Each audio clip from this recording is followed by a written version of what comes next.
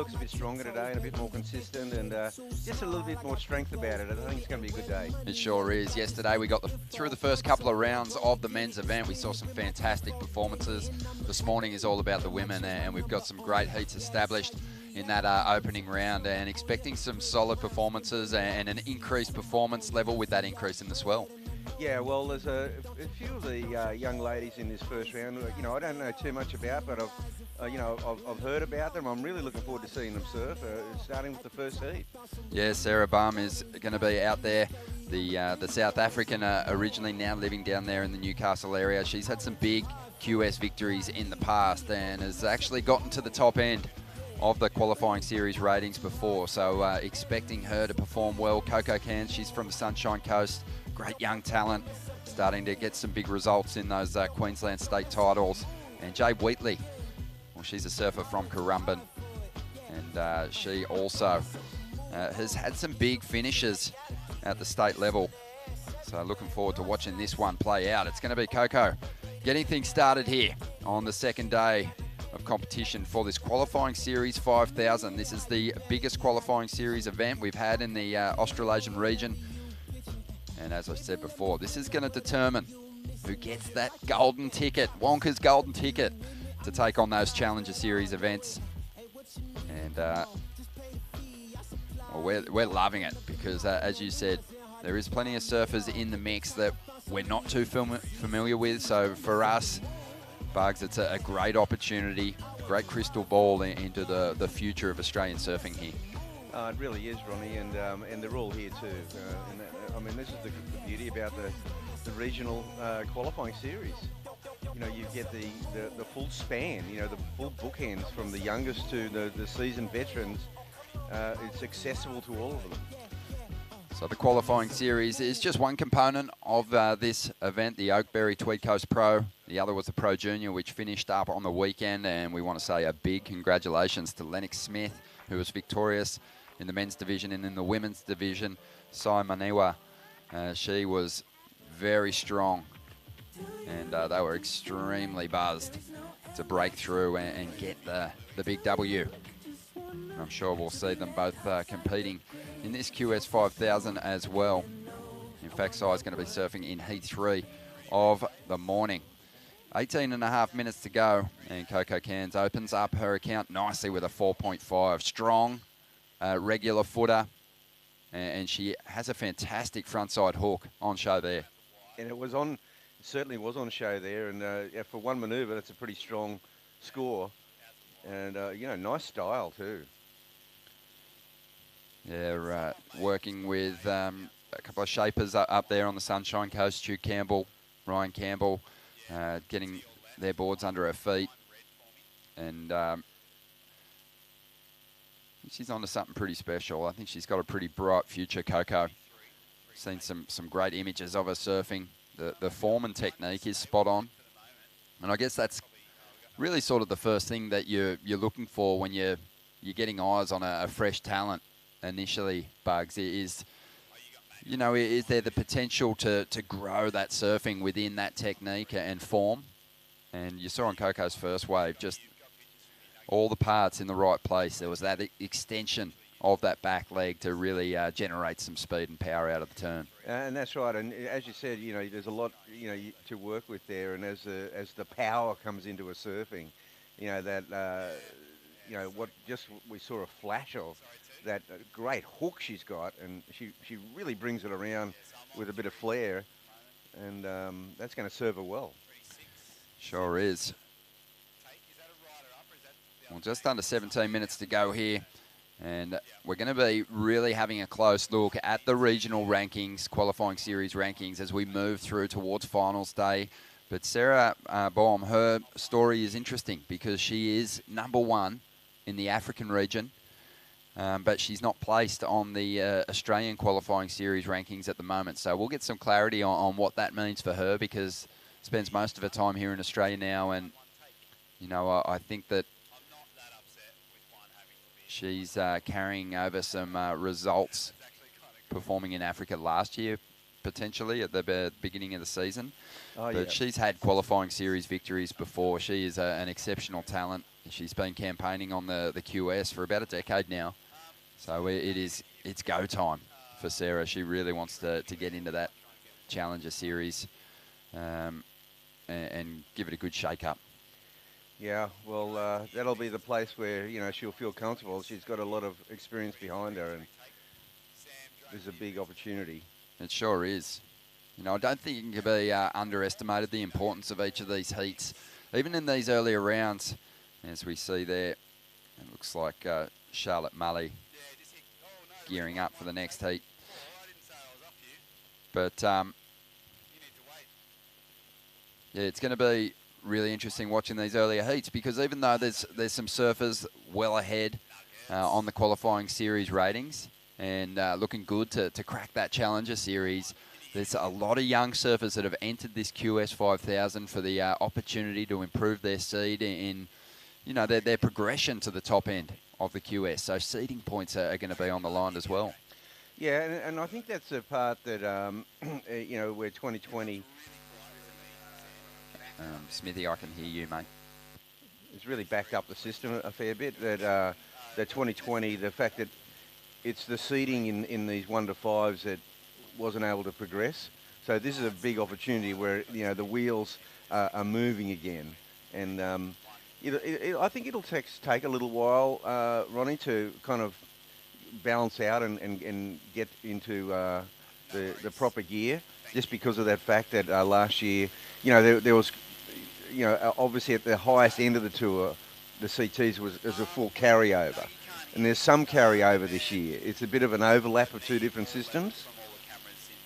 Yeah, it's going to take a little bit of an adjustment for the competitors mentally. Just, what was your focus there?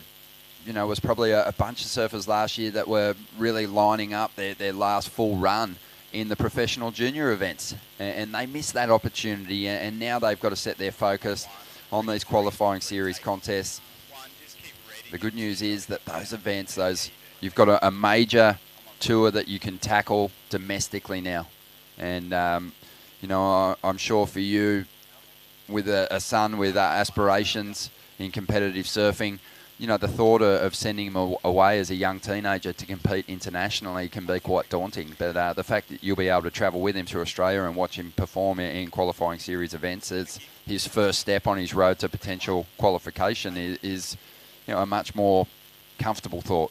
Well, for Australian families, this is a godsend, because it was a really daunting task. And, a lot of the old models not there. There's the sponsorship that was there even, say, 10, 15 years ago. It's not there. The big surf industry companies aren't supporting that depth. Those $30,000, $40,000 sponsorships that were just on call, they're just not there anymore. So it was going to put a lot of pressure on families and the surfers themselves to work kind of crappy paying jobs to save up money to go to one event. And this regional qualifying series is just going to be, it's just such a boon. It's the right call. It sure is, and we definitely want to send a big shout out to the event partner, Oakberry, getting right behind this contest, the authentic and original Brazilian acai, and we smashed a couple yesterday, Bugs. It wasn't pretty, but we got through it. Also, the North Star Holiday Resort putting up a bunch of the staff and also some of the competitors at the moment down there at Hastings Point. And that's a beautiful zone to check out for your next road trip. Just under 12 minutes remaining here, and the situation remains pretty much the same as those opening stages of the heat. It's going to change now, though. Coco Cairns up once again, looking for that first big section to hit. Climbs up into the pocket. Again, drives up into that section. And it was really just a transition turn to get to these last couple of sections, a bit more rounded on that second last manoeuvre. And that'll pair up nicely with the opening ride for young Coco. Yeah, no, I haven't seen a lot of Coco surfing, but I do see shades of Isabella Nichols in her style as well. And I think obviously, Isabella, hailing from the Sunshine Coast, I'm sure that Coco would have really looked up to her a lot. And I just really like the flow she's got on the waves, Ronnie. Yeah, amazing. You know, great speed. That was a tricky section to work with, and right there I mentioned in transition, but here when she gets the opportunity to really round that turn out and commit the rail through the manoeuvre, you know, the form is solid. The style is impeccable. Just under 11 minutes to go. It was a 4.17, so pushes a little bit further ahead. Jade Wheatley's been a little quiet out there just yet. She's got time though, 11 minutes. And here she goes now. Solid first turn. There's a nice hook. And just goes looking for more. Keeps busy. Great energy from Jade, and that's going to be a good number. Big combination on the outside.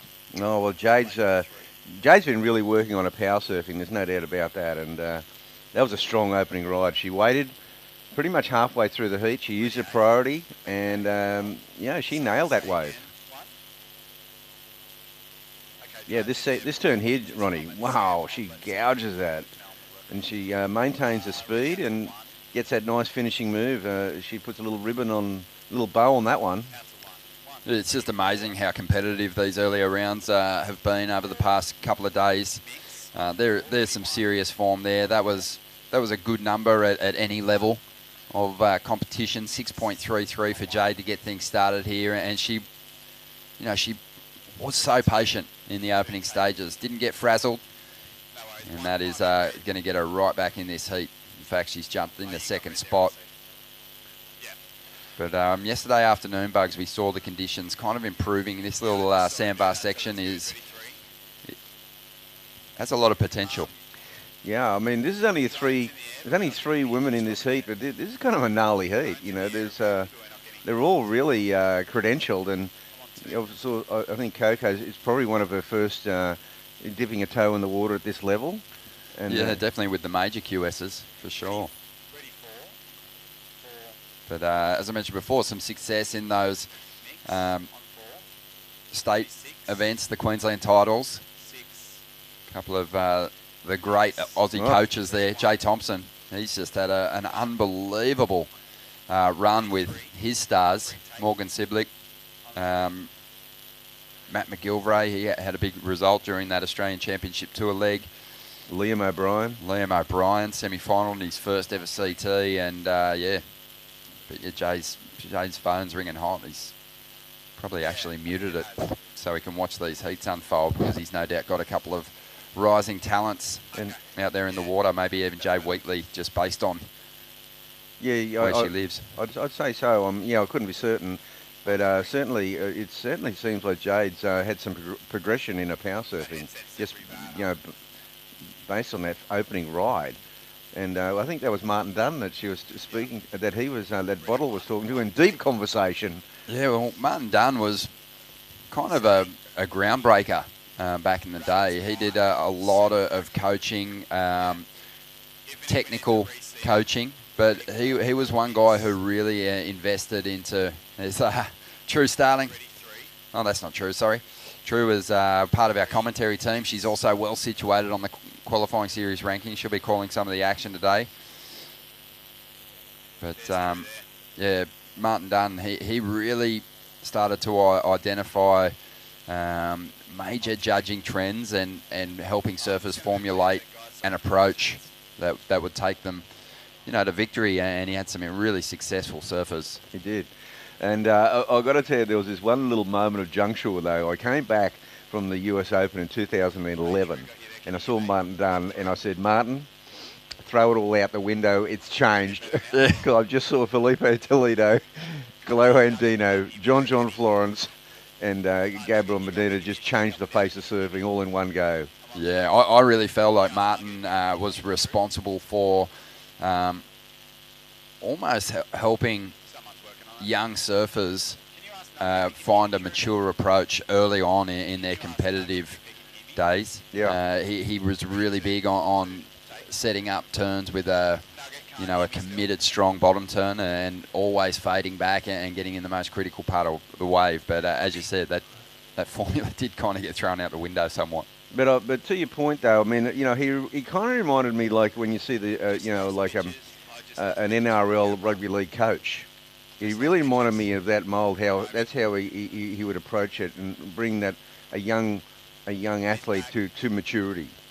Yeah, and his son actually made the championship tour. Ben Dunn had some big results. He's also a judge these days, judges on the championship tour. He's here at this QS 5000 judging as well. And, you know, I think that a lot of the surfers appreciate that, you know, championship tour experience, being on the panel. Those guys have obviously got that experience competing at that level. It's a good thing. It's good to see young Ben on that panel. Well, just on 5.5 minutes to go, and Jade Wheatley is, although she's in second spot, she's really the danger surfer out there at the moment, Bugs. That 6.33, that'd be making Coco Cairns a little nervous out there, because she needs next to nothing to make the jump into the lead. No, Jade's in the box seat for sure, but it puts Sarah in a pretty challenging situation. Yeah, looking at Sarah's QS results, I probably would have pegged her to be sitting on top of the field out there at the moment with 5 minutes to go. But it just hasn't gone her way. Let's see if she can turn it around here. Nice looking section. And she finds a couple of nice little pocket turns there, but drives up into this final manoeuvre. And that was the most critical of the 3 turns, and that'll help her turn in a reasonable number. But she's after a 4.4. That's just to get to second. Yeah. And, she really did take her time with that bottom turn on the last manoeuvre to make sure of it. And not sure if she hit that exactly how she wanted to. Oh, Coco Cairns, just a quick look at that ride. She kicks out, gets back into that order of priority. But right now, let's check in with True Starling, who's had a morning surf. How was it out there this morning, True? Yeah, good morning, guys. The surf was so fun out there this morning. It's another beautiful day here at Cabarita. It's actually picked up a little bit compared to yesterday. It's super clean out there. We've got a low tide coming in at 11:55, so I think we could see the conditions get a little bit better. We did see it kind of shift a little bit further down the beach yesterday throughout the day, so I think we could see the same kind of happen throughout the day today. But I'm really looking forward to the women's lighting it up out there today, and it's going to be some good action coming through. Most definitely. In this first heat, it is an absolute beauty. And Jade Wheatley, she waited for about 11 minutes to get her first ride, but she dropped a big one, big score. Really impressive. At a 6.33, and that meant she wasn't chasing a whole lot. Even though she'd been pushed back into third position, she's just made the hyper jump, Bugs, with a 5.93. She's now well out in front. And Coco Cairns, she's needing a 7.76 just to get to first, and maybe it's kind of becoming one of those battles for that second position with 2 surfers progressing through this morning. Oh, I'd say it is. Jade was pretty happy with that ride, as she knows she got her backup score for sure. A 5.93, it's a pretty handy backup score to have. Well, we've got some fantastic heats coming your way throughout the morning with this women's QS 5000. Really enjoying what we're seeing out here at the moment as we dive into the replay of Jade Wheatley's last ride. Yeah, her power and timing's on show. And she's got a big smile on her face too. We're enjoying her time out here on the inside of Cabarita. Nice little sandbar, a reliable, consistent stretch of this part of the coast, the Tweed Coast. Just south of where the man sitting next to me is basically growing up, just perfecting his craft. But Bugs, adventures down the Tweed Coast and up the Tweed Coast are always a lot of fun. And there is just so much space in this region. That's what I love. And good sandbars, you know, they're easy to come by. As we see Coco up once again. Yeah, Coco, she's looking to really stitch up second place here. And that'll help her out. That was a pretty decent ride. She's trying to break out of that mid 4-point range, Ron. She'll go close there. But another good ride. And it's Sarah here on the back end who she hasn't really been able to do anything really dynamic out of the lip yet. No, she's trying to line up this final section. Well-placed floater, but can't really hang on to it. And there's only 1 minute and 20 seconds to go. Sarah's, she's still chasing a score. She's back in third position. Yeah. She's just had a rough go at it. You could you could tell that she's on the backhand been picking up the kind of waves that haven't allowed her to get a whole lot of speed going at the start of the ride. So as a result, those first couple of moves have been a little pedestrian, and she's kind of gone looking for the bigger finishes, but on that occasion it just didn't pan out for her. She needed that big finish there because Coco Cairns got a 5.5 on that last effort. That's made a little bit of distance between her and Sarah, but Sarah, she's got that 5.23. She's certainly not out of it. She only needs a 4.78, so a 5-point ride will see her through into second place. She was on the inside. We're seeing if she can scratch her way back into a position to line up a ride on the outside here. The time is ticking by, 25 seconds to go. And it's going to be difficult. I guess the advantage that these surfers had is that there's only 3 of them in the lineup. There's, there's 4 surfers in most of the other heats, or in the next 2 heats. There is another. Heat 4's only got 3 in it, but that just affords you a little bit more opportunity, a bit more room to move out there in this lineup, and Sarah just wasn't able to capitalise on it. So she's going to fall out of the mix here. Coco Cairns, strong start from her, held on throughout and built with her last ride, which came through at a 5.5 for a second place finish, but taking the win. An impressive performance from Jade Wheatley. We'll take a quick break here at the Oakberry Tweed Coast Pro and be back with more right after this.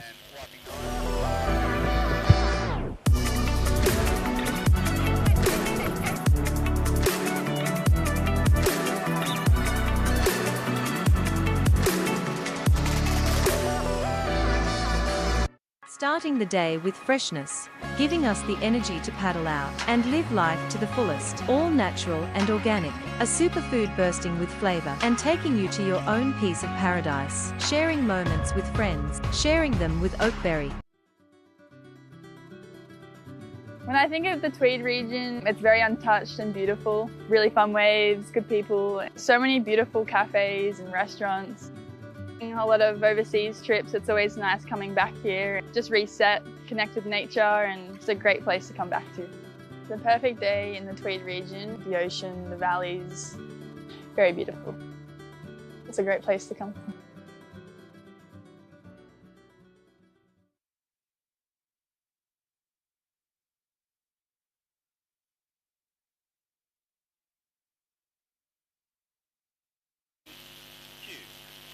Welcome back to the show. The first heat is in the bag, and it was Jade Wheatley who put on a great performance, got the victory, and she is powering through to the round of 32. Along with Coco Cairns, she was super impressive, the young surfer from the Sunshine Coast. But now we've got another great lineup here. And getting started nice and early is Coral Durant. And I love that low centre of gravity for the goofy footer. Just punched that final section. Also out there in the lineup, Tani O'Meara and Amy Gore in the red, and Charlotte Mulley's going to be surfing in the white. Jade Wheatley making her way up the beach there. Great start to the day for her on what is another nice morning on the Tweed Coast. We had the sun shining yesterday, a little overcast this morning, but with that grey skies, come the arrival of a bit more swell, so we're not too disappointed with it.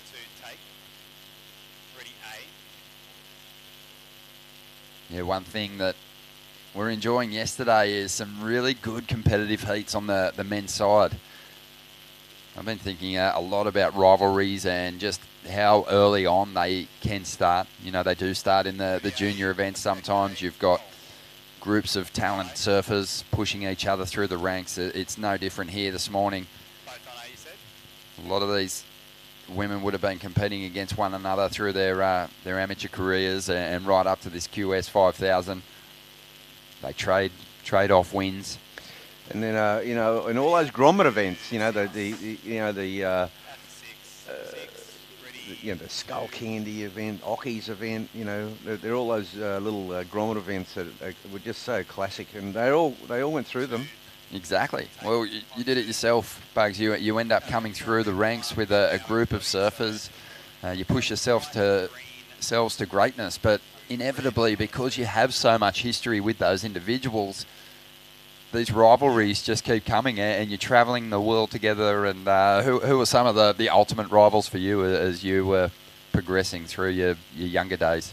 Oh, well, obviously, Simon Anderson and Mark Richards in the juniors. We came right through the juniors together. There's a couple of names. And then, progressing into the Opens, it was, obviously Michael Peterson and Peter Townend, Mark Warren, Ian Cairns, that crew, it was a pretty solid crew. I love that. And Bruce Raymond and, like we all sort of debuted at Bells together in '71. It was in Steve Cooney, even though he went off with Elby making movies, but he was a great young surfer. Unbelievable. Yeah, I've had the opportunity over the years to sit down with Steve and pick his brain and talk about those sessions over in Bali. And classic. Yeah, unbelievable. But yeah, it is definitely the beginning of, I think, a movement in Australian surfing at the moment, and just from our qualifying series region in particular, because we do have some internationals here competing as a result of this being not just the Australian region but Oceania. And yesterday I saw Billy Stairmand from New Zealand. He's here competing in this QS 5000, trying to get himself a place in those Challenger Series events, and he's going to be competing in the Olympics this year as well. So it's a stacked field, an important event, but like I was saying, those rivalries are really born early on, aren't they? Here we go. Surfer in white. This is Charlotte. It just gets a little hung up there, unfortunately. Well, let's check in with the winner of the first heat of the morning with True Starling. A very impressive Jay Wheatley. Yeah, what a great first heat to kick off the day here down at Cabarita. Jay, talk to me about that heat win. You had a little bit of an equipment error with your leggy string coming undone. How did you feel throughout the heat?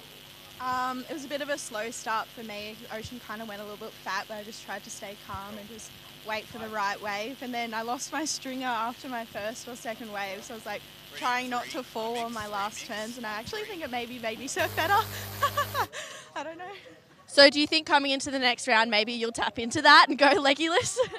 Maybe not. It's probably best to be safe and wear one, but I was definitely aware of not falling. And coming into the next round, you're coming up later today, pretty much round one and then straight into the round two of the women's. How are you feeling going into your next heat? Pretty good. I'm just gonna, just go out there and catch some waves and try and just have fun, be in the moment, be present, my coaches would say. Awesome. Well, thanks for having a chat. And she just held her nerves so well. Gosh, that was a great performance.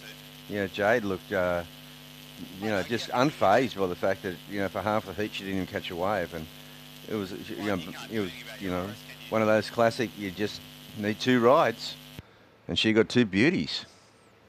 Yeah, those big opportunities in the early stages of your career, taking on a major event like this with major consequence. These surfers have all competed in, state titles, pro junior contests, as you said, even some of those grommet events. And at the time, they mean big things for you. But this is the big stepping stone contest, this QS 5000. This has a lot of, there's a big carrot dangling, let's just say, in front of the competitors to get the big finish here. So the nerves would be, I think, riding pretty high for a lot of these young surfers, and so far I've just been blown away by the performance level. Yeah, so have I. It's been amazing. It's just so solid. Like they're really surfing at their potential.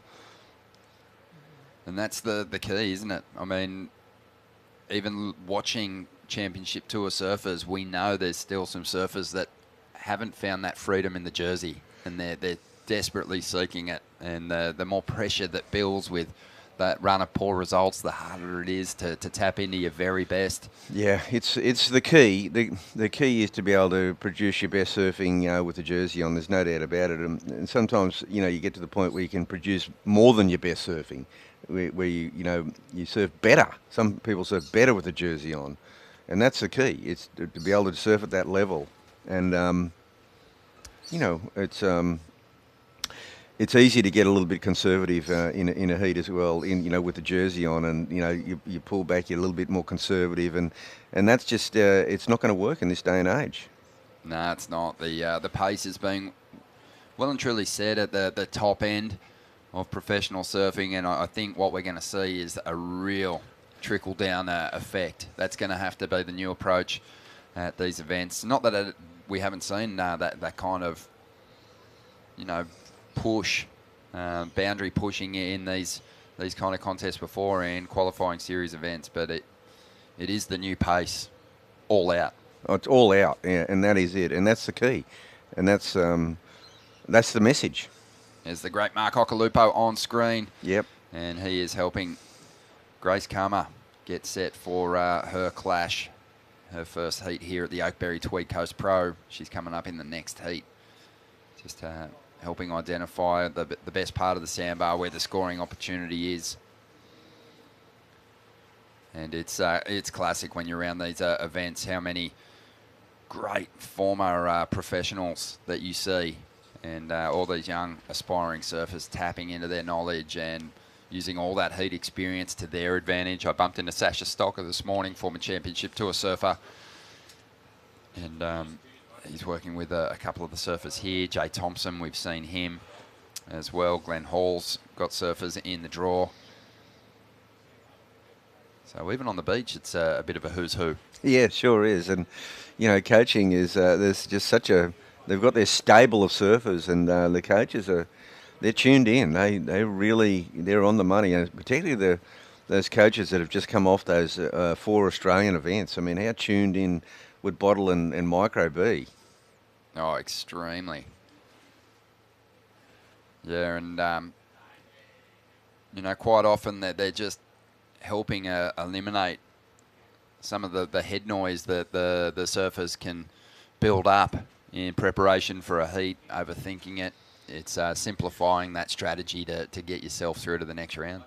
No, it really is. I mean, it's trying to simplify things, and, it's just so easy to overthink situations going, for competitors, and those coaching roles are really important.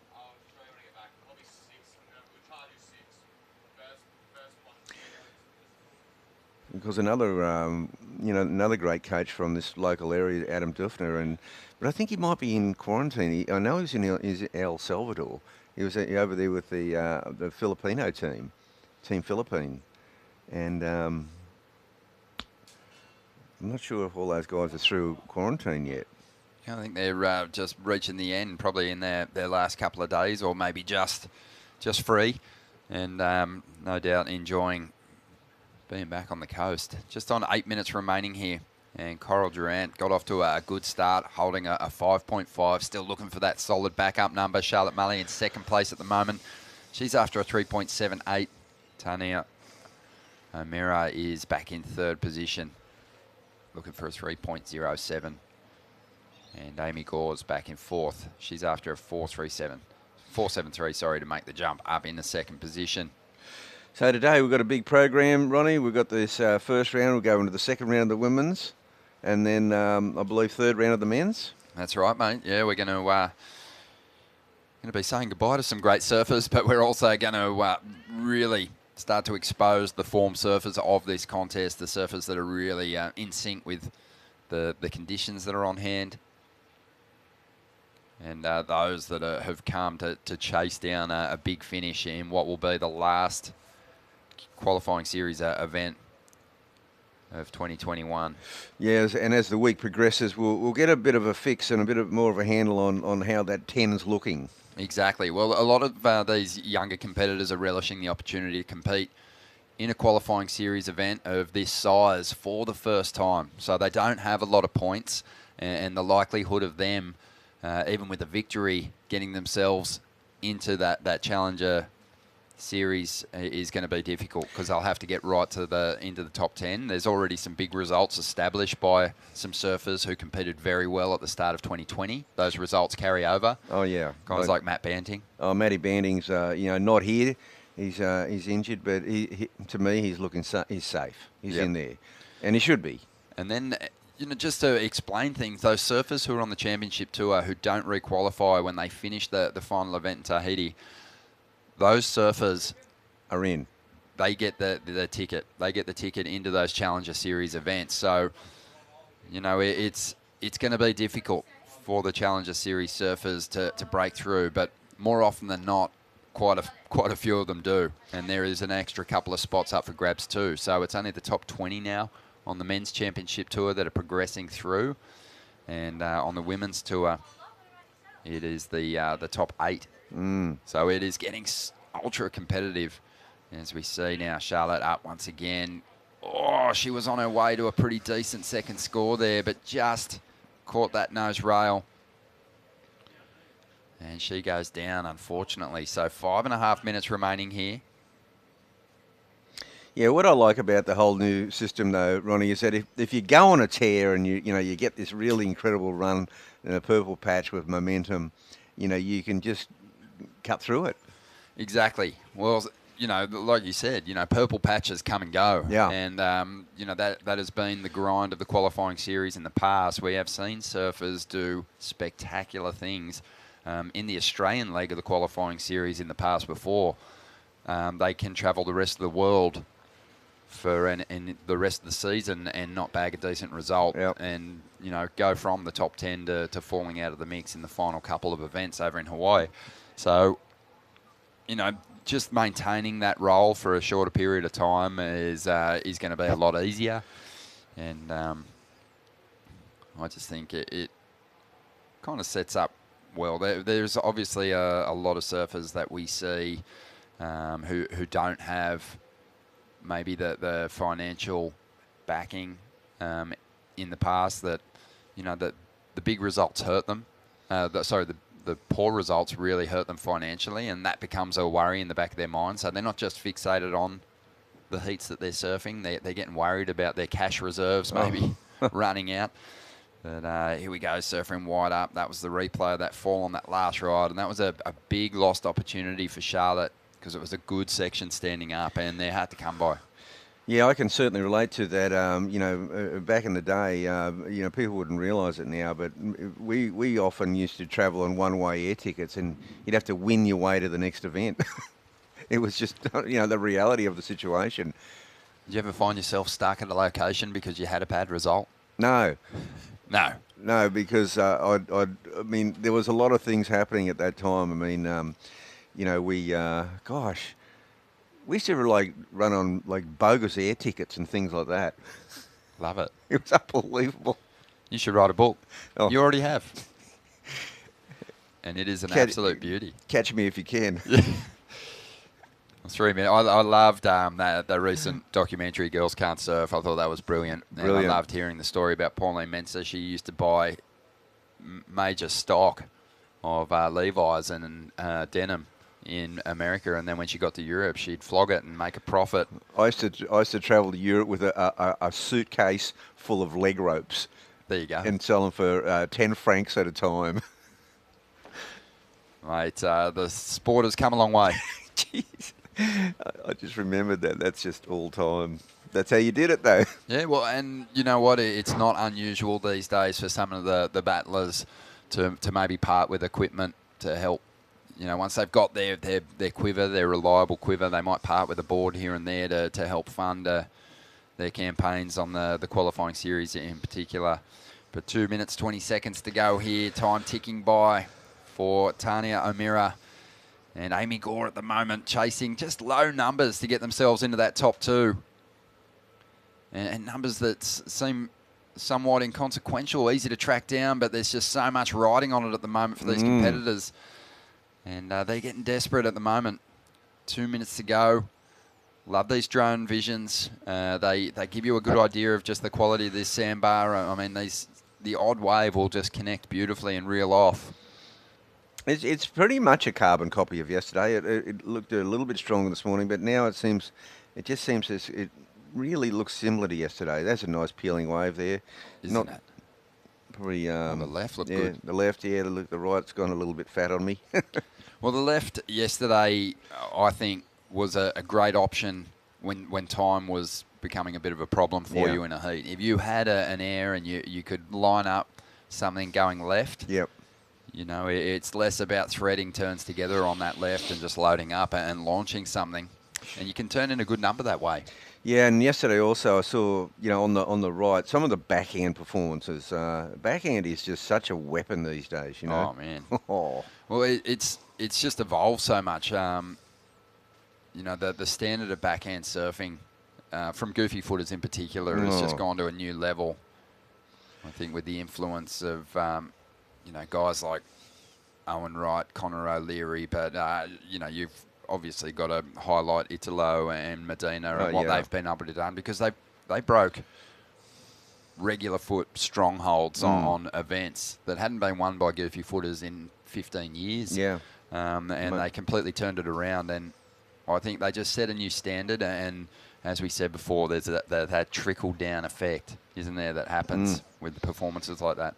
Yeah, I mean, in the era, I mean, my era, it was like, you know, we had such a stronghold of regular footers. I mean, Terry Richardson was probably the most successful of the goofy footers. The man. But then along came that next generation with Tom Carroll, Mark Occhilupo, Bart Lynch, Damien Hardman, Derek Ho, you know, great goofy footers. And that was the beginning of the change. But it's really now that the goofy footers on the backhand have just broken through all those, as you said, natural foot strongholds. And that heat comes to a conclusion. Not much happening at the end of that one, Ronnie. No, it was a quiet one, unfortunately, for Tania and Amy. Just not finding those low numbers that they needed in the end. So they're out of the contest. And yeah, it's sad to see, but obviously we've got a lot of heats to get through. And we'll see another great lineup in the water in just a moment. Bugs, great to have you in the booth, and we'll take a quick break, and when we return, we'll bring in True Starling for a chat.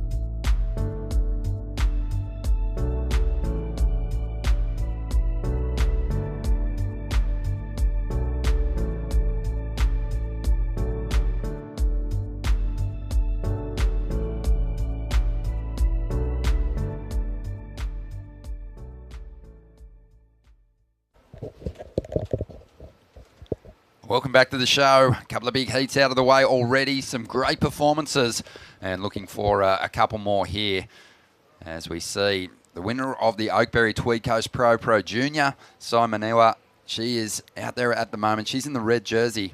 Jalan Slab, who is an exceptional young talent from this region, is in the blue. Brodie Doyle is going to be surfing in the white, and Grace Karma will be surfing in the green. We saw Grace having a chat with Occy down there before paddling out into the lineup. She looks super focused.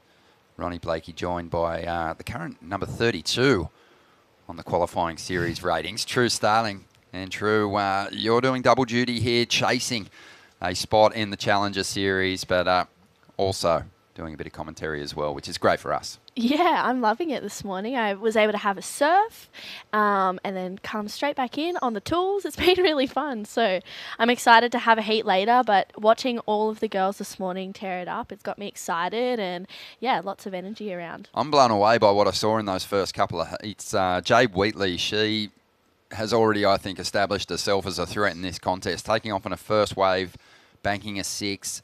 The interesting thing about that heat, Bugs and I were talking about it, is she waited more than half the heat to get that opening ride, and just to hold your nerve, like you would understand what that's like. Sitting out there when you just can't connect with the wave, you don't have the rhythm, you finally get presented with that opportunity, and just not letting the butterflies and the nerves get the better of you in that moment. You know, that says a lot about her determination and grit. Yeah, totally. I think when you wait for so long for a wave, you really need to just slow everything down and keep it simple. And someone that does that so well is Simon Maniwa. She recently won the Pro Juniors over the weekend, so she's come off on a pretty good roll, and she's looking really consistent, and she's always smiling. She's so nice. I bumped into her yesterday. I hadn't met her before, and she was just walking around the comp site just with the biggest grin on her face. She's obviously very happy to have taken out the Pro Junior event, but she strikes me as someone who just relishes the experience of being around these events, loves what she does, and she has put a 4.33 up pretty early on. Yeah, this morning it was, I went for the early surf and, you know, general QS early mornings, you get the hustle on, and there were so many people out there just absolutely lighting it up. And I think today we're going to see a lot of exciting heats from the women especially, and then we obviously go into the men as well a little bit later. And I heard that I think the wind's going to get up to 25 knots this afternoon, so it's going to be a bit windy, but I think having those challenging conditions will really even out the playing field. Awesome. Well, we just saw Josh Kerr on screen, former CTer. He's not here competing. I wish he was, but he's actually here doing a bit of dad work. He's got his daughter Sierra Kerr, who is the current Surfing Australia Rising Star award recipient, and she is an exceptional talent. Everyone's seen her clips on Instagram, the big airs. She's been doing a lot of work, but this is her first major qualifying series event. So, you know, there's going to be some nerves that come with that experience, but she is just an exceptional sporting talent. I mean, she is good at everything that she picks up. She's played competitive sevens rugby over in the States. She's an incredible skateboarder. She can hit a golf ball a million miles. She's just one of those people that just has it. And surfing is the path that she has chosen. So looking forward to seeing her surf. She's in the next heat. Yeah, I'm looking forward to it too. I haven't actually I've seen her surf in person, but I haven't seen her compete in real life just yet. So I'm looking forward to seeing how she adapts to that, you know, that different style of surfing as well. And yeah, I'm getting pretty excited. It's interesting, isn't it? Because, you know, everyone knows that free surfers generally aren't, well, you talk to a free surfer and they say they feel the pressure of banking big clips, but they have the time to go collect those moments, and then you don't always see all the attempts or the entire session. You just see those highlight moments, and I think most people kind of assume that when someone like that puts a jersey on, that maybe they won't be able to replicate those performances or perform under pressure, but I don't know. I think Sierra's just a born competitor. Yeah. And I'm expecting her to put on a pretty decent show. But it's going to be interesting, like you said, because we've seen so much of her in different surfing features. With Stab Magazine, she was in the Ladybirds competition. She did really well there. We've seen all the highlight clips, but you know, surfing in a 20-minute window and chasing down two good numbers is a different ballgame. Yeah, well, as you said, when you're collecting clips for free surfing or you're wanting to make a short movie or whatever that is, you have the opportunity to take it over a week or a few days, or you can extend that, you know, if you want. Whereas you don't have that here. You've got 20 minutes and that's it. 20 minutes, 2 waves, that's all you've got. And having that structured kind of surfing is interesting. And she's getting ready now and she's looking pretty in the zone. You can see she's finding out where the banks are. And yeah, I'm really looking forward to the next heat, but this heat's been a cracker as well. One thing's for sure is, you know, Sierra has done an apprenticeship on the championship tour already. When I think about some of the talent that's on the CT ranks at the moment, guys like Kolohe Andino, Leonardo Fioravanti, these were surfers that got the opportunity based on the relationships that they had in the industry and just their pedigree to go experience. Oh, this is Jalan, and looks like she's gone for more of a mid-length style board. I don't mind it. Just a different kind of approach. she maybe shaped that board herself too. Yeah, I'm sure she did. I saw her walking down with her sister this morning, and she was getting herself ready for a heat, and I like that different approach. We don't really see that very often in the boards. You know, we see the standard short board, you know, or step up depending on what the waves are doing. So you don't really see anyone kind of mix it up and go for a 20 or go for a mid-length like Jalan has. Well, this is Sai. She's really looking to solidify her position at the top of the leaderboard here at the moment. Had a 4.33 on her first wave. That'll be a nice backup. Probably the second best ride of this heat so far. And Sai's on some kind of tear. But the point I was just going to make quickly about surfers like Sierra, they've been around Championship Tour events so much in the past. They're comfortable in those competitors' areas. They're not overwhelmed by big names because they've hung out with the likes of Steph Gilmore and Tyler Wright in the past. So it's all shaping up pretty nicely. Obviously, there's a long road, and she's very young. But, you know, I do really like her chances. Yeah, and she's looking super focused at the moment, I think, as well. Really consistent. She came off a good result at the Burley event a couple months ago. So, like, she's able to connect really well with those waves and with that two-turn combination, or, you know, getting that certain score. And this is Brodie Doyle up and riding.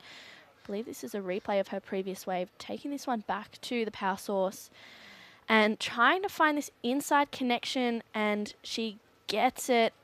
Unfortunately, unable to ride out. So yesterday we saw that if you weren't riding out of waves, the judges were really looking for that inside finish like Sai just got. So having that, you know, 100% completion rate or even 80% plus, it's super important. Yeah, just under 10 minutes to go. That sun's starting to pop its head through those clouds now. Just a couple of magic days here on Tweed Coast. Those crisp mornings, but I drove up from Sydney on Sunday, and it was it's a lot warmer here. Yeah. I'll say that. It's a lot warmer. I was speaking to my friend yesterday, and it was, she said it was like 15 degrees and absolutely pouring with rain. So we're very lucky to be up here at Cabarita. Sun's shining. The waves are good. I mean, how can it get much better? You can't. Couple dolphins. There you go. Well, here we go. Size up once again. So she did bank a 4.77 on that last ride. She's just building nicely now. She's been you know, spot on with her wave selection, but just, you know, making those opportunities count, staying on her feet. Hasn't done anything ultra mind-blowing just yet, but she's pacing herself well through this heat. She hasn't really had to because no one else has kind of dropped the hammer just yet. Yeah, well, Sai, she's just making up the numbers at the moment. She's finding her feet in this heat. So I think she's kind of just come off the back of a pretty good run at that Pro Junior, and she's feeling the momentum, and she's bringing it through to this event, which I think having that time out on this bank over the weekend is going to give her that edge over her competitors, where she can really go, you know what, I know that this has been the bank throughout the heats, and I know that this is what's going to happen, and it's exciting to see her really kind of roll through the event. Definitely. Sierra getting set. She's going to be coming up against a pretty stacked field. Tiana Breeze, Concha, Balsameo. Some experienced competitors there. Bit more of an international flavour, that next exchange, which will be fun to watch it unfold. Yeah, we've had a few international surfers in the first round of the women's. Of course, Sai is from Japan. Sarah Baum, unfortunately, we saw her get knocked out earlier. She's from South Africa. She is, and she's sitting number 1 on their regional rankings at the moment. So is that a lock, her qualification for the Challenger Series? Yeah, I think it is. I'll have a chat to her later, but I was surprised. I thought she would have had it in the bag, her heat, because her backhand attack is lethal. Yeah. Exactly. Yeah, we were talking about her surfing. You know, she's a very accomplished qualifying series surfer. She's been at it for about a decade now. We've seen some big wins for her. But, yeah, I think she might be sweet for the Challenger Series. Yeah. I know how good a surfer she is too. She's, you know, she's come close to qualifying a couple of times. And who knows, maybe 2022 will be the year that she makes that jump Yeah, and she's got a really good team around her as well. Her partner is a physiotherapist too, so they travel around together, and she just works on her body and makes sure that everything's kind of in check and in line. And yeah, I thought she was looking really good coming into this event. I think it just says a lot about the field, and how hungry some of these younger competitors are too, and not just how hungry they are, but just how savvy they are competitively. 6.5 minutes to go. Cy well out in front now. Again, just building on a heat score total with that last ride. Grace is trying to make a move. She needs a 2.8 to get up into second.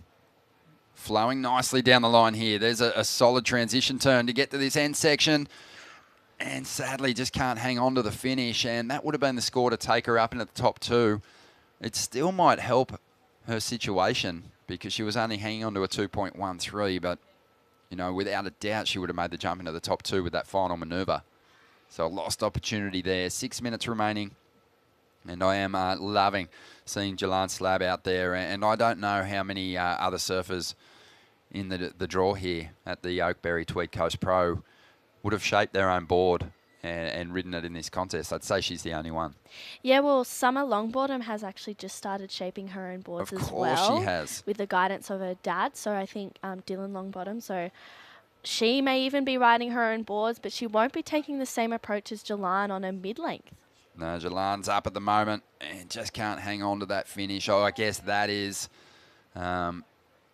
perhaps the disadvantage of being on that board. You're not going to be able to whip it up into short little pockets like that as easy. But Jalan's back in 4th, but not out of reach of getting herself into that top 2 at the moment.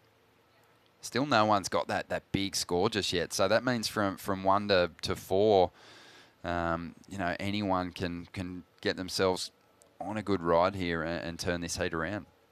Yeah, well, it's a pretty tight heat. I mean, we haven't really seen as many consistent waves come through as we have maybe in the previous 2 heats. We saw Jade lock in a 6, as you said, on her first wave and then backed up with a 5. So we haven't seen that opportunity come through for the ladies out there in the lineup as yet. Been loving the little feature pieces here at the Tweed Coast Pro on the Slab family. It's been awesome to watch. Of course, they're responsible for the Jurukai collective and just educating people on traditions, Indigenous in the area, just passing it all on, but making it available to everyone, not just the Indigenous community, but educating all of us on just their magic history. Yeah, it's so interesting to listen to and in a sense be a part of as well. You kind of. It's such an important part of Australian history, and I think learning about that and having people your own age kind of convey that is super empowering. It is. It's awesome. And we had the Slab family join us when we had the Challenger Series event here at Cabarita last year, and I'm sure we'll track them down again as we see Cy there just ripping into that final manoeuvre. Different level of commitment now that she's established this lead, putting it all on the line. Unsuccessful on that occasion, but had she ridden out of that final turn there, we would have seen a score going right up near the excellent range, I think, because that was a big chunky lump of water that she tried to rip into.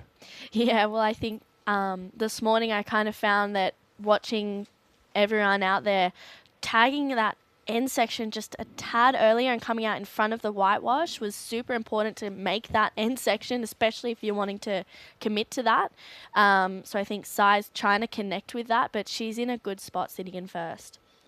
So here's a replay. She just brings that one straight back in and tags it nicely, but that kind of whitewash bounce just knocked her off her board, and she's super strong, so you can kind of see how powerful it is out there this morning. Yeah, just cupped out on her a little bit, the face of that wave, and as a result, she went down. Here we go. Grace up, and she has moved up into 2nd spot.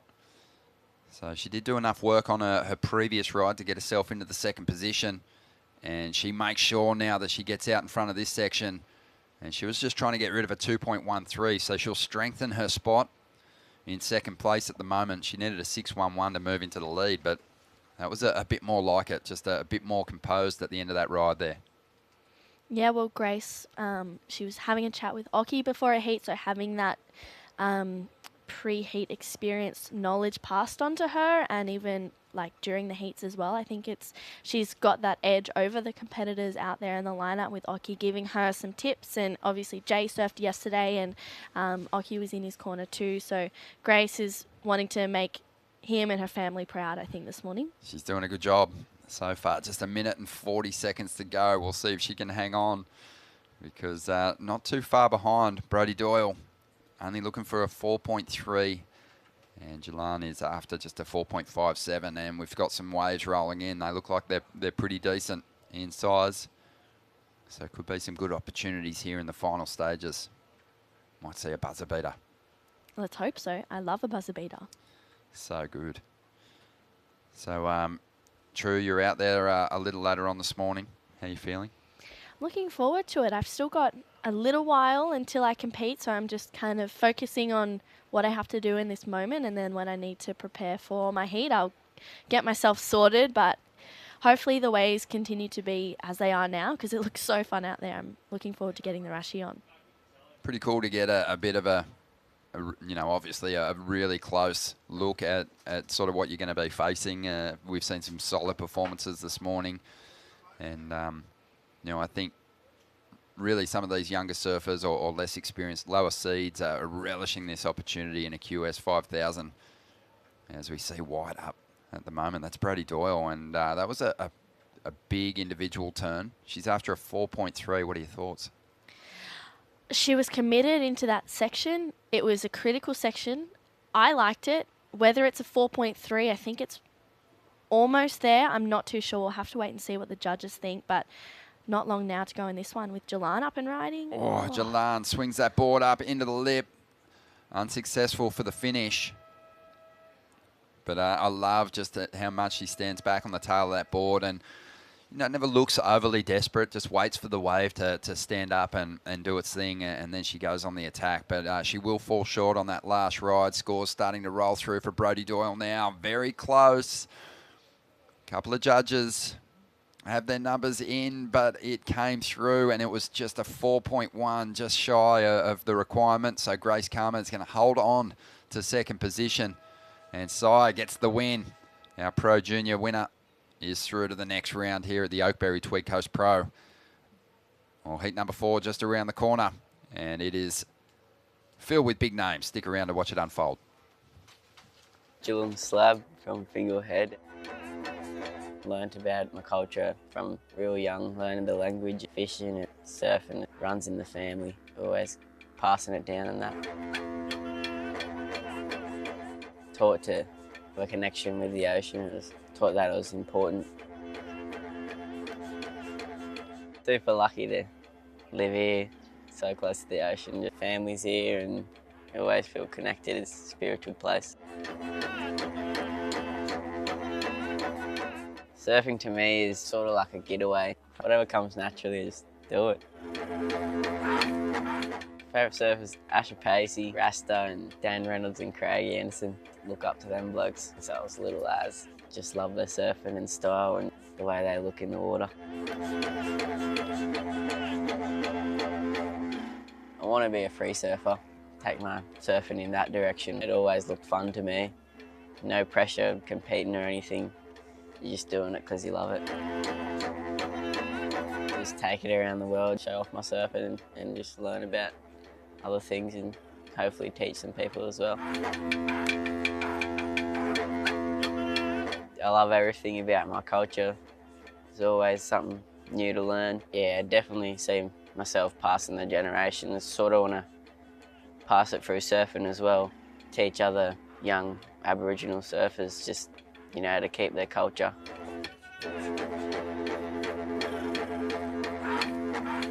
Definitely like the cultural sides of things. My dad always taught me to be connected to the water, and I built a relationship with the ocean since a young age and just keep learning. Just being in the water is a whole nother world. That's why I surf, because it's just connected to the water.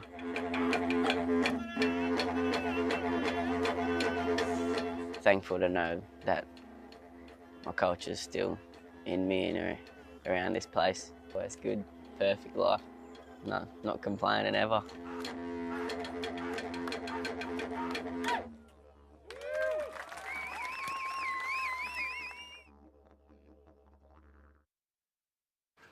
Welcome back to the show. Heat 4 underway. And Sierra Kerr getting off to a solid start. Already has a 5 on the board. She's up again. Nice turn to get started. And there is a decent combination. And she'll kick out of this one. So already finds a 5 on her opening ride. That'll be a solid backup. True, and this super talent just taking control early on. Yeah, well, she set a pretty good foundation, and looks like she's going to build on that one pretty nicely with pretty much 3 minutes down in this one. So I think already it's a battle for second. Well, Tiana had a 2.67. She's out there in the red jersey, and Concha is holding on to a 2.3. Have you seen much of these other competitors? We'll dive into the replay of Sierra first. Yeah, well, that beautiful first carve and straight up into the second hit. I mean, her timing out there is looking pretty excellent this morning. I've seen a bit of Tiana surf in a few events. She's from New Zealand, and she moved over to the Gold Coast maybe 3 years ago. And I've surfed against Concha a little bit, not too much, throughout the QS series this year. But yeah, she's definitely one to keep an eye on. Yeah, she's from Portugal, and she's got that 2.3, but Sierra Kerr has just dropped the number of the morning, 8.67. And already I'm impressed because I've seen so much of the aerial surfing, and I was really interested to see, there'd been that focus on some of that rail work as well. And that was just, it was a combination that the panel couldn't really argue with. It was the cleanest surfing that we've seen this morning. Yeah. Really flowing first turn, made the most of the second with a bit more of that vertical approach. And just solid. I mean, to bank excellent scores like that and not be using your biggest weapons just yet is, means you're going to be hard to beat. Yeah, totally. And I think Tiana up and riding on her backhand. Yeah. I think not going for that final maneuver on that crunchy inside section shows Sierra's experience and her talent as well. Anyone else would have tried to get up there and get that off, and sometimes finishing with a 4 leaves the judges feeling kind of bleh. So I think not going for that was really smart. Definitely, yeah. I think the panel says often the messaging is you're not punished for what you didn't do on the wave, but in actual fact, there is an element of it. You have to just watch some of those championship tour events like at Margaret River. You can tear a wave apart, but if you fall on that final section over the reef, generally the score is really restricted as a result, and it comes down. So I think you're right. It was a clean finish. She opted out of the wave. She left that wave on her terms. She didn't fall, and 8.67. It was a very solid score, and she's just in control. And it's odd in the first 5 minutes of a heat to say that it's already a battle for second place, but something special has to happen for Tiana and Concha to turn this heat around. They've got to get an excellent score on the board because at the moment they're both chasing combinations. Yeah, and I think, with this battle for second, it's going to be interesting to see if priority comes into play as well, because the girls seem like they're nice and tight on this bank. So, I mean, is Sierra going to sit and wait to maybe, back that 5 up? Or is she just going to catch a couple of waves, feel herself out, feel the bank out for that next heat coming up later on today? Who knows? Yeah, it feels like she should just go all out because she's freed herself up now, and we were talking a little bit about it yesterday. This is an opportunity to not just bank yourself a good result, but this is an opportunity to capitalise on the fact that there is a media focus on this event. There is cameras capturing your every move, and if Sierra can throw down one of those airs, it'll be very talked about. But 13 minutes to go. She's still got plenty of time to improve that heat score total. So impressive already, Vaughan, as Sierra takes control out there. Yeah, thanks, Ron. And I'm here with the winner of the last heat. Si, a great week so far for you, winning the Pro Junior and now getting a good heat result. Yeah, I'm happy with that. That's great. And you seem to have a really good relationship brewing with Cabarita. I know you haven't surfed here a lot, but you've really found a rhythm out there. Yes, actually I haven't surfed here before this comp, but I love this wave and this place place and people are amazing. So yeah, I love here and I'm so happy that I can compete in this amazing place. Fantastic. And I know you've been in Australia for a couple of years now. How has that helped your surfing? Oh, like Australian waves are like much bigger than Japan. Also, like people inspire me every day, and yeah, like best environment for me. Wonderful. Well, we love having you Ideal. here. It's great to see you succeeding, and we wish you all the best as the competition rolls on. Yes, I'm excited for next hit. Good stuff. Thank you, Si, and back to you, Ronnie and True. Thank you, Vorno. Yeah, Si, what a champion. She is just, a real breath of fresh air, just absolutely loving her time here competing. And how could she not? We've got fun little conditions. She keeps banking those good scores. She's taken the momentum from that Pro Junior victory into this first round, the round of 48, and she's powered straight through to the round of 32. And, bright future. Just a really well-paced performance. Yeah, she's been working really closely with Michael Crisp as well, her surf coach, who also coaches Philippa Anderson as well as Cooper Chapman too, and I'm sure a lather of other talented surfers. And I was talking to her yesterday waiting for an aside, and she goes, I didn't realise that Crispy's last name wasn't Crispy. I thought it was Crispy, but it's Crisp. And I said in an interview, thank you, Mr. Crispy, for always coaching me throughout. And she goes, I was so embarrassed, and everyone started laughing at me. That's his new nickname, Mr. Crispy. Yeah, Mr. Crispy. So, yeah, she's with a good team, and she's got good people surrounding her, and yeah, it's paying off in her events. Most definitely, yeah. And, I think there's a real advantage when you find yourself in a little unit like that. Crispy working with Philippa Anderson, you've got someone with so much experience that you can, do mock heats with and just find a different performance level away from competition because you're constantly pushed. You experience that just at your local surf break, and some other surfers have to kind of find it. They don't necessarily have that competitive lineup with, everyone in the surf kind of pushing them to a whole different place. So that's cool. I'm glad Si's found that. Yeah, and I think it's important training and competing against people who are better than you, because then you instantly lift your level and you get better, and you want to rise to the occasion, and you kind of learn to adapt to that in your heats as well. So it's exciting to see how she goes in the next heat. Yeah, well, Sierra Kerr's had the benefit of just surfing with her father. Josh, we saw him on screen there for a moment. And, he was such a groundbreaking talent on the championship tour. He established himself as one of the best aerialists earlier on, winning world titles. There used to be an aerial World Series, and Josh was victorious a couple of times. He had a number of victories, just had this incredible strike rate. And as the criteria for the championship tour started to evolve, his surfing sort of started to really suit what was happening. And he set his sights on qualifying for the CT. And yeah, when he got there, he gave us fireworks straight away. And his rookie event, he competed at Snapper Rocks. He had an amazing quarterfinal heat with Mick Fanning and busted out that club sandwich move, that grab rail reverse under the lip. And really it was the first time we'd seen it done in competition. And he just continued to, from there, I think, lift his performance with his rail work. He was always a hard charging surfer. And, for Sierra to be able to tap into all that experience, obviously she's become a very well-rounded surfer a lot earlier than Josh did. And it's going to serve her well, because you're going to need all those kind of weapons on your road through to the championship tour. And Sierra's building here. So she had the 8.67 earlier on. She improved her heat score total with a 6.33, and she's just put away a 7.67. So this is some kind of performance, and there's still 8 minutes to go.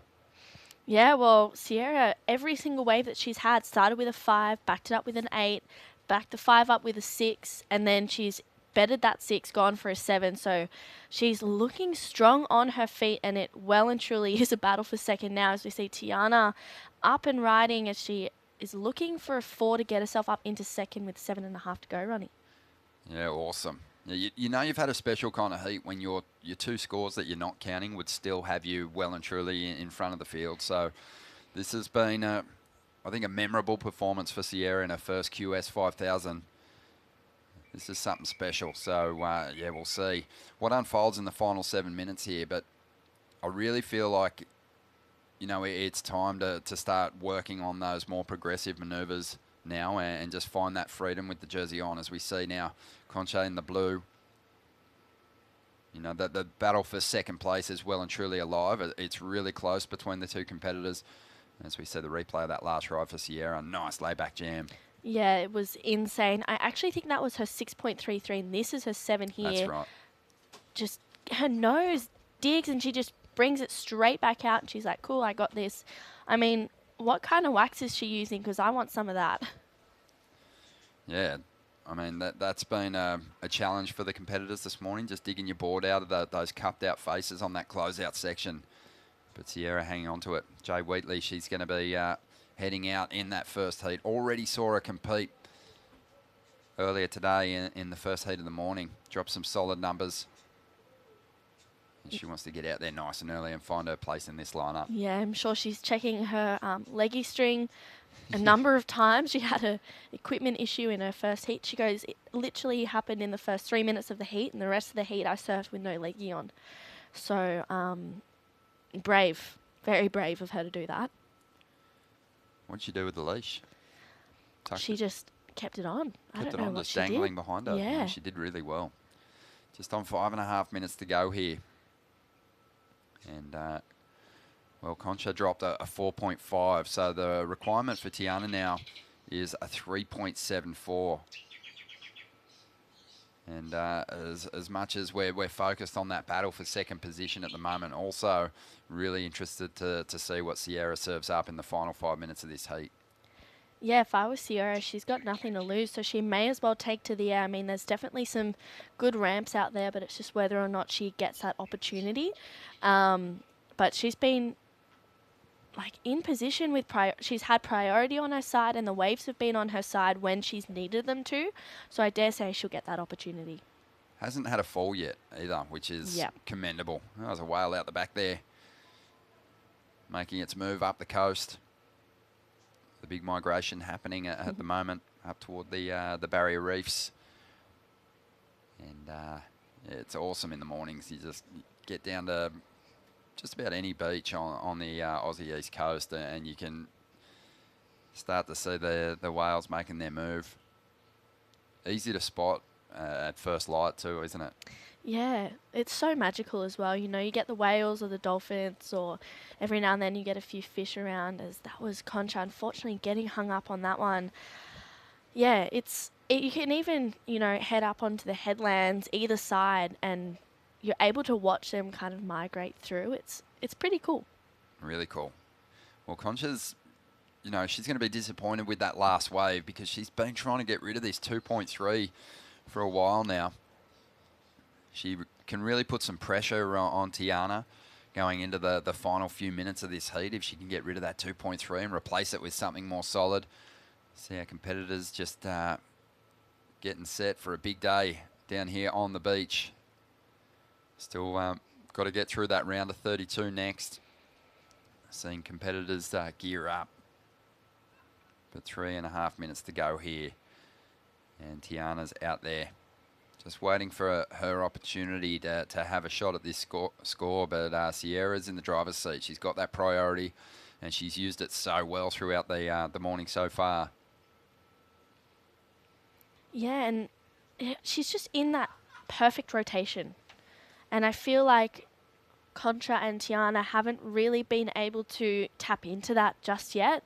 And the 4 best waves that have come through this heat, Sierra's been on them all, So maybe if Concha and Tiana were able to be a little bit hungrier or a little bit more dominant, they could have had one of those waves off Sierra. But Sierra's just gone, nope, I'm not letting you guys have any of that. And she's taken every opportunity away from her competitors. And that, I believe that's what makes a good competitor. Yeah, amazing. 2.5 minutes to go, and Sierra's out there too. She wants an update, more action now on the outside there. But yeah, Sierra, that is a youngster who wants to know the situation, wants to reinforce to herself what her position is. And, you know, it just tells you that she's competitively on point. Yeah. Do you think that's a tactic as well, maybe to go to her competitors? Oh, I got, you know, I'm in the lead. Yeah. Well, you know, you only get one shot at your first heat in a QS 5000. You only get one shot at that. And Sierra's put on something special for us here. It's going to be a memorable one. She'll never forget the day that she went out and on her second ride bagged an 8.67, backed it up with a 7.67.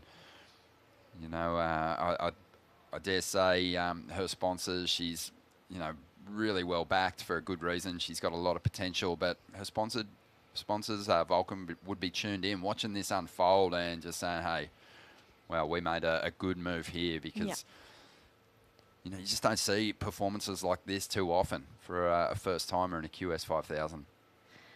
Yeah, and she's really showing that, I don't even want to call it experience because it's not just yet, maybe that knowledge in her competitive surfing and, you know, maybe that ocean awareness as well, knowing what she needs to do.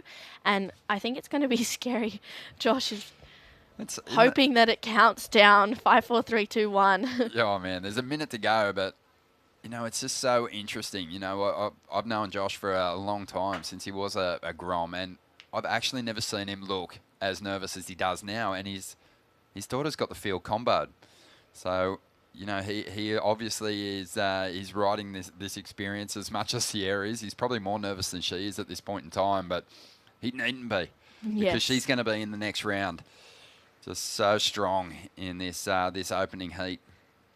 As we see now with 30 seconds to go, Conche is again just looking to solidify her place in that number 2 position. Deanna's kind of gone missing in this lineup. We haven't seen her for some time. She is just seeking out opportunities here with 15 seconds to go. She's not going to need a huge score, but she's running out of time here. The clock winding down. And Concha may just have done enough to hang on to that second spot. And the hooter sounds.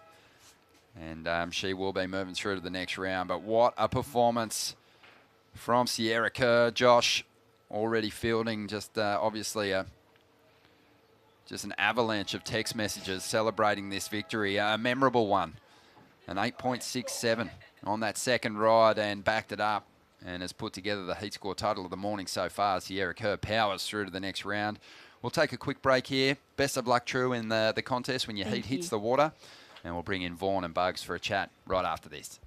Starting the day with freshness, giving us the energy to paddle out and live life to the fullest. All natural and organic. A superfood bursting with flavour and taking you to your own piece of paradise. Sharing moments with friends, sharing them with Oakberry. The place that we're talking about is very special to all of our Bundjalung people, our Yugambeh mob. We had a few local community kids that really wanted to surf because they're trying to get school and they're trying to do what they do culturally. It's pretty hard for them. How can we say surfing's okay? Have a little bit of education to achieve what you want to achieve.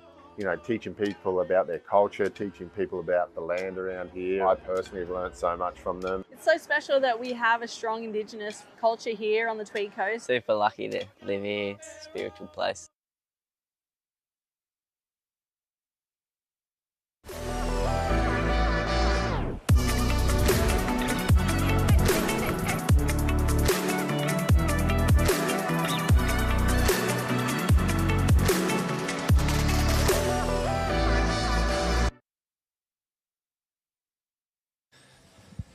Good morning and welcome back to the Oakberry Tweed Coast Pro, and again beautiful waves on offer this morning as we kick into the round of 48, heat number 1 for the women's division here of this QS 5000. A big launching pad opportunity for many of these women.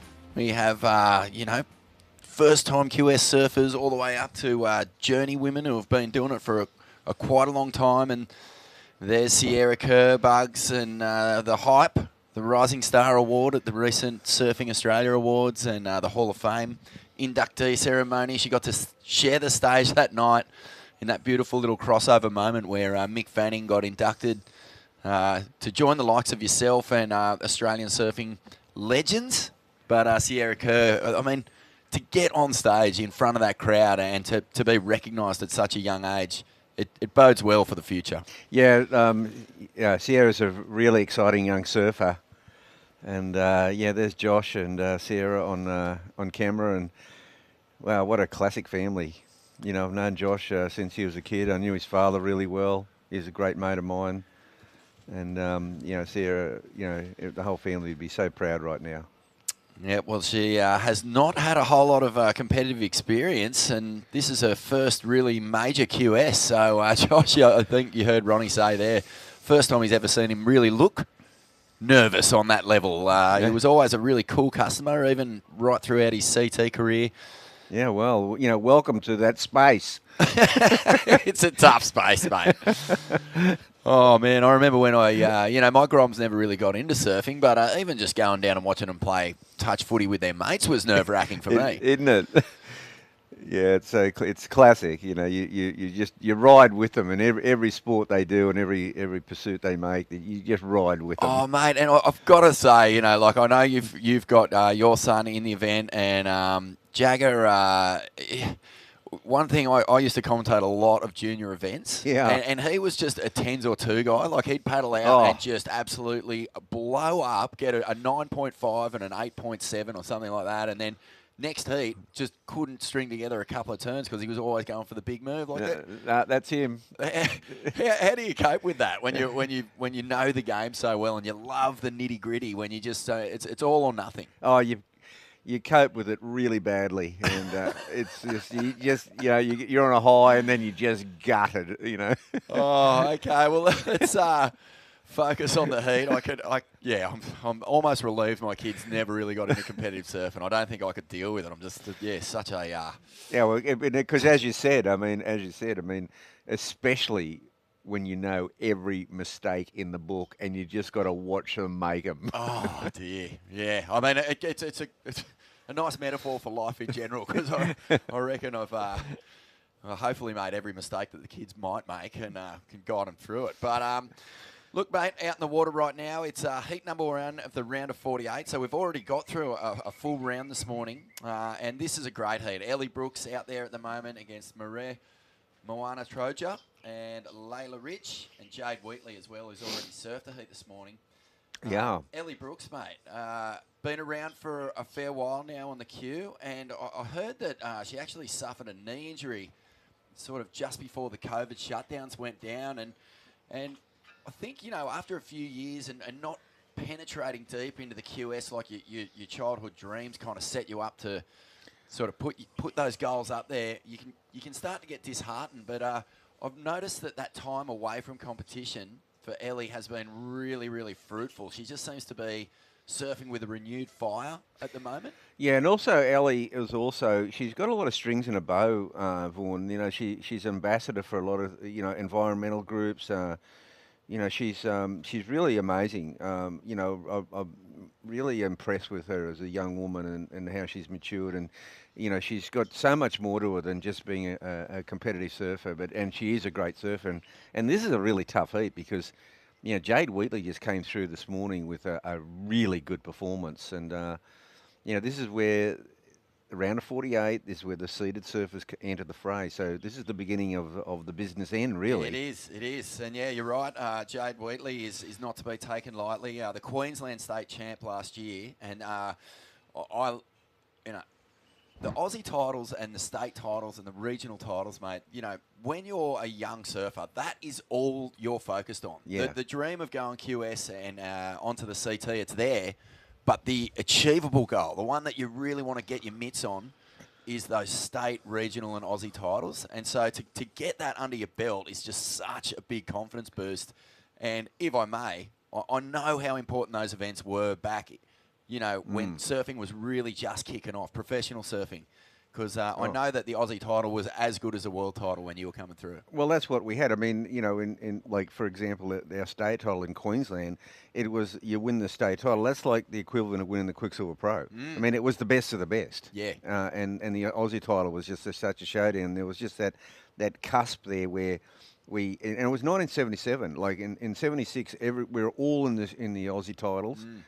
Every single best surfer, and in 77 the tour started, and that's where it sort of branched off. Mate, it's we'll get back to that because I think it is really the big boost that your career sort of needs before you head off into your pro surfing. Well, the big goal and the goal is to represent your country.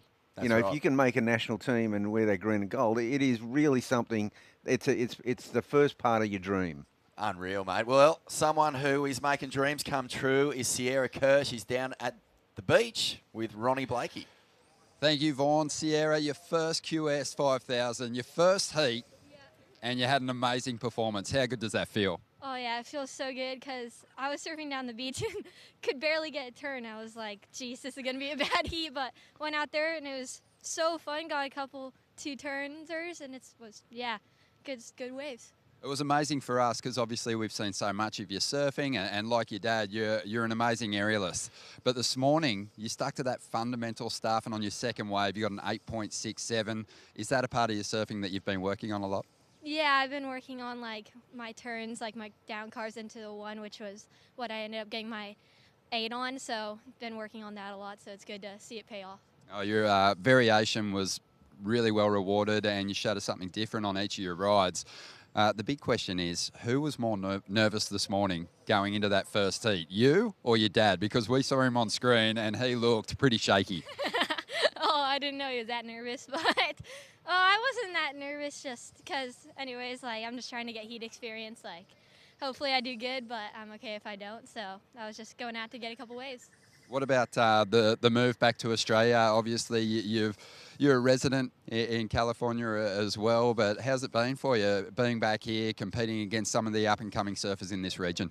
Yeah, I love it here. Like, we spend time between here and America, and I love coming back here, just going around Snapper, and, like, the beach breaks here, they're amazing, so I love it, yeah. Well, it's so fantastic to see you put together performances like that.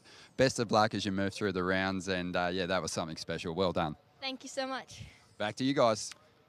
Thanks very much, Ronnie. Some cool insights there from Sierra Kerr, who has been just blowing minds since she was about 11 years old. Bugs, I think she sort of appeared first in the Stab High events, little wave pool air comp, and all of a sudden she was doing stalefish air reverses and backside full rotors. And I mean, it's obvious when you're the daughter of Josh Kerr that that's going to be in your game if you start leaning towards board sports. But what a freakish talent. Amazing. You can imagine at the breakfast table what they're talking about. It'd just be another language. Oh, right, yeah, big time. But just the influence of skateboarding in women's surfing. We talk about, I think for a few years now in men's side, there's been guys who clearly had skate influence in their game, but there's a whole heap of girls who have sort of started their surf careers actually in half pipes and bowls, and they're bringing that style of progression into the water. Yeah, so true, and it's gonna revolutionise women's surfing. There's no doubt about it. Sierra represents the leading edge of a revolution. We've already seen we've already seen women's surfing just go through the roof in performance territory, and then you bring the air game into it and all the skate moves, and it's an exciting future for sure. That's cool too, because as Ronnie said there, Sierra not even leaning on any of those tricks, just getting the fundamentals down, and the judges loving what they're seeing there as well. Yeah, that's an 8.67 out there this morning. That's that's a heck of a score. It is. Beautiful little swell this morning though, and we're well protected in this little nook on the north side of the Cabarita headland. Yeah, and that's a good thing, a good point, because as we get that strong sou'easter on the outside. It's gone around from the southwest, and mid-morning you get that sou'easter. That helps just keep that fluffing in that swell. It just keeps it rolling in, and it should be there should be waves all week. Unreal. And yeah, I mean, I drove to Hastings Point the other day and had a quick look over the back there when that suddenly's up. It's not a pretty looking sight when you're on the other side of the headland, let me tell you. Beautiful ride there from Maria Moana Troja. Now, a great surfer based on the Goldie as well. And here's a nice replay as well here. Oh, some solid backside carving from Ellie Brooks. As I was saying, Bugs, just looks rejuvenated. Sometimes the QS, you know, can just really get into you. It can feel so hard. And Ellie has really benefited from some time out of the contest, Rashi. Yeah. And, you know, these girls they're known to each other. You know, Ellie and Marie and Jade surf against each other. I'm not sure Layla, don't know too much about Layla. Well, Layla's from Bondi, mate. Okay. And Bondi, as you know, some fantastic surfing and Yeah. surfers. A little resurgence coming out of Bondi at the moment, actually, with Yep. some really strong performances just in that grassroots level in the Australian Board Riders Battle. Yeah, they're a strong club again. Really strong club again, and but also current ISA world champ Grayson Hinrichs from Bondi as well, a really electrifying goofy footer. He was the under-16 world champ, I think, so he is one to watch as we stick here with Jade Wheatley. Yeah, Jade hasn't quite been able to link it together like she did in her first heat this morning. She really, you know, her power surfing came to the fore. And now she's up against the higher seeded surfers and maybe feeling it a bit. So much movement in this lineup, Bugs, as you said. Just the wind is really pushing in so many waves. It's still tricky to find the ones that are going to give you that real chance to light it up. We know they're out there, just based on what we saw in the last heat. Marie Moana Troja, basically a daughter of the islands, mate. Mum from French Polynesia, Tahiti, father from Reunion Island. Born and raised actually in Reunion before moving to Australia when she was 14.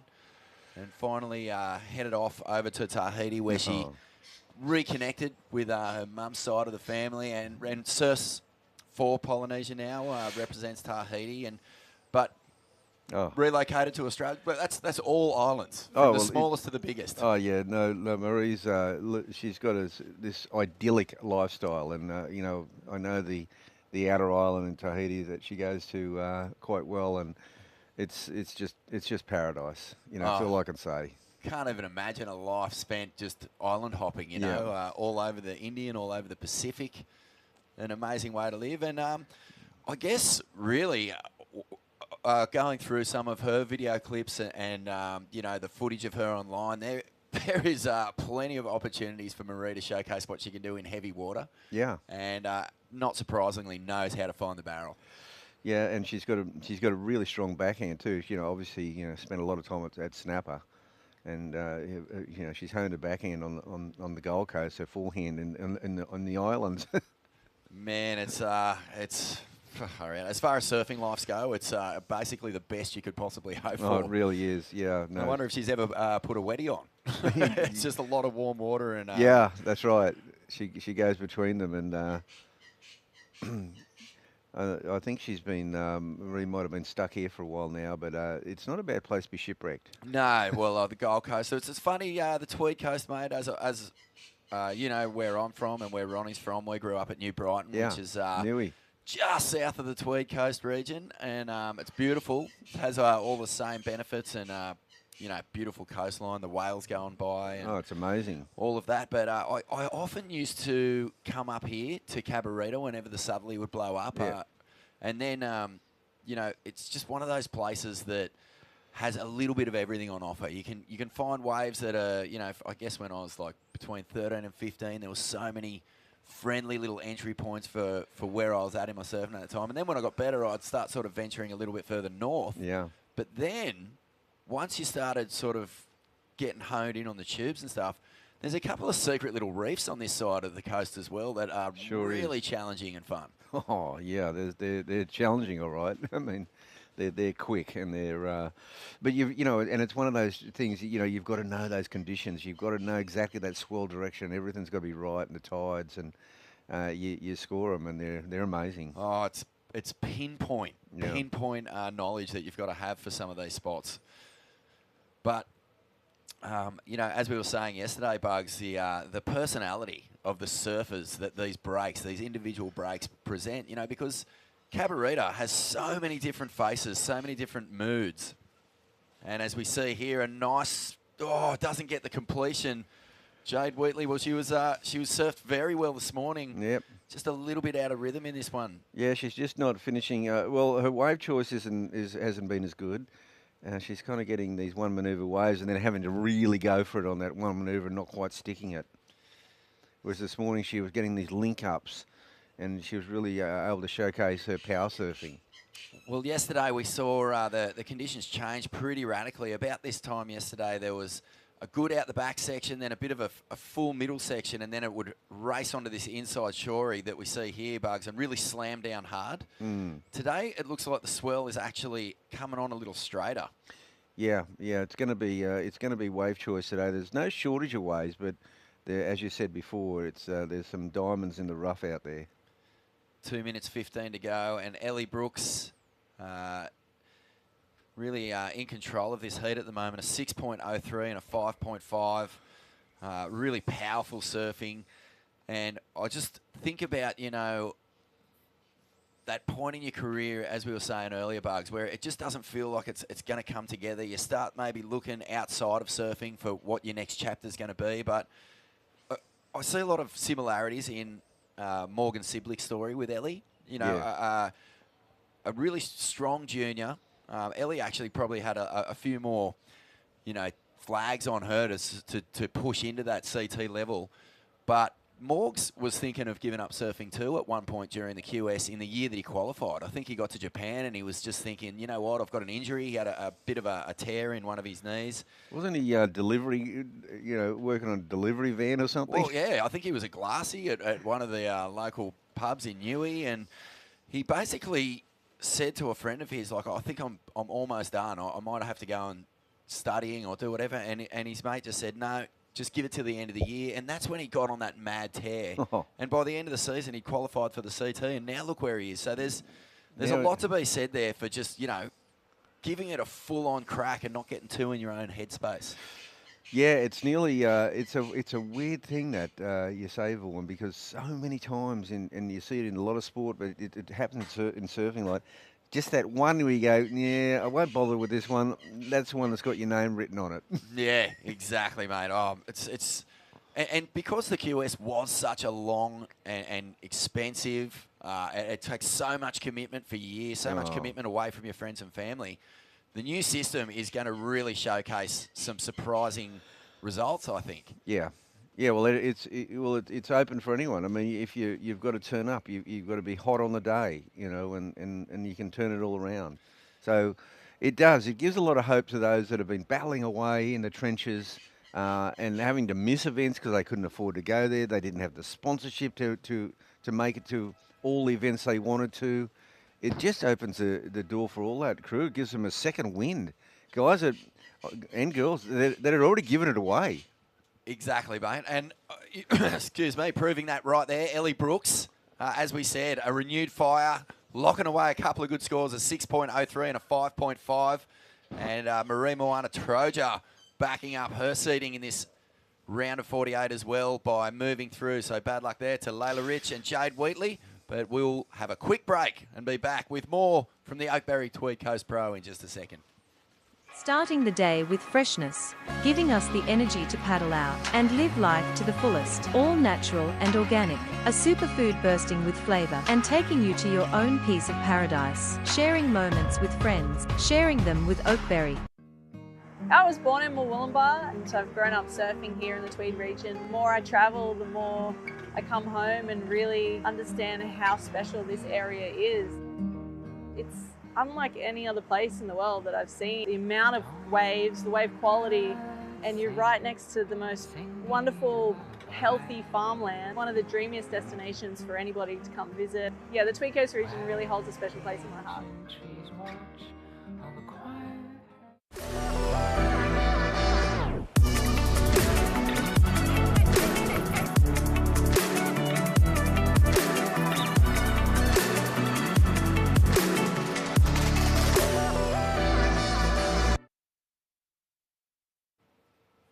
Welcome back to the Oakberry Tweed Coast Pro. A beautiful morning here at Cabarita Beach. Vaughan Blakey in the commentary box with the 78 world champ Wayne Rabbit Bartholomew.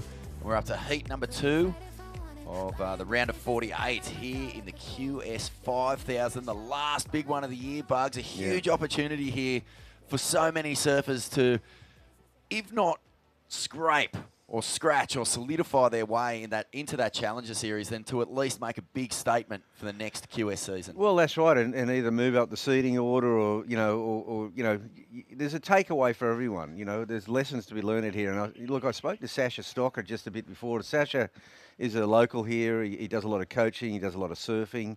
Former ISA world champ. Yeah, and I was there with him in '94 when he clinched that, and when he won that final, Australia won the overall.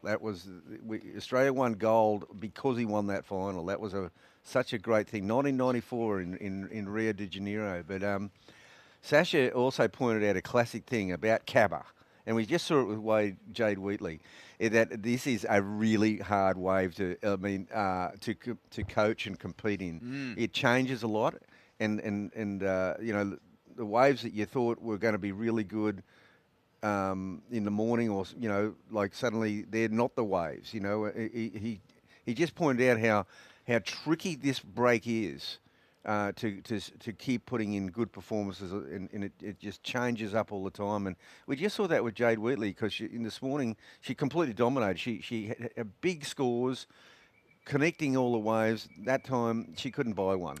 We've seen twice elite level competition come to Cabarita.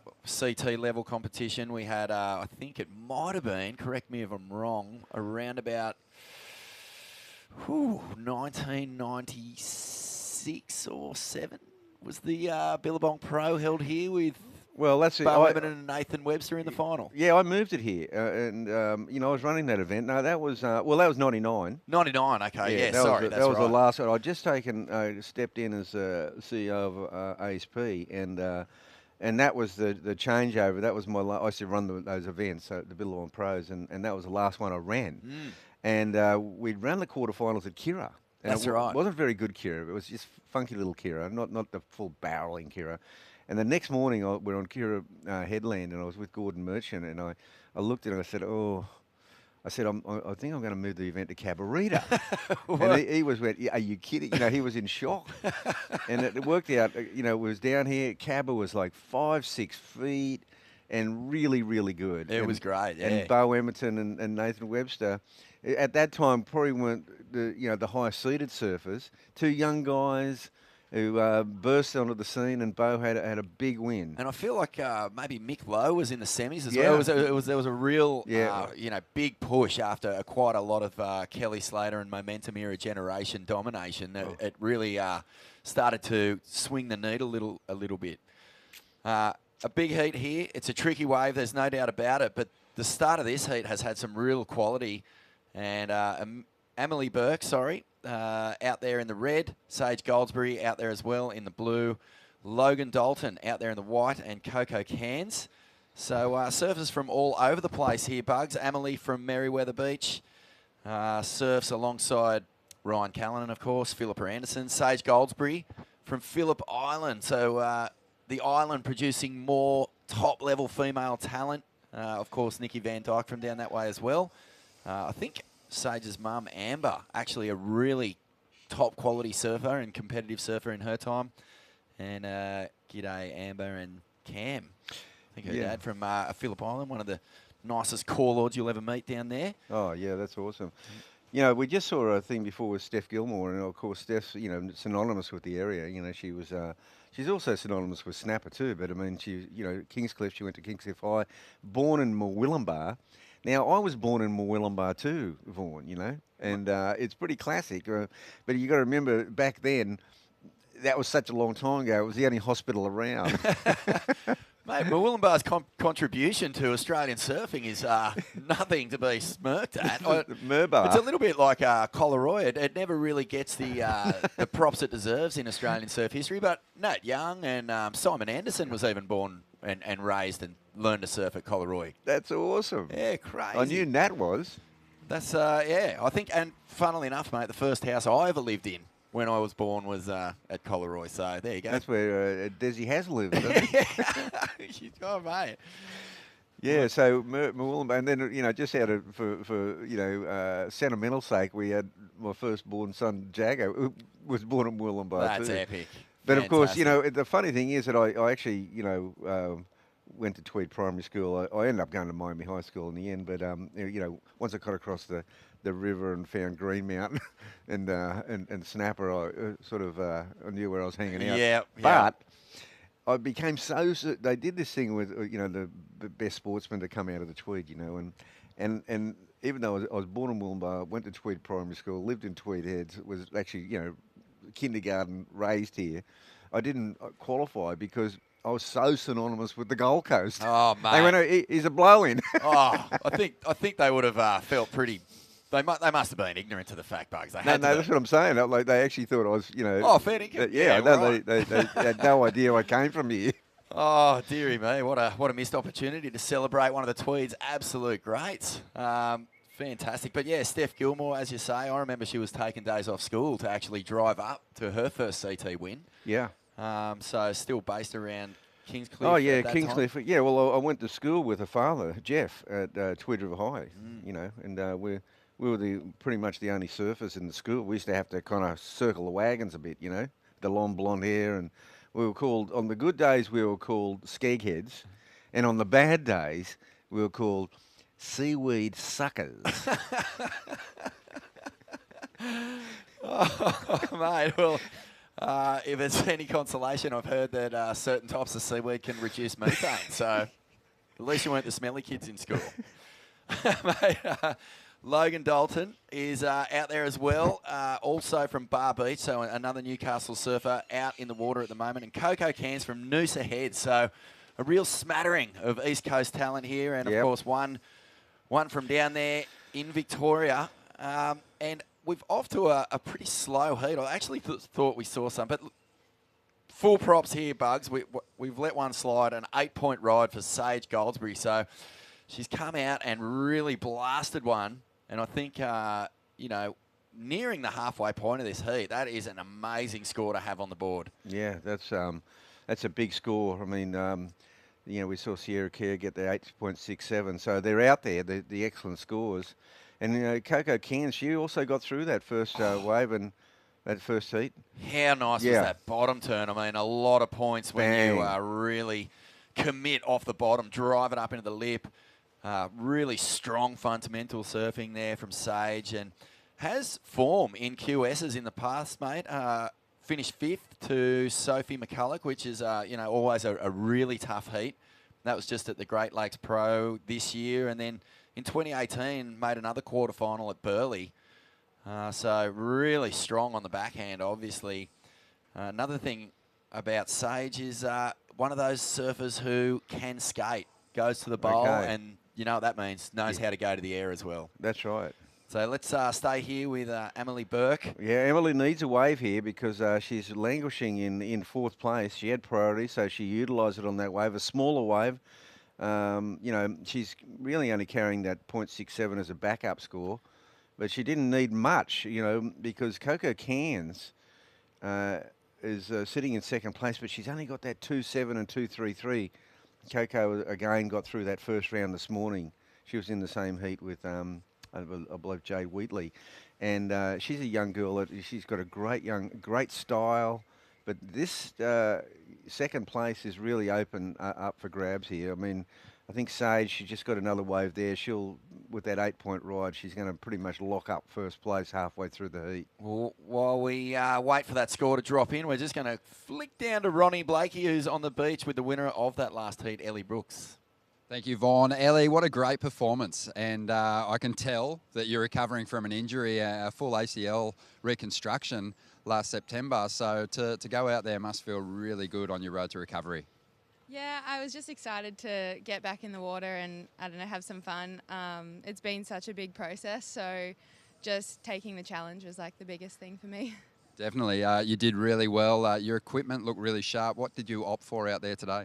I've been working with my shaper, Luke Short, and I've been riding just like a rounded pin, and then he recently made me like a squash tail, kind of wider, kind of rehab board, but it goes really good. It's quick, and yeah, I love it. Awesome. I know that away from competition, you do a little bit of mentoring, a bit of coaching yourself. What's it like putting some of your own practices into your heats in a QS 5000? Yeah, it's actually pretty interesting because I'm like, I tell these girls, all the time. And then today I was like actually nervous and I was like, oh, what would I tell them? So it was cool to be on the other side again. Definitely. Well, it was a great performance. It looks like everything's travelling pretty well. Sticking with the knee brace still, is it restricting your performance at all? I always said to myself, like, oh, it's so annoying, it's so annoying. So this time I'm just like, no, like I love my brace. It's going to help me. So just a mindset thing, I think. I'm using the same one, the Pod Active K8. It's an absolute beauty. Well, congratulations. A great performance and powering through to the next round. Thank you so much. Talk to you soon. Back to you guys. Thank you. Thanks, Ronnie. And, yeah, you can see the brace there.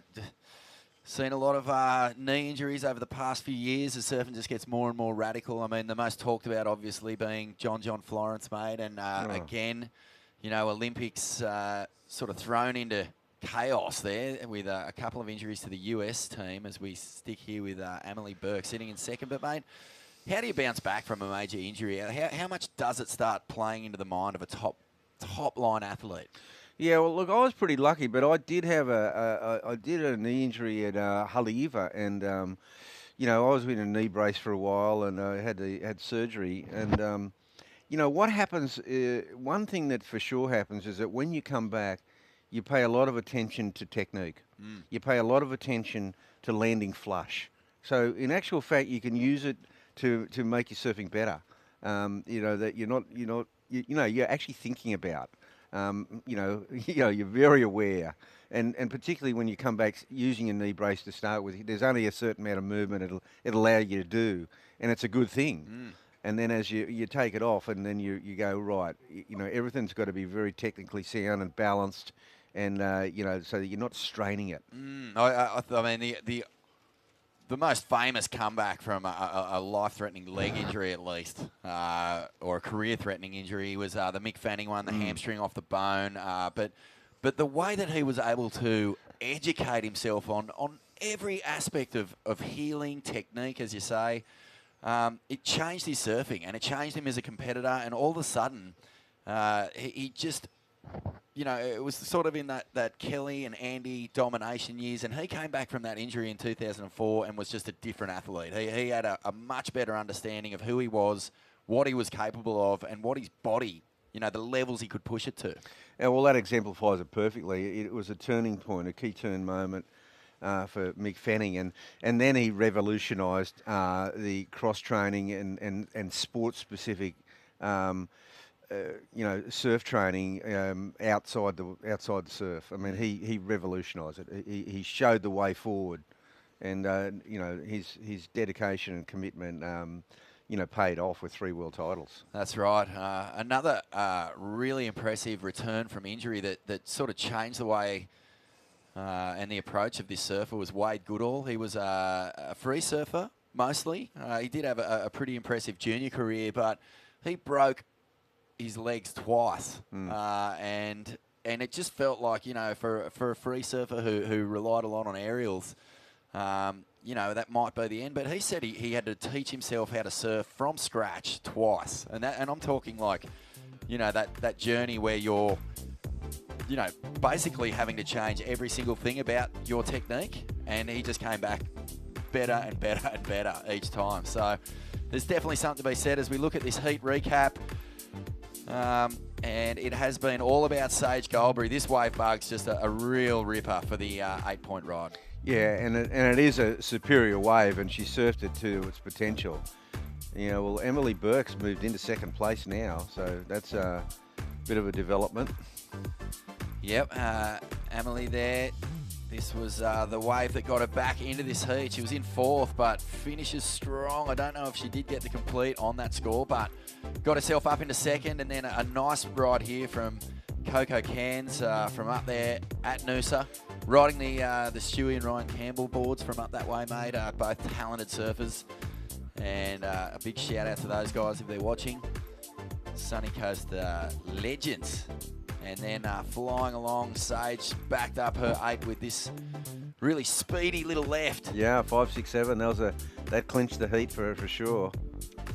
And then Emily staying busy, just making sure the scores are increasing. You can just see how much pulse there is in this wind swell. It's really throwing a lot of waves. Yeah, Picking the gems though, Bugs. Yeah, well, and you're right too. It's different to yesterday. It is different, and we're actually seeing a few more lefts, and the waves seemed I don't know. They seemed like the intervals a bit closer. They seem closer together, and it's just a slightly different direction to yesterday. So that's the thing about Cabra. It's ever changing. I think you're doing a lot more work out there too. There's a bit more sweep. Yep. There's a lot more duck diving, that's for sure. Staying in position if you find a little spot is trickier to do. But the good news for the women who like to do aerials is that left, there's a few more of them, and it is a perfect air wind. Yeah, it sure is. It's a good air wind, and there'll be a lot of surfers taking note of that in the draw. Just looking at Coco Cairns here, mate. First QS was this year, so coming out of a junior career and into her first major competitions, went into the Sister Revolution comp on the Sunny Coast. This is a really big chance for her to show what she's made of. Noosa, though, the Sunshine Coast, we know how many great surfers come from up around that way. It's a little bit... I guess because there are so many famous Queensland board riders clubs and Queensland points, Noosa had that reputation way back in the day when everyone was first going up there and just discovered what a paradise it was. But like so many areas, Bugs, a good little push coming out of Noosa at the moment. Oh, there really is. Yeah, Noosa's in the club, the Noosa board riders, they're a really strong club, really grassroots, and they really they support their events. I mean, they were kind of like the first club. They showed us it in a way. I checked out that they'd have events and they'd offer prize money for the competitors, and I thought that was a pretty cool thing. And that is sort of to help them along, nearly like a scholarship style situation. And I thought that's a super cool thing from a club perspective, you know. And just the Sunny Coast in general, like we know all about its contributions to professional surfing in Australia and globally, but. Starting all the way back with the Mar and Par Bendel, which is still like an event that, like I think I spoke to Gary Elkton about it. He's still shattered that he never won that comp. He cannot believe it. It burns him up at night. Yeah, I had a few goes and I won it, but it's like Moffat's is a tricky wave. Yeah. You know, and there was one year, the very first year they had it as a classic story, and they'd offered $1,500 first prize, and I went, great. And my little mate Guy Ormeron, I said, jump in, mate, we'll go up there, you can be my 5'8". And I won every heat I went in, all the way through the final, won the semi-final, in the final, looking like unbelievable, that money's mine. And then I went out there, the tide had changed, I came in and someone said, oh, you should have seen those lefts that Cole Smith and Richard Harvey got. I went, lefts? What lefts? And my little mate got a stitch up. It was such a stitch up. Richard Harvey won it. Guy Ormerod got second. I got third. Wow. Oh, man. And I went from, there was the 1,500, I ended up winning 90. Oh, geez, that's a big difference. Well, that event was as big as any. And it was one of the longest running events in the entire world. Well, you think about $1,500 first prize in 1973, you know. Yeah, what's the equivalent? Like 2.6 million or something? You buy a house. Yeah.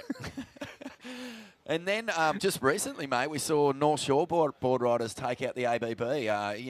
Awesome. Shane Bevan's gone up there, and they've always been a strong club, but he really galvanised them and turned them into a super club. Mm. And they've got rugby league royalty on the board up there. Craig Polamatta, who used to play for the Canterbury Bulldogs. That's right. Absolute legends. Been loving seeing those guys just go from strength to strength at the Australian Board Riders Battle. 10 seconds to go in this one, and it's Sage Goldsbury. A little bit quiet at the end of this heat, Bugs, but she did everything right. Got that big 8-pointer at the start of the heat, backed it up with a nice 5.67, and Emily Burke she did enough. Done enough as well. So the end of heat number 2 in this round of 48, and our seeded surfers, they just continue to show why they're into this round. So we will have a quick break here at the Oakberry Tweed Coast Pro and be back with more action in just a moment.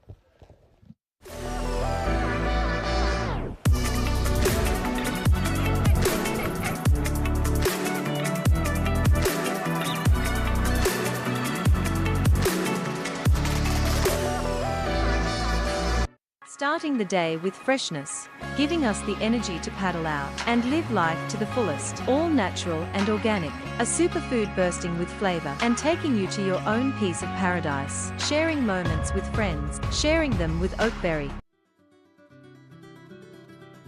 When I think of the Tweed region, it's very untouched and beautiful. Really fun waves, good people, so many beautiful cafes and restaurants. A lot of overseas trips, it's always nice coming back here. Just reset, connect with nature, and it's a great place to come back to. It's a perfect day in the Tweed region. The ocean, the valleys, very beautiful. It's a great place to come.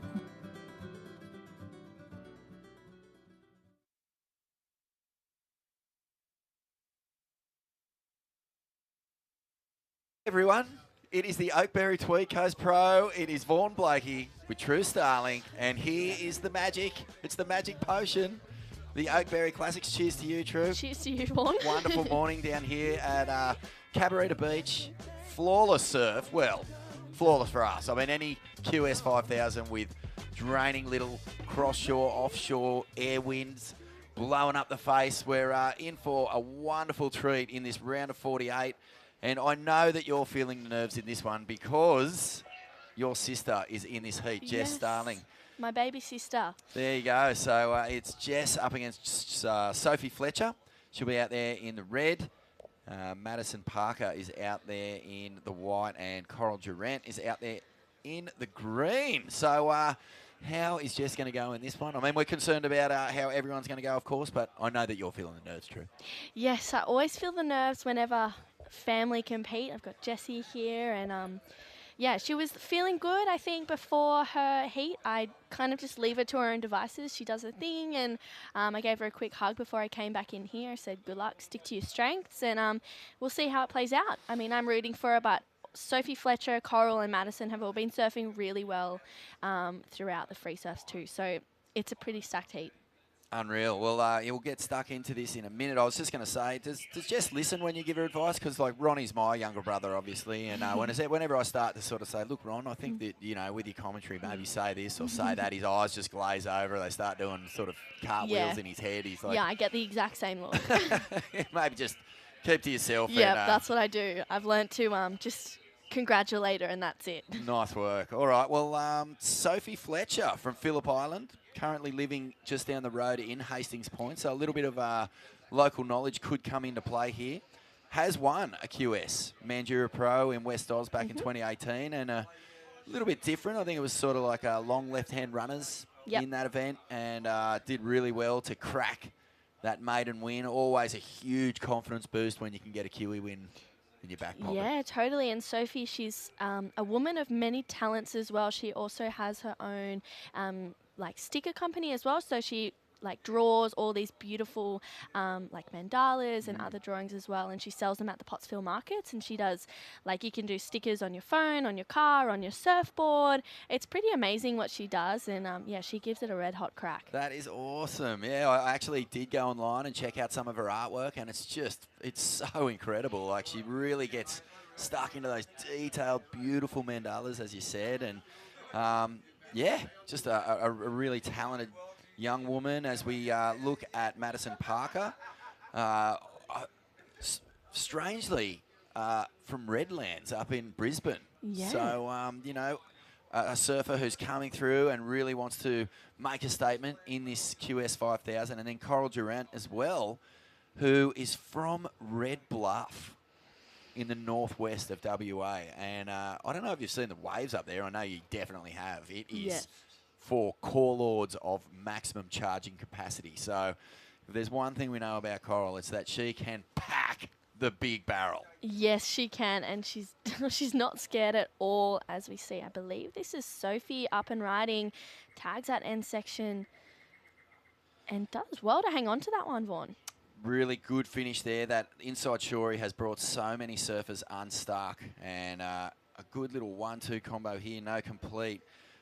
Coral actually is an under-18 Aussie champ, the 2019 under-18s Aussie champ, so that's always an amazing feat to achieve as well. Any Aussie title, as you know, is you know, something you can hang your hat on. And I think, you know, Rabbit was saying it before, it's the exact thing that you want to win before you embark on the QS. Yeah, totally. And it's such a big stage as well. And then winning Aussies and then going on to the World Junior titles as well. I think that's a pretty, it's a pretty incredible platform to kind of test out where you stand in regards to everyone else across the world internationally. I think it's pretty cool. It's a big deal, right? I mean, it's always been sort of like the premier event for so many Australians. The honour roll goes all the way back to the biggest names in surfing. So it's a really massive achievement, and we have that Aussie champ out in the water right now. And what have you made of the surf this morning, True? You know what? It's so fun out there this morning, and I think it could be getting a little bit better with these rights kind of coming through as they're kind of funneling around, but we've also seen a few more lefts as well. So I think in the last heat, Seiji got a left and backed her 8 up with a mid-5. So having that opportunity to either take to your forehand or backhand, whether you're natural or goofy, on a left is exciting. And some people, regardless of your stance, you know, some people favour the backhand over the front side. So, I mean, we've just seen Joanne Defay put together incredible performances on the backhand at both the pool, where she won in Lemoore just yesterday, and also in Rottnest Island, where she was just absolutely blasting it, making the final there as well. So, you know, I wonder if we will see some of these natural footers go to the left. So I do have to say, though, that goofy footers, if there's a left breaking, they will not even look slightly to right. Yeah, no way. I think we saw Madison Parker.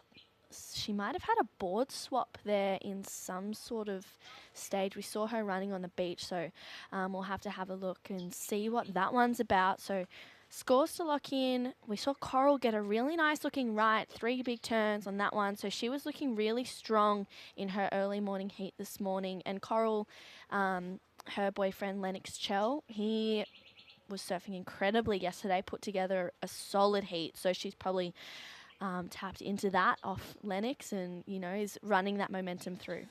He surfed so well yesterday. Definitely one of the standouts in the QS. He's been a junior standout on the junior series, I should say, for the past few years. Been calling a few heats at, you know, everywhere from the Occy Grom Comp to the Lennox Skull Candy event, and he has just been, you know, if not the best, then in that sort of top 5 combo at every single event. Yeah, definitely. And I think that his strength, in my opinion, is his backhand, but he can also go to airs too. And his air game is next level. And I think Coral being around that and being, you know, him pushing her, I think that's pretty exciting. Excellent. Well, we're 11 minutes, 30 seconds to go, and Sophie Fletcher is out in the lead at the moment. Madison Parker holding down second place. Jess Starling yet to really get moving. I saw your dad down the beach before, Daniel, who, you know, I know you guys surf for Narrabeen, but when me and your dad used to hang out, it was long reef all the way. Do you feel a little connection with Longy as well?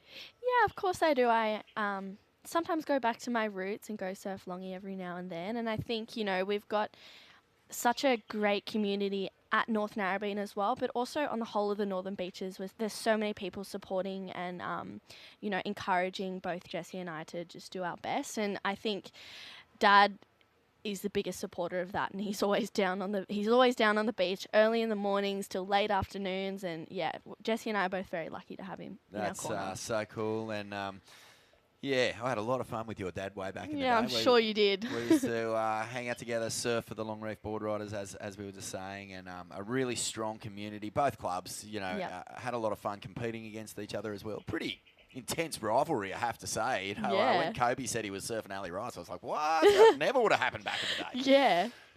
But here we go. So surfers also getting ready for heat number 4 coming up next. And I think that might be Charlotte Mully getting ready to get out there. So women surfing, the QS 5000, just a giant opportunity here. You know, the Challenger Series is what we're all surfing for. But if this is your first event, like someone like Madison Parker, you're looking at improving your seating and getting ready for a really good, solid, consistent attack, because the last few years has been a bit all over the place. As we know, The regional series has been sort of a collection of 2 years worth of results now, and we're basically working towards having this entire setup from the regional to the Challenger Series to the CT running smoothly in the next 12 months. And so a good result here, if this is your first ever event, is going to make life really interesting as we move into 2022. Yeah, I couldn't agree more. And I think as well, finding where you sit in the lineup of these exceptional surfers as well. Sophie, nice finisher. Oh, wow. Well, she'd done everything right. She was absolutely flying on that wave. I love that last turn, True. Just so much commitment, blasting it. And as we've said before, you know, I think that the completion, there's no grey area anymore, especially since the Italo make at Narrabeen. You know, there's just no question. It's full control, riding out of the whitewash, and there can be no question mark about it. Yeah.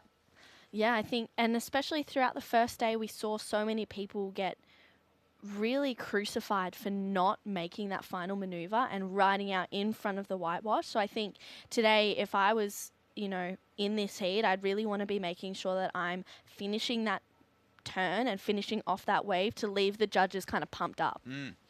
Yeah, well, I love Sophie's speed. I think there's been a noticeable difference so far in her waves, 4.67, and the judges, as you said, they have crucified her here because that turn was looking at a really solid score, but the no-make, a 2.73, it's not enough to just get out of the whitewash. You've got to be really standing there, and as you said, looking up at the tower going, come on. Yeah, well, I think if she had made that, she probably would have got into the 6 range because that would have been by far the best wave of the heat. Yeah, you want to be kind of standing tall, kind of no claim, you know, making sure that you're leaving the judges, you know, hanging off the edge of their seats.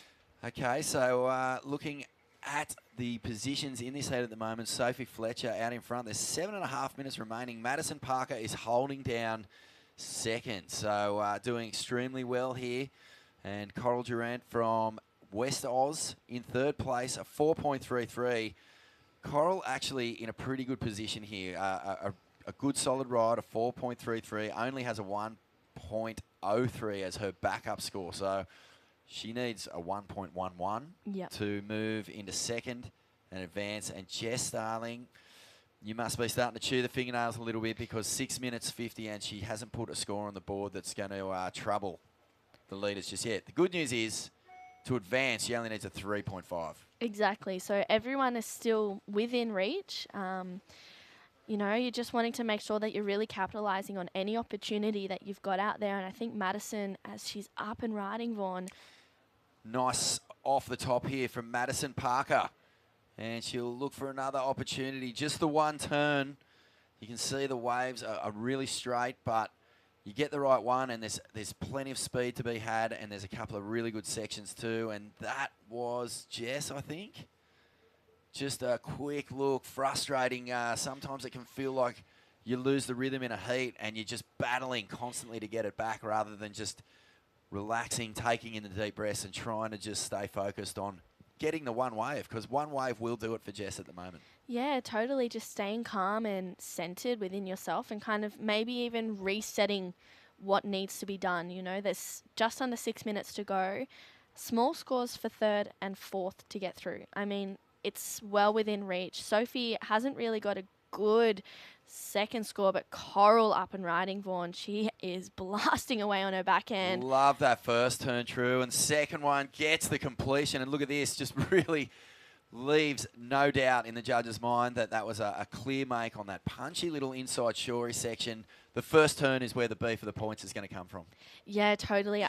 I think that's the best wave of the heat so far. That real committed surfing. Here's a replay straight into the pocket. Gets a fin release in that one as she kind of is staying nice and close to the power source and tags this end section, rides out of it smoothly. So Coral just channeling that strength in herself and knowing that she needs to ride out to really get that score to move on through. And I think that she'll get it by a couple of points. That's worst case scenario for Madison and Jessie too, because Coral was sitting on a 4.33 already, so that's going to really make the one-wave option a tricky one-wave option, because you're going to have to really tee off, get an excellent score to advance once that second score of Coral's drops in. It's a 6-point ride, and Coral now straight to the front.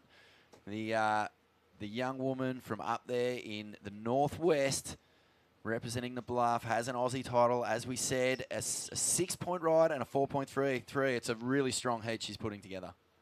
Yeah, and Sophie backing up that 2.73, heard a 6. Wow, Sophie nailed that one. Wasn't going to make the same mistake twice. No, she was not. And here we are with Jess Starling now. So finding an opportunity here, get some speed on this inside runner, whacks off the top, and not getting that really nice, clean, open face. It was a good Rio on a bit of a puffy lip. But after we just saw Sophie Fletcher definitely increase her lead with a wave that you could argue is even better than Coral's last wave. Really high speed, open face carving. Look at this thing just stand up as well. Yeah, that first turn is so nice and crisp. And then again for the second, she hits it in the perfect spot.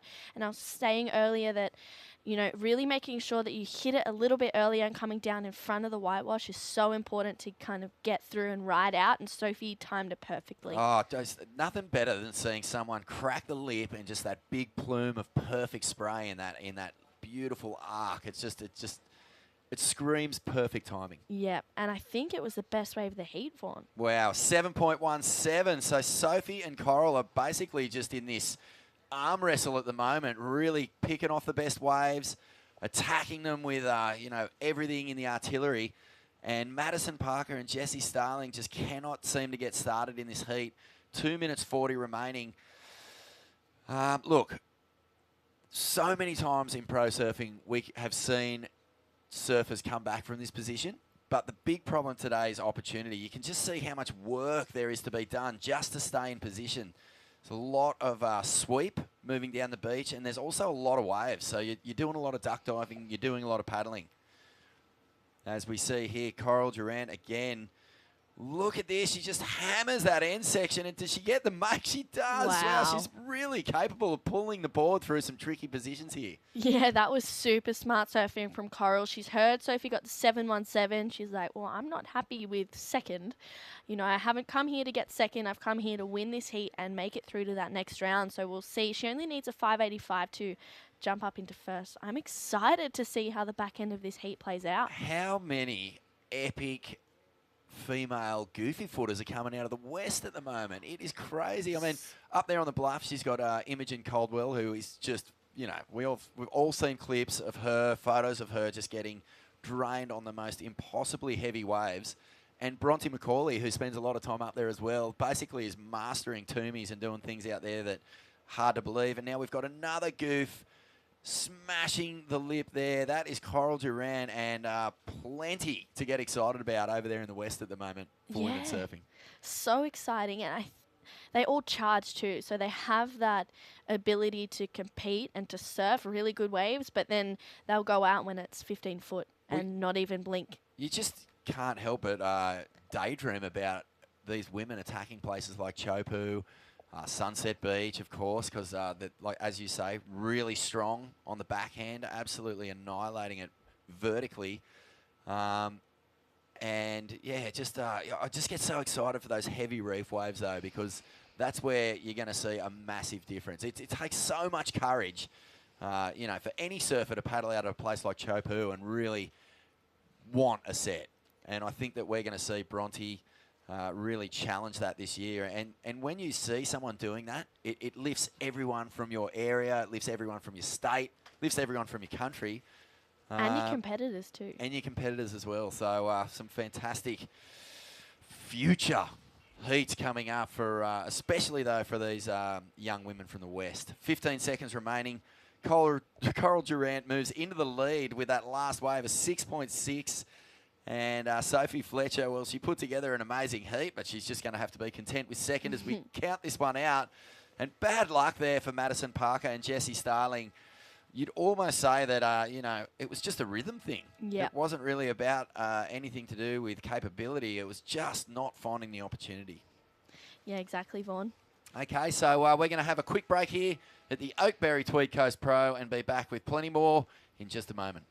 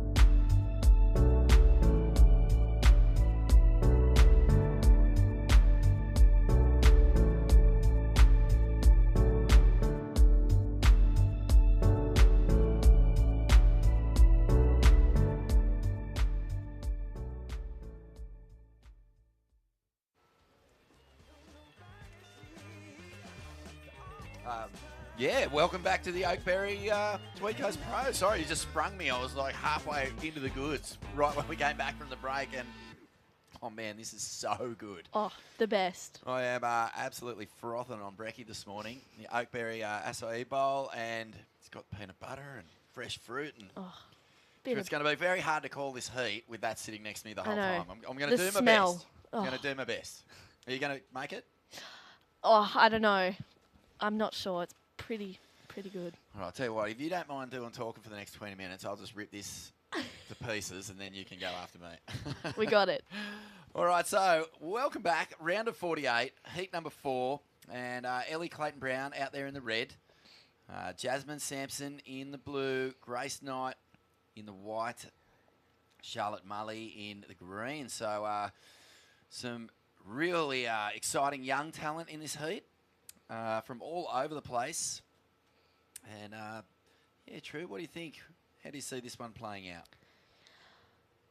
Elle this morning got a couple of smokers. So I'm thinking if Elle can get into that rhythm and tap into whatever she had this morning, I think that she'll be able to come out on top in this heat. Jasmine, Grace and Charlotte all surf amazingly as well. I think this is Charlotte's first QS, and she made it through her first heat this morning. She's got a great backhand attack.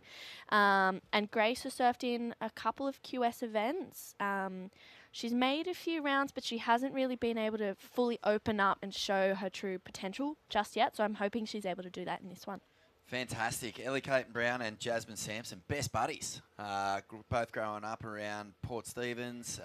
They've had a lot of high-level QS experience because being locals in that region and that region hosting, you know, a highly rated QS for many years now, they've had the chance to sort of get little wild card starts and get deep into the draw there. So they won't be ruffled by the occasion here today, surfing in this QS 5000. And also familiar with each other. I think, you know, when you're surfing against someone from your home beach, I know that yourself and Jess, your sister, and Laura Enover, of course, you know, when you start to surf enough heats, the hero worship sort of fades away and you just start wanting to beat each other. Yeah. And that can really lift your performance as well.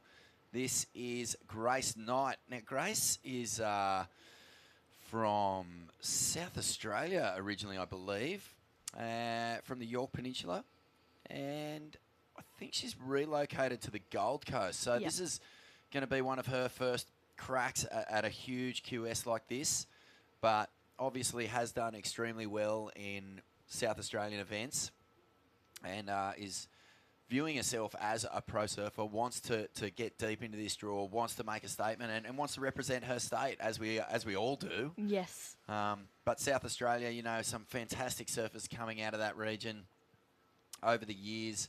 I mean, Dion Atkinson, Jared House spring to mind, but it'd be so fantastic to have a representative from SA on the Women's World Tour.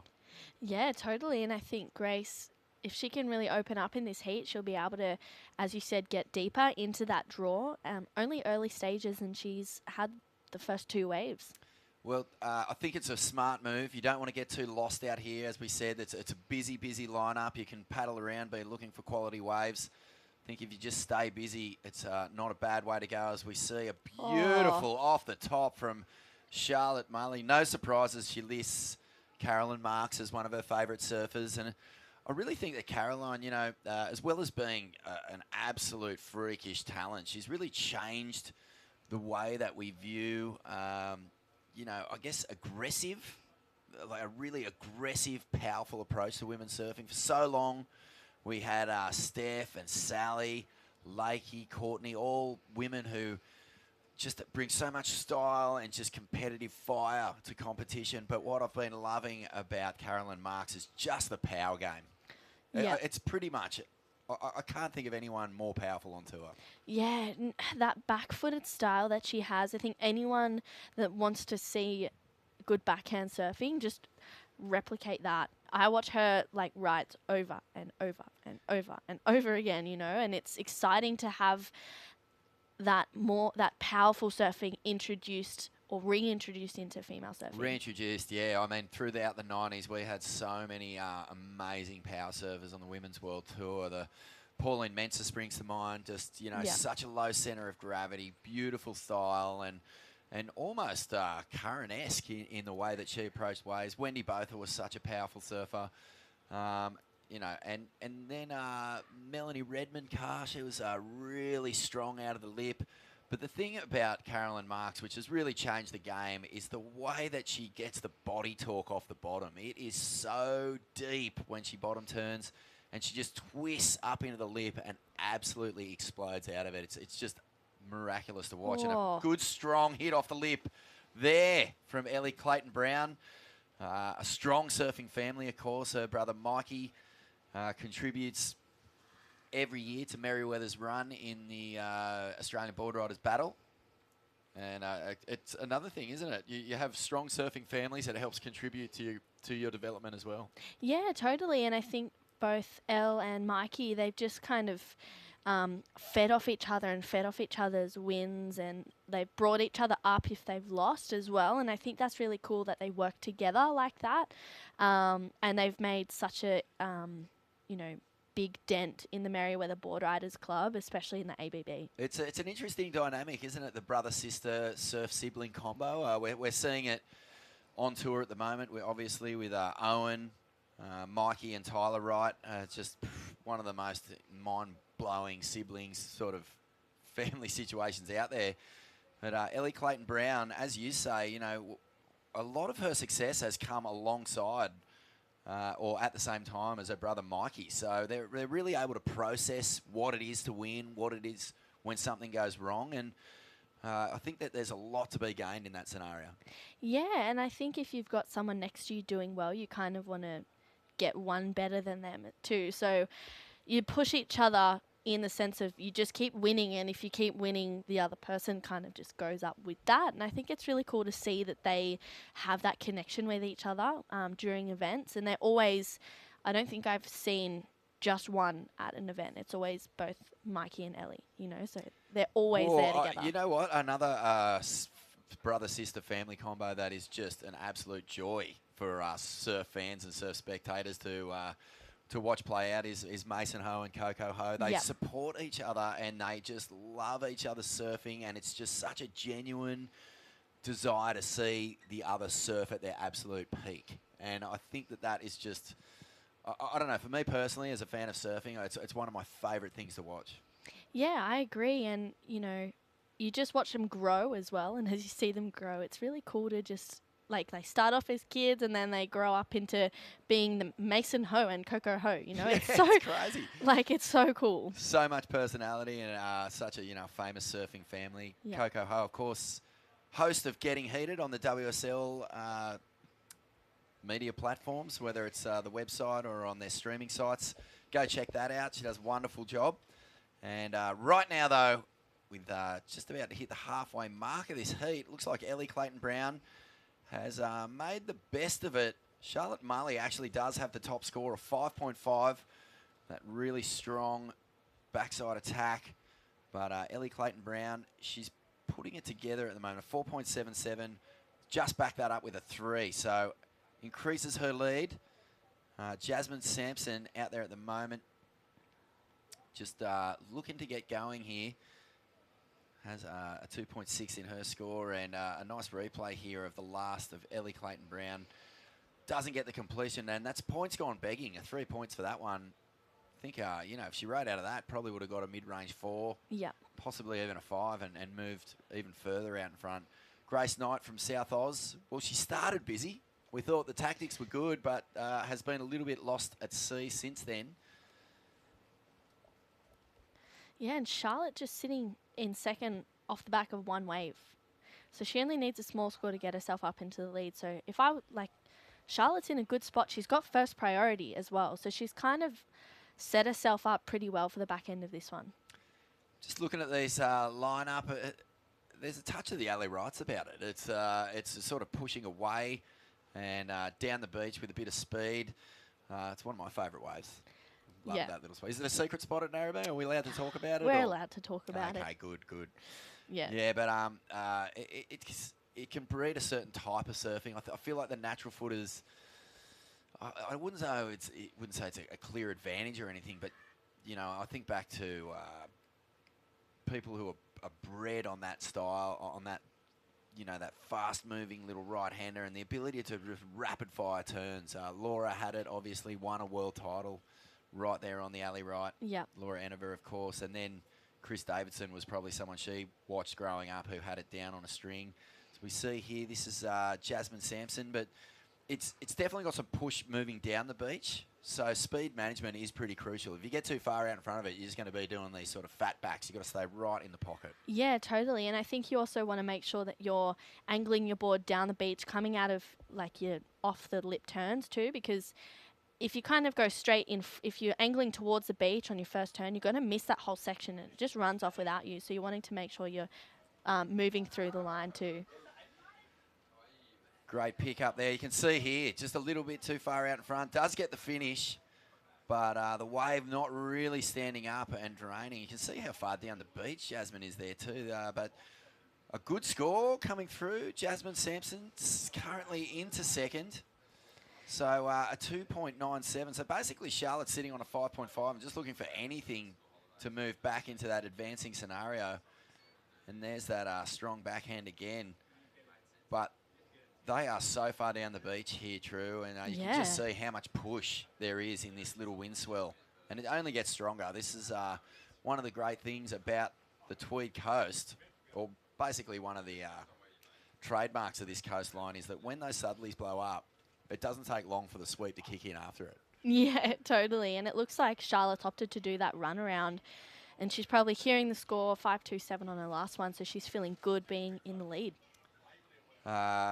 Yourself, having grown up, I know that the North Narrabeen, you know, we look at it, we often think of the piping left-hand funnels and stuff like that, but it's a quite a long beach. It's about, what, 2 or 3 Ks down to Collaroy. Yeah.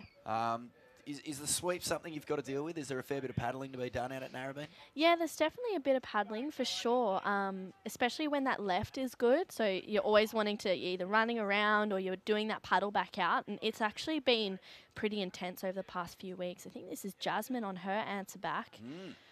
Good little finish on that ride there from Jasmine. And I guess the reason why I ask is you know, when you get caught into a paddling scenario where you're just fighting to get back to that spot on the bank where you know you got your first score or whatever, like at what point do you have to sort of surrender to that and just go, all right, I just got to get a wave here?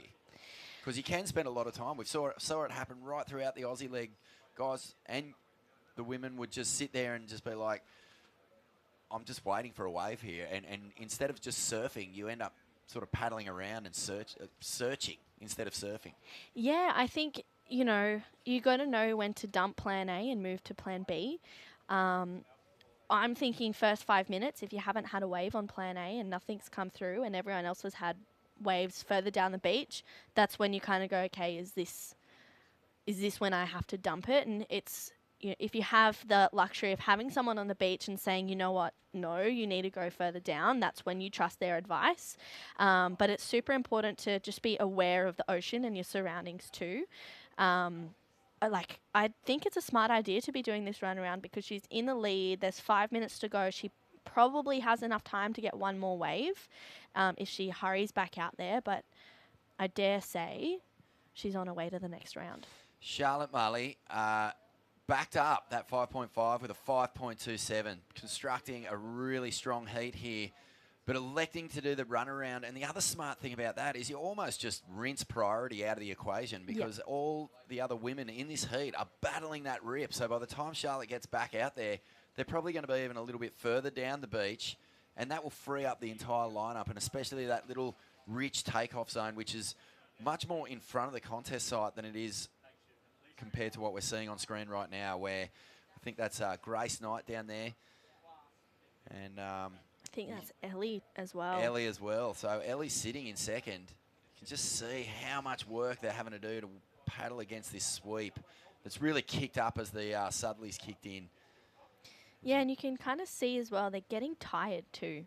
You know, they're slowly, instead of that fast, explosive paddle that they had at the start of the heat, they're slowing down. It's almost like they're not making up for the rip that's sucking them down. If they maybe paddled a little bit harder, they'd be able to paddle against the rip, but Grace has opted for a wave here. Maybe she'll opt for the run around. We'll see.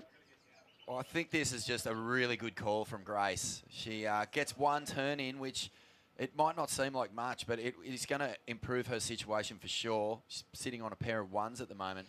I'm just wondering whether she'll elect to do a run around, because Charlotte is still not out the back. So she must have had to paddle through a bit of a channel along the shoreline, and now she's dealing with this outer bank. And I know from experience, you know, on these short boards, which don't have a lot of volume, just getting over that tiny last bit of the bank where there's a little bit of a runoff into the channel, it's just sometimes you can get stuck there and you end up crying. Yeah.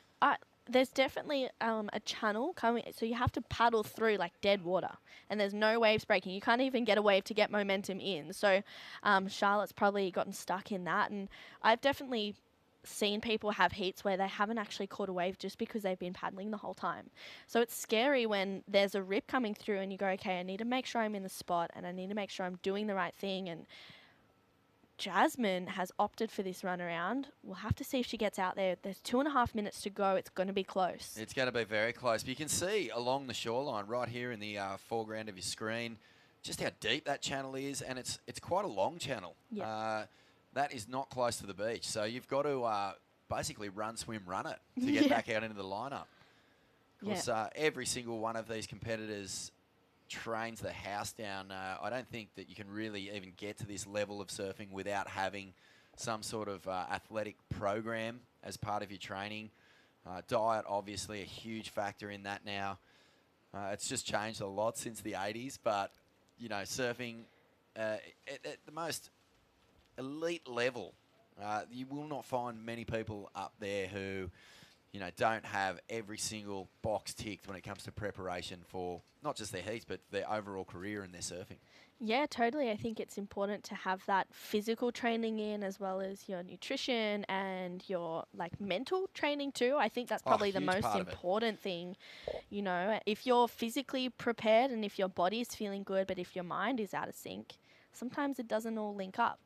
So there's a lot that goes into it, and I think a lot of the QS surfers going around to the Australian CT events that were, you know, on the New South Wales coastline, which was amazing, and in WA, people were more aware of that. They were more aware of the fact that you have to train really hard, and you've got to get your mind ready, and you've got to eat well, and, you know, you've just got to be in sync with yourself. And I think having that here was a real eye-opener for a lot of people. Great insights, and it's amazing just how much like resting your mind, you know, the meditation has just become such a huge part of it, because you know, you can overthink things so easily, and just that's become a really interesting part of basically athleticism. We see way down the beach, Grace Knight really finishing with a huge attacking re-entry on that end section. Way down the beach, 24 seconds to go. She's looking for a 4.78. Jeez, that was a really impressive turn. I wonder if it's enough. 17 seconds now. So Charlotte Mulley has been very, very strong in this heat. She elected to do the run around, finally got back out and got a 1.8. That's just cruel. 5 seconds to go here, and we're waiting on a score from Grace Knight, who, wow, she just really battled and only got the 2.23. So not enough. So the heat comes to an end, and it looks like Charlotte Mulley and Elle Clayton Brown have moved through. And we're going to take a quick break here from the Oakberry Tweed Coast Pro. Thanks very much, True. Lovely to sit in here and talk to you. Can't wait to see you surf your heat. Thank you, Vaughn. And we'll welcome Ronnie Blakey and Bugs Bartholomew. Starting the day with freshness, giving us the energy to paddle out and live life to the fullest. All natural and organic, a superfood bursting with flavor and taking you to your own piece of paradise. Sharing moments with friends, sharing them with Oakberry. The place that we're talking about is very special to all of our Bundjalung people, our Yugambeh mob. We had a few local community kids that really wanted to surf. Because they're trying to get school and they're trying to do what they do culturally, it's pretty hard for them. How can we say surfing's okay? Have a little bit of education to achieve what you want to achieve.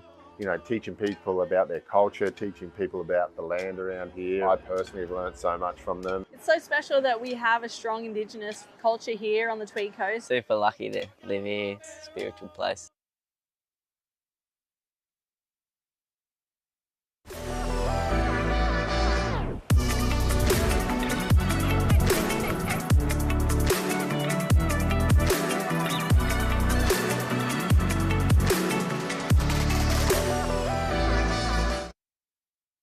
Oh, cool.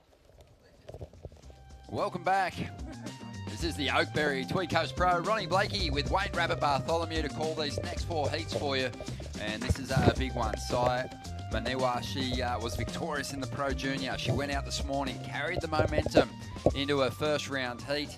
And we'll see if she can replicate it here. But at the moment, we're seeing the surfer in the white jersey getting up. And that is Shay Luendo. Not going to get much out of that wave, unfortunately. She's in the white jersey. Lucy Littlechild is in the blue shirt out there, and Sasha Baker in the red, and Sai's going to be in the green. But been super impressed by the young Japanese competitor. Not just her surfing, but her attitude. She's just been beaming around the competition zone with the biggest smile on her face. And why wouldn't she be buzzing after claiming a victory in a hotly contested Pro Junior event here over the weekend? Yeah, that's a big win. Now she moves up a notch. Something we've seen too, isn't it, Bugs, in events that also have that Pro Junior component. When a surfer claims victory, quite often they'll carry a lot of that momentum. We've seen Matt Banting double up before and win a junior event, as well as a major qualifying series contest down at Manly. Yeah, well, we've seen Kelly Slater win a junior event at Narrabeen in January and a world title in Hawaii in December. There you go. And Gabriel Medina's done that same thing. Won a world junior title when he was challenging for titles on the CT as well. But it seems to give that competitor, they've got that familiar connection to the lineup. They've got that winning feeling. Yeah. The confidence starts soaring, and Sai's going to have to, rebound after just a 1 point ride on her first wave. But this morning in her first effort, she looks so comfortable getting a big win over Grace Karma, Brodie Doyle, and Jelan Slab, the local girl. So, overcoming some tough opponents in the third heat of the morning was Sai. But a beautiful day. I took a little stroll to the top of the point here, Cabarita, just moments ago, and just drank in the view, Bugs. It was spectacular. Whales passing by, the competitors enjoying clean conditions out here today, and a nice little crowd building as well. Yeah, up on the headland there, it is a wondrous sight. It's beautiful. You take on the whole vista, and you see this lineup, and you can see a bit of water movement. They've got to keep paddling today. It's a little different to yesterday.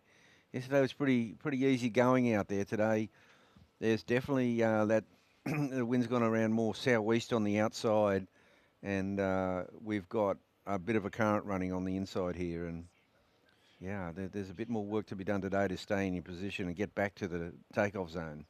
One of my favourite things about visiting this region of the East Coast, the Tweed Coast, is just the fact that, just a short car trip away, you're in that hinterland and just enjoying just a completely different backdrop as we see blue there. That's Lucy Littlechild just trying to drift those fins on that final section. But just getting up into the mountains here, it only takes half an hour to get deep into the valleys. And there's some incredible freshwater creeks that you can check out, swimming holes, Currumbin Cascades. That's a little further up the coast, but that's one of the great regions to visit and explore the forest. Oh, the hinterland here is amazing, and there's waterfalls and valleys and great walks, and I got friends of mine at Rainbow Bay who've never been there. Yep. Well, I guess once you've found Nirvana, it's hard to go searching for it somewhere else. I don't know if they've ever been to Currumbin though. Oh yeah, I know. It's hard, mate. Some people just don't like to go too far from home. Just on 14 minutes remaining here, Geordie Lawler. He's had some big results on the qualifying series before, and he'll be coming up in the men's event when we get things underway, one of the top seeds. Yeah, he's a great surfer, Geordie. He's super fast, goofy footer. Part of that all-conquering North Narrabeen juggernaut. Isn't he what? But yeah, looking forward to seeing how Geordie performs out here. We are into heat number 5, the round of 32. And this is Shay up again. Yeah, Shayla Wendell, she's a young girl, lives at Currumbin and part of the Snapper Club, and she's been part of the whole junior development program. And Shay's, yeah, she, you know, you put her on the right wave, and she's got some stuff. She's got some good game. It's a little different when you start moving around to different locations, and you know, I think a lot of the crew from that region get so comfortable competing at home, and the expectation is high for quality waves because you just get so much opportunity. But like you said, when she finds a ride that gives her some space to move, she can let go of some decent turns. The wave flattened out for a moment, but stood up again on the inside for this section, Bugs. Yeah, and she got that last snap, and so she started with a good move, and in between was a bit flat, as we see Sasha Baker. Of course, Sasha started this heat with a 5.17, so that was a pretty good opener. Sure was, yeah. It's Lucy Littlechild and Sire that they have the work to do at the moment, just with those throwaway scores. Shay and Sasha are starting to just edge a little further ahead now with those last rides, those mid-range scores. Yeah, and Sasha comes from the Sunshine Coast and a great surfing family. Her mum represented Queensland in many Queensland teams back in the day. Yeah, it's awesome seeing this next generation. I mean, we see it with yourself, but you know, some real stars coming through. The pedigree is there. Sierra Kerr this morning was so impressive. Oh, incredible. Yeah, she's got a big future ahead of her, and gosh, she goes out in this company and, you know, with this criteria, gets an 8.67. It just is a big statement. It sure is. And you know, she's renowned for, like, there's great tube riding sequences of her aerial game, and she did none of that today. So she's got a lot more. Yeah, starting to really just round out her entire performance. But 11.5 minutes to go here. And Sasha Baker has taken that early lead, 5.17. That's the highest scoring ride so far. Wants to get rid of that 1.23. And you can see the women have to really work hard and paddle hard to get back to the lineup. It's way different to yesterday, Ronnie. It sure is. I mean, it was a little chilly and overcast this morning, Bugs. You are considering a snow jacket this morning for yourself. A really cool morning. For me, I was just enjoying the extra warmth that this part of the far north coast of New South Wales provides. But it's got to be my favourite time of year. I think this is on the east coast when we're getting a lot of swell. There's a lot of big storm fronts moving up the coast, and this particular stretch, it's that nice comfortable distance where those storms don't track too close. So the lines are nice and separated. There's a good interval. And you've also got that migration of the whales unfolding. So every morning when you come down, you know, there's the opportunity that you're going to witness something truly magic. Yeah, it is an amazing time of year. May, June's great up here. And the water stays warm through June. That's what you know, it's funny how people, 365 days a year, one rotation around the sun, and it's because people forget that a year ago the water was still warm in June. And they go, wow, this year, it's unbelievably, what's happened? It's so warm. Yeah, it's warm in June. Well, it's the season behind, isn't it? It's just that warmth kind of carries you through. Yeah. Keeps your motivation up. It's amazing, really. It's like it's the northerlies up here that bring a bit of colder water a little bit later in the year. You know, I think October's the coldest month up here. You get a little bit of ice in the water because it's that northerly gets the upwelling, you know, whereas it's the southerlies that bring the warmth. You would think the opposite. Exactly.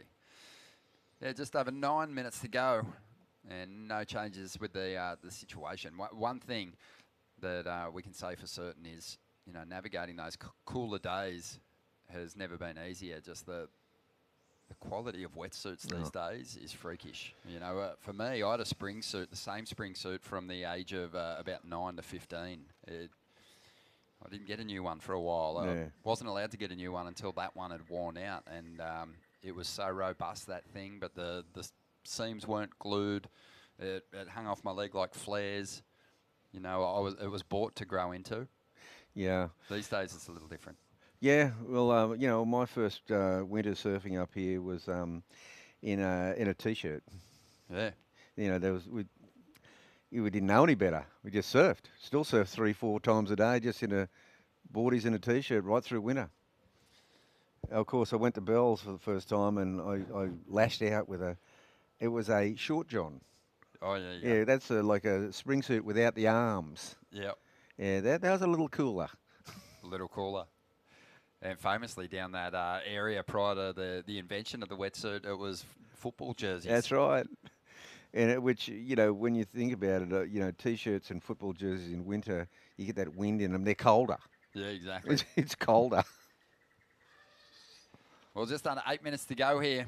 And no monster numbers just yet. Sasha Baker's got the best of them. So she got off to that quick start, but yet to find that backup score that is going to help her lock down this first position at this point in time.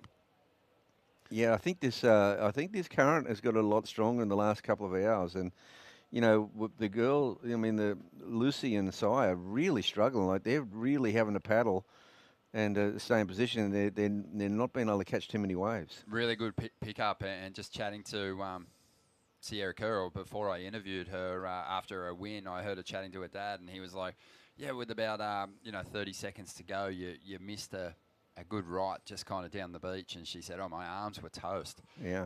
At that point in time, I was actually unable to get into it. So, you know, there is definitely a bit of work needed to be done to hold position out here in this lineup at the moment, as we see Lucy up again. Yeah, well, Lucy's going to be way down the beach now. That might put her into second place. You know, that could have been a good move by Lucy. Might have been a good move, and also might work in her favour doing a run around here. Because that's it. Get back up to the top, already move yourself out of third position into one of those top two spots, and potentially assume that inside position or the preferred position in this lineup where those better waves are starting to reel in. Always a difficult decision, isn't it, when you pull the trigger to do the run around? Oh, yeah. Because you want to go in with a score. Yeah. And I mean, once you know, if you've got to be fit enough, and there's the run around. And you know, once you get around the back of the lineup, though, it's easy going. Then you're paddling sort of into the lineup, and it's really cool. So it's one of the first ones we've seen today, Ronnie. As you mentioned it happened. Yeah, so she made the decision there to get herself back to the predominant bank here. But in doing so, she also is going to turn in her best number. And although it won't be a monstrous score, it was a quality backhand hit. And it should help her narrow the requirement. And the way the numbers are at the moment, super close. I think she's going to have a really good shot once she gets back out there with 5.5 minutes to go at chasing down potentially the lead. She had a 3.4 on that last wave. Yeah, finally got herself into this heat. There's little goals that these surfers are setting for themselves in just they're adapting to how the heat is playing out. And that was a little box checked by Sai on that wave to turn in her best number on a ride that she was just looking to get to the beach on. Yeah, well, she did it nicely with that 3.4, checks the time, and she's got herself into the heat. She doesn't need a real lot now to advance. She needs a 2.24. Lucy needs a 2.31. So Shay Lewendell is holding on to second place. And Sasha's only had that 5.17, really not much of a backup. Look at all four girls with a 1 point something backup. And we see Sai getting coached along the beach with a bit of motivation going, well, hit it, maybe not time to run all the way up the beach, Ronnie. Yeah, Michael Crisp there. Crispy. Or as Sai referred to him as Mr. Crispy, which has become his new nickname. Oh. She actually thought his surname was Crispy. And she called him Mr. Crispy in a post-heat interview. And that stuck. Well, I only found out this morning, but I saw Crispy before and told him that from this day forward, we'll call him Mr. Crispy. He didn't mind. But she was apologetic because the Japanese, traditionally are just so polite, and she didn't want to be disrespectful to him. So she was actually wanting to rectify the error love it. On the broadcast. And he was saying, no, it's good, it's fun. And I think he's going to happily run with the moniker. Yeah. Well, he's got that choice, but you know, he'll love that one, I reckon. It's a good name. But you know, so I still got a bit to paddle out because she's, you know, been sort of directed into the lineup here. She's going to have to sort of burst through a bit of whitewater, a bit of an impact zone there. It's not exactly the same as coming around the back of the break, but time is the factor. She doesn't really have time. She really only had a short run at the beach and was sent back out again. And it's because we're down to 3 1/4 minutes. Well, there's Matty Cattle, who does a lot of high-end coaching. He's watching conditions pretty closely there with True Starling. And you can tell that Matty's, you know, pointing out that current and the strategy, the heat manage. It's going to be the heat management strategy. It's going to come into play today. Yesterday it really wasn't. It was everyone could paddle back. There was no sort of friction, and you know that's going to be crucial. You know, there's some competitors, they don't like watching too many heats before they get out there and compete themselves. But I'd say it'd be a real disadvantage if you'd come down and surfed and, you know, didn't pack your paddling arms on. Yeah, well, if you came down and you weren't prepared, you'd have to adapt pretty quickly out there because, as you can see, you know, once these surfers stop paddling, they lose their place pretty quickly. Yeah, they're moving out of frame right now.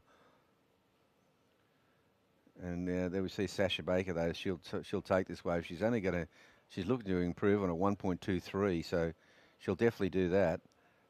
And yeah, nice. She found that connection, got over the double up section. Yep.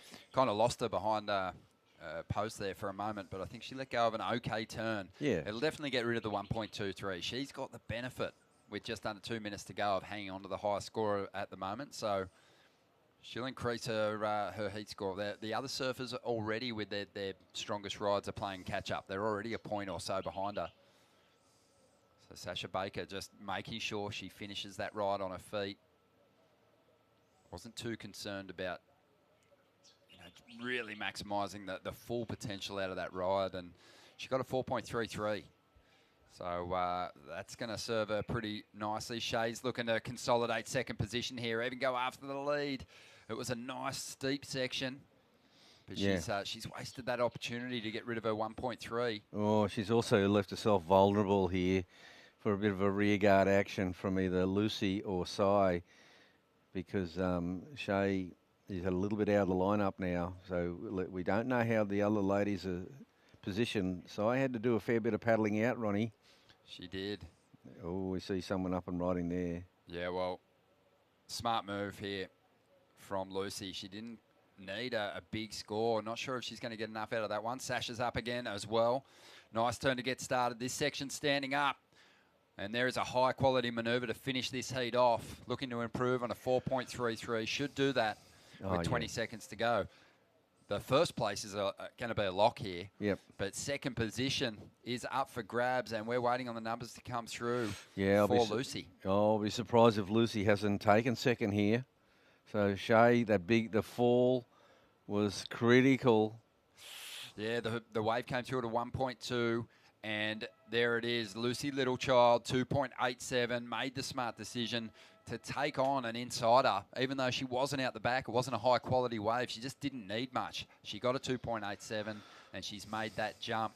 And Simon Ewa, her run is going to come to an end as well, unfortunately. But solid from Lucy. Yeah, Lucy it was a clutch decision, but it was, you know, that was made available by Shay's fall on a bomb. Well, it was a big heat win for Sasha Baker, powering on through. Lucy finishing up in second spot. We'll take a quick break. More to come from the Oakberry Tweed Coast Pro. Starting the day with freshness, giving us the energy to paddle out and live life to the fullest. All natural and organic. A superfood bursting with flavour and taking you to your own piece of paradise. Sharing moments with friends, sharing them with Oakberry. I was born in Murwillumbah, and so I've grown up surfing here in the Tweed region. The more I travel, the more I come home and really understand how special this area is. It's Unlike any other place in the world that I've seen, the amount of waves, the wave quality, and you're right next to the most wonderful, healthy farmland. One of the dreamiest destinations for anybody to come visit. Yeah, the Tweed Coast region really holds a special place in my heart.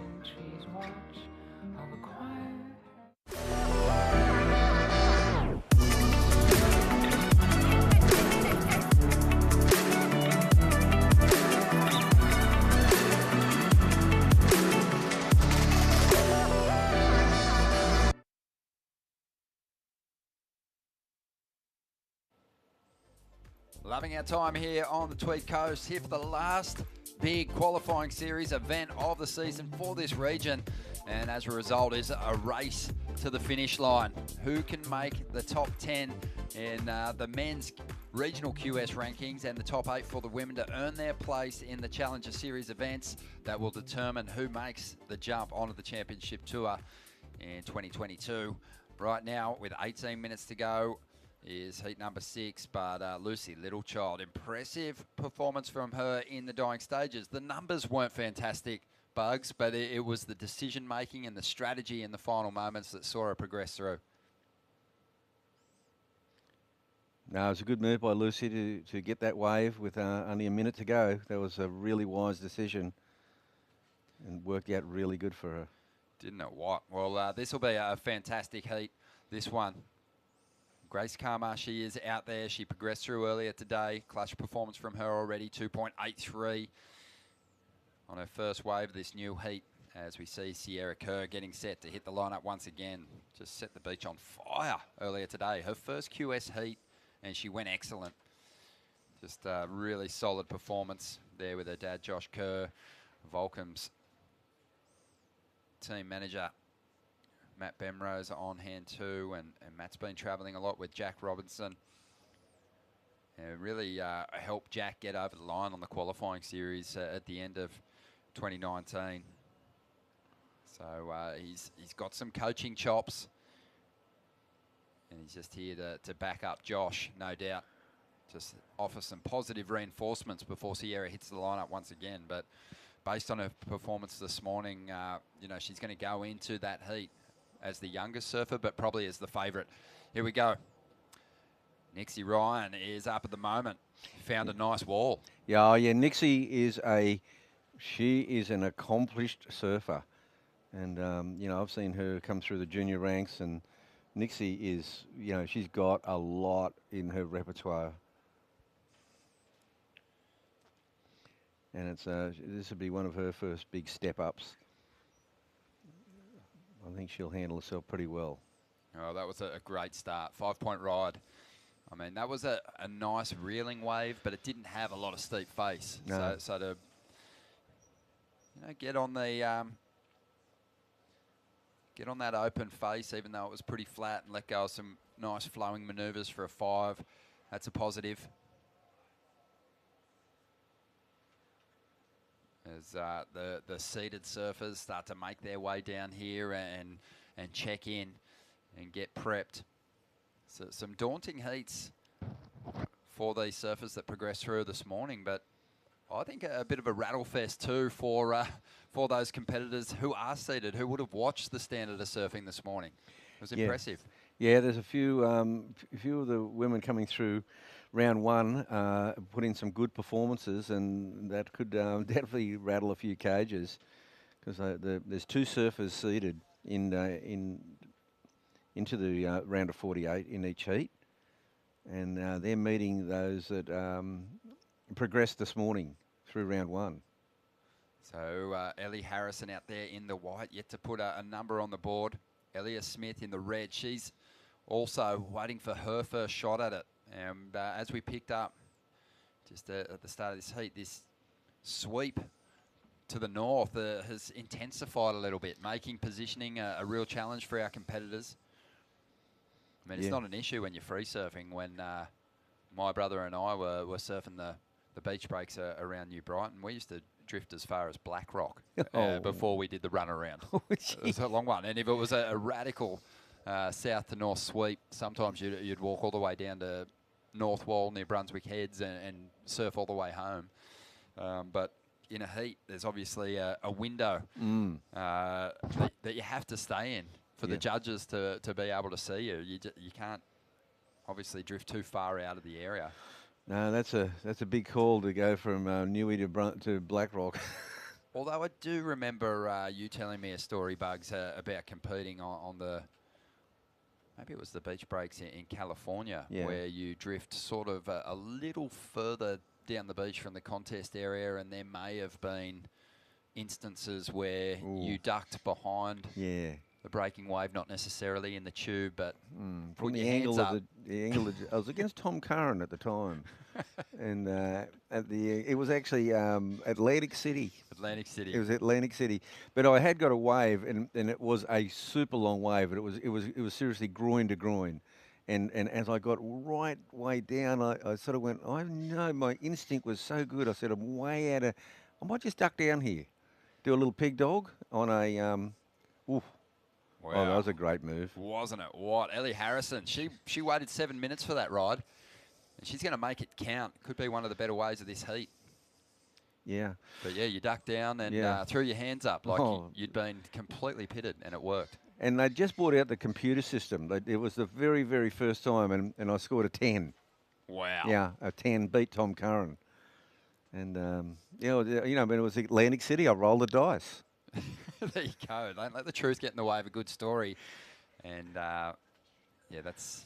Anyway, I took that strategy. I took that strategy to. We had this expression session at the top 16 at Cloudbreak, and they're judging it from a boat, right? And the same opportunity came up again, and I just got to this point, and I said, "Look, if I just sort of duck down here." And then I came out about 10 seconds later, just with the claim of claims, and I won the Tube Ride Award against all those goofy footers. Wow. Yeah. How was the vision? Did you even get in there? Well, luckily they had no camera head on, Yeah, perfect. Well, just under 12 minutes remaining here, and the number is in for Ellie Harrison. We knew it was going to be a good one. Couple of solid moves, and finding that big end section.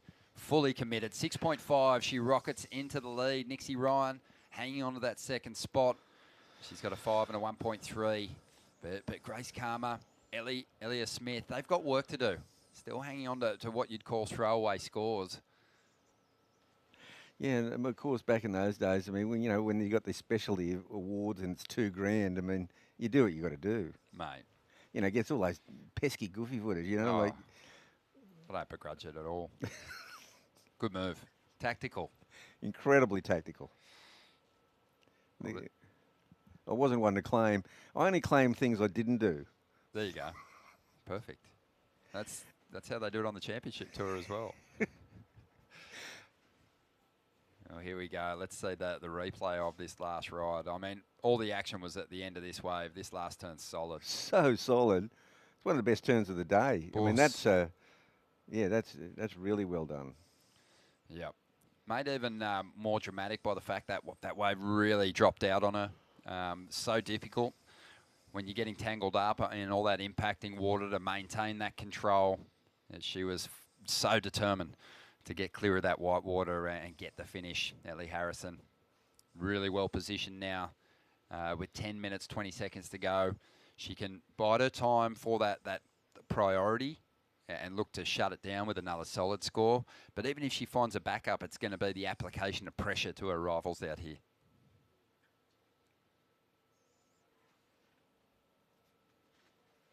Yeah, 6.5. So zooming from fourth to first, that's the way to go. One wave. Halfway through the heat, pretty low wave count. Only Nixie Ryan's got a second wave. That's amazing. So it's going to be 4 surfers in each of the heats until we get to our semi-finals. So, it's always going to be a challenge, even if, you're a favourite as far as your performance goes. There's going to be the challenge of getting on 2 quality waves in these heats. I do think for the surfers, getting a busy start is a smart way to play it. Just establishing some decent numbers, because we've seen competitors get lost out there and playing the patience game. You're kind of getting pulled out of position too as you move down the line. Yeah, it's a dangerous place to be caught out if, going into the last 5 minutes and you need a good score, even if you've got priority. Yesterday there was there was some lulls, and there's a bit more wave action today, but then the current has come into play today, so that's added a whole other element to it. Yeah, yesterday it was easy work. Oh, it was easy. You could turn around the heat if you were behind in the space of a couple of minutes. Yep. Today, that looks a little harder to achieve because with that sweep too, it isn't predominant. There's not like a section that that you can go to tap into a corner. They're sort of popping up all over the place at the moment. I used to, and still do, just hate getting in the battle with a sweep. Oh, I like a reverse current. Oh yeah, yeah. The reverse rip's nice. Yeah, the sweeps get harder. They just get harder and harder. Do you fight it anymore when you're surfing snapper, or just I don't fight it. Take the ride? I don't fight it. I try to jump in, and as I come across the actual lineup, just swing around and get one. Yep. And just go with it. Yep. Ride it to Coolangatta Surf Club and go home.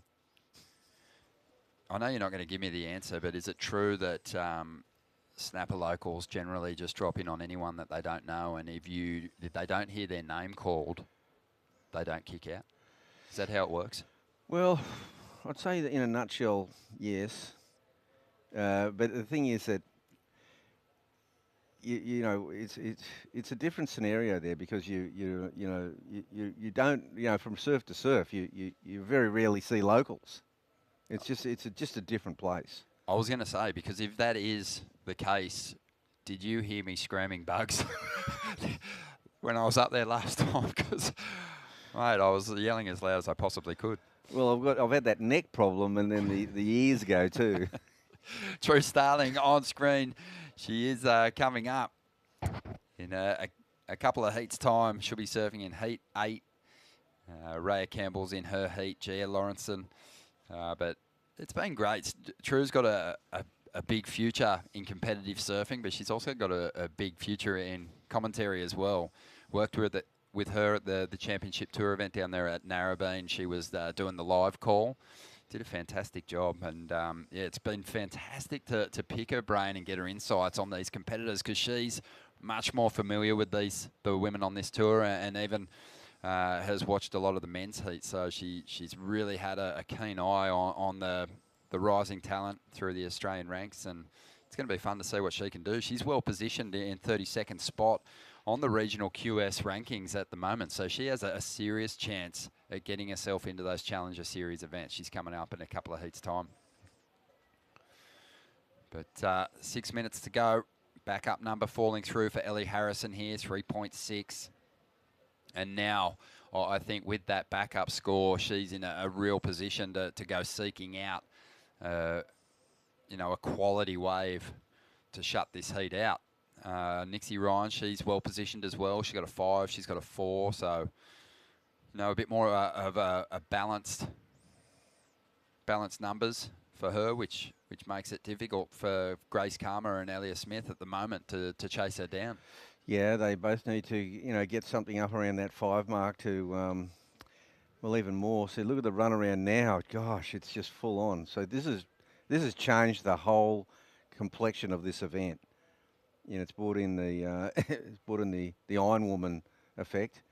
Now she's got someone who's running the board for her. There's a camera behind her.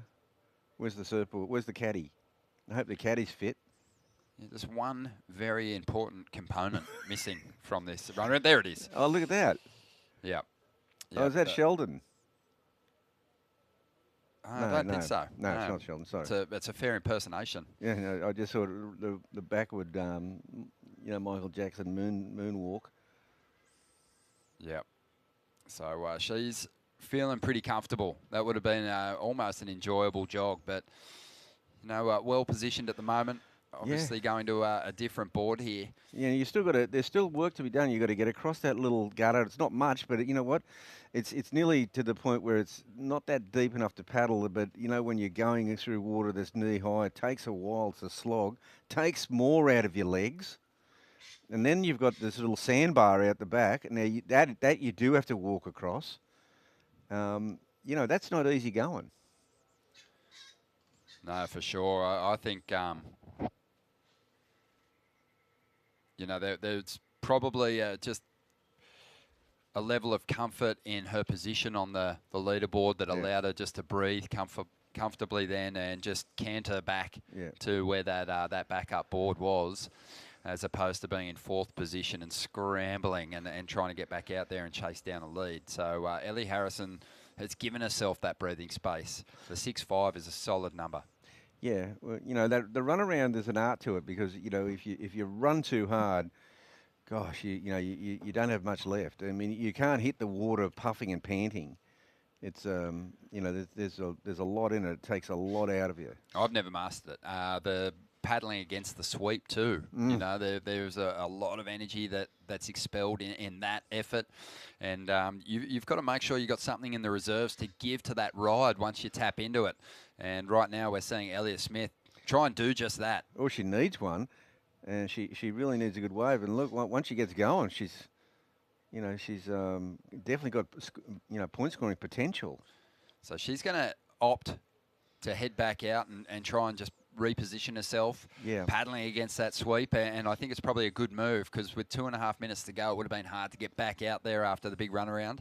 Yeah, well, you know, you'd be able to do it in 2 bites. I mean, there's no way she could do the run around, but you can still get those wide ones, and you know, the judges can see it all. It's a pretty wide contest area. Yeah, but it's a nice big 180-degree view that the judges are enjoying. It's, you know, and they're set back a little bit too from the actual shoreline, so they will still see her if she's down the beach. Here she goes, and she needs a big score. She's after a 6.33, Elliott Smith. She had a 2.67 on a previous wave, so just chipped away at that requirement. And the big finish was necessary, because a 6.33, it wasn't coming until she finished that final turn, and that might be close. Yeah, it might be close. It's a big turn. Yeah, it's a well-served wave. She's really left her run late. That's for sure. A minute and a half to go. And she's dropped her best number, but not enough to get her into the top 2. It's a 5-point ride, and Elliott Smith is still needing more work. Nixie Ryan darting down the beach, riding that sweep now. Yeah, now she's going with the sweep to try to as a blocking movement, so we haven't seen that.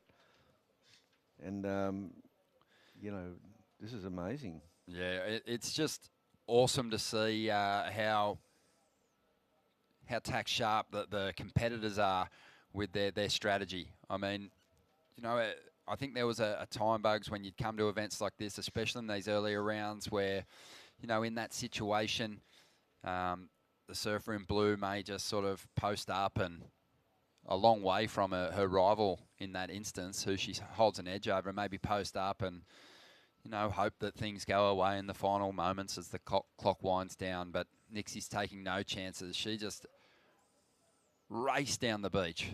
Oh, she really did.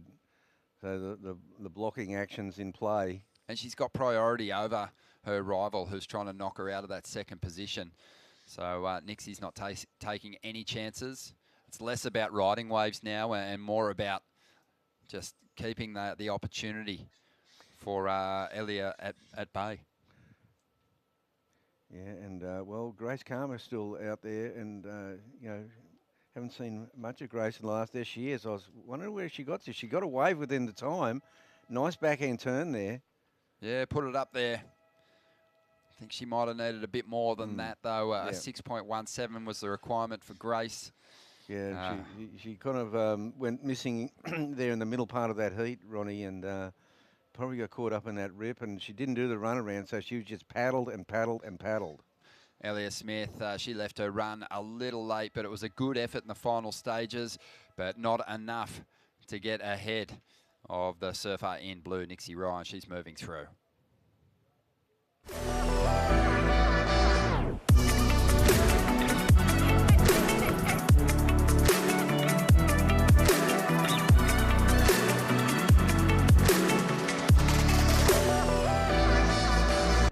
starting the day with freshness, giving us the energy to paddle out and live life to the fullest. All natural and organic, a superfood bursting with flavor and taking you to your own piece of paradise. Sharing moments with friends, sharing them with Oakberry.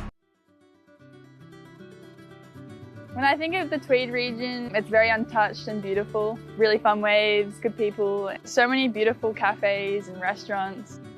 A lot of overseas trips, it's always nice coming back here. Just reset, connect with nature, and it's a great place to come back to.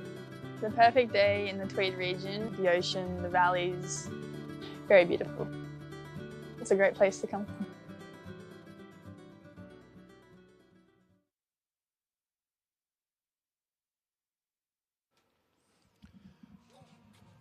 Welcome back to the show. I can definitely vouch for that. It's an awesome place to visit. Macy Callahan, living in this area now, grew up on the central coast of New South Wales, but loves living up here on the north coast. And there we have Sierra Kerr in the green. She kicked off her first qualifying series heat with a really exceptional performance to earn her place here in the round of 32. Broken board. But yeah, we did have a broken board in that last heat. And that was Ellie Harrison. And there's Sky Burgess. Yeah, Sky just going to opt out of this ride. Didn't like the feel of it. Looked like a nice little runner, but she wants more, something a little steeper on that outside section. Well, there's also the factor that she could be playing the game of going, I'll get 2 waves before I do the run around. Like maybe not going all the way through on the first wave, and there could be some coaching involved here. So heat number 7. This is a very, very big round for some of those surfers, getting their first shot at it. A QS 5000. Amber Dodds is out there in the red. Charlie Hurst is in the blue. Sky Burgess is in the white jersey. She's taken the early lead here with a 2.87 Sierra Kerr. She is out there in the green. And yeah, just chatting to Sierra after that first heat, said she felt pretty comfortable. You know, I think probably going into her first QS, feeling nervous, but you know, the expectations on herself probably aren't too high at this point, but you put in a performance where you have an excellent score, an 8.67, you back it up with a 7-point ride, you know, suddenly the goalposts are going to move a little bit for you, and the goal is inevitably going to grow a little bit. The expectation of even your performance is going to increase. Yeah, that's right. So we'll see how she deals with it. She's been taking it all in her stride so far. 16.5 minutes to go here, and waiting for Charlie and Amber to tap into their first rides. Yeah, well, that first wave with Sierra, she just didn't make that last bit of a closeout on a bit of a dumping section, and held the score down to a 2.33. Yeah, it's cool. Some talents, Bugs, they kind of just take a little longer to develop and just find their place. But occasionally there is a prodigious talent that just comes on and just seems to have it all. And Sierra's one of those special talents, isn't she? As we see the replay of that opening ride again. Yeah, she's just trying to get this wave, and she maintains the speed, and then she goes for the big manoeuvre. Just doesn't. She just kind of got bounced on that one. So there's a lot of coaching going on right now, because this has really changed up out here. It's suddenly become a bit more difficult. So Amber Dodds opening up the goofy footer, and she absolutely made sure she made that last manoeuvre. A bit of a safety one, but still, it'll be the best score so far. Yeah, well, in these tricky conditions, those completions are crucial. And I think the surfers are becoming very aware of it. You know, you might get that one big number, but, you know, a 3-point ride in your scoreline, you know, completing a turn like that makes it a 3, a mid-range 3 possibly, and it's just a 1 without it. Charlie Hurst, she's banked into a nice wave here. A couple of decent turns there, so that's her first ride, but Sierra Kerr jumping into the lead again. Didn't have the same kind of start that she enjoyed in her first heat this morning. She had a 2.33 on her first wave, but getting back on track with that second ride, 6.33, and now doing the runaround back to the top end. Dad Josh there, running with it. He said after she surfed, he's not Josh Kerr anymore, he's Sierra Kerr's dad. Well, and a bit of hydration. You don't see that often. That's a beauty. I'm liking that. Yeah, mate. There was a bit of hydration on the way around by Sierra Kerr's dad. On those sharp eyes, so many surfers relying on Marcio Suvi now for their equipment. As we see White, Sky Burgess, good looking wall. Oh, there's a good looking wall, Ronnie. One of the better looking waves today. Yeah, bang. Opts, opts not to take the low road, hits the section before dropping over the step, and that should pan out pretty well for her. Yeah, that was that's definitely answered Sierra Kerr's number here. That was a good looking wave. It'll be, if not the best wave, it'll be the second best wave. It's a 5.17. Yeah, so jumping up in the second position now, Sky Burgess. Let's have another look at it. Nice roundhouse. And again goes that rail. That one got a little wobbly, couple of ribs in the face. But you can see what to do here. And yeah, she had to negotiate that double up as well. There was a couple of options there. There was a fork in the road, and she opted for the high line. I think she could have probably juiced some points out of the low road as well, a steeper section, but she'll be happy either way. 5.17's got her back in this heat in second spot, and she's on her way back to the southern end of the contest area. Yeah, it looks like a solo run there. There's no one down there with the hydration. So she's on her own, but it's a good move, and she's running well. Yeah, really a leg burner after you're putting a bit of energy into juicing your way across some of that flatter water, and then you've got to get in and make that run. It's probably a couple of 100 metres back to the southern end of the contest area. Well, against our sou'easter too. You got the wind on the on the land as well. So you got the board, you've got to control the board. You know everything's got to be right. So it's a big effort. It's huge. You know, I remember surfing in some of those board riders tag team events when I was at Growing Bugs, and you know the beach starts always took so much out of you when you ran down the beach and you're paddling, racing to get to into position in the takeoff zone. And the big one that stands out for me, there's a massive one that stands out for me, Ronnie. It was the 1992 ISA World Championships. It was back before it was the World Surfing Games. As we see Amber Dodds here on this wave. So the girls are, I mean, they're starting to get longer rides, that's for sure. They sure are. She just pulled it out. But and it was Lacanau. It was about 10 feet, and it was howling. The wind was howling sideshore. And, being the coach, I was doing the runner with the boards, but I tell you what, it's a bit different with Ray Gleave, and he's got the 9-footer.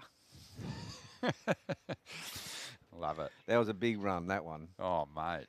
I think we might have had, one on the front and one on the back, but I had to take him. And it was a big sweep, and this is a pretty good wave. And, you'd have had to run about maybe 400 metres up the beach to get out in front of the contest area. It was one of those ones. Lacanau, right? There's no channel. We know you're a sprinter, though. Yeah. Bugs. I mean, Rabbit, a lot of people might have thought it was maybe because of your ears or your teeth that you got the nickname, but it was because of your speed, your running. I could have been a soccer player, but chose running. There you go. Cross country running, actually. So you had through the bush a bit of stamina then. You could get it done over a long. But it was a different coaching approach at the time. No one was thinking about doing this sort of thing, and I had the whole team running 400 metres up the beach, and we won. Australia won by like a record amount, but that Ray Gleave one really stuck with me because that was just brutal. Trying to paddle out through this 10-foot shore break on a longboard, no duck diving, and it was credit to him. I think Ray might have. I mean, he was the best longboarder in the world at the time, Ray Gleave. He was amazing. He only got second in that event, but gosh, it was a big effort. We love it. Well, here we go, Amber Dodds. She's making the journey around now after her best ride. A solid score on the way for her, and this heat's starting to tighten up. Sierra Kerr, it felt like she was going to run away with it again for a moment. Sky Burgess answered back with a 5.17 to get herself in a position to make a strike at the lead. And now Amber Dodds is going to drop a big score of her own, potentially the biggest score of this heat so far. It'll be very comparable to Sierra's last ride, but she's on her way back to the southern end doing the run around now. Charlie Hurst is the competitor on screen that's going to have some work to do here as we head into the second half of this heat, because she doesn't have a huge number to speak of. Sierra's up at the moment. Going to get rid of that 2.33. Big section standing up, tricky to read. And she just gets vaporised as the wave shuts down. Gosh, that was heavy. So things have changed out there. She was just sort of stuck in no man's land there for a moment. Yeah. The wave was not really providing enough energy for her to get some speed to float that end section properly. Did a nice little cut down on the outside. Yeah, so she got a couple of little points on the, with this section here. That's, as you say, vaporised. Yeah, it just was an ugly section to deal with. It was like a rocket launching. Just got completely blasted. I guess the good thing is she kind of got that board out in front of that lip. And she's going to save that equipment. But Sierra Kerr, look, it won't be a monster score, but it'll probably help her position at the moment, because she did do a couple of little transition moves before that final section. But we do still have some numbers on the way. And Amber Dodds is just waiting to hear what her last ride came through at 7.5 minutes to go. But you can see she has one on the way. And you can see what I mean there. See, she's come across that little gutter head. Now she's, going across the sandbar. That's all taking energy out of her legs. This is a real workout now. There's an art too, Bugs, to just maintaining a good breath through that period when you're competing. It's a little more taxing physically than what it would be if you did exactly the same thing in a free surf. It's just a little harder to fill those lungs. Yeah, that's for sure. Yeah, I mean, there's no doubt about it. I mean, in a heat, in a situation like this, a heat in this sort of conditions now is like a 2-hour free surf.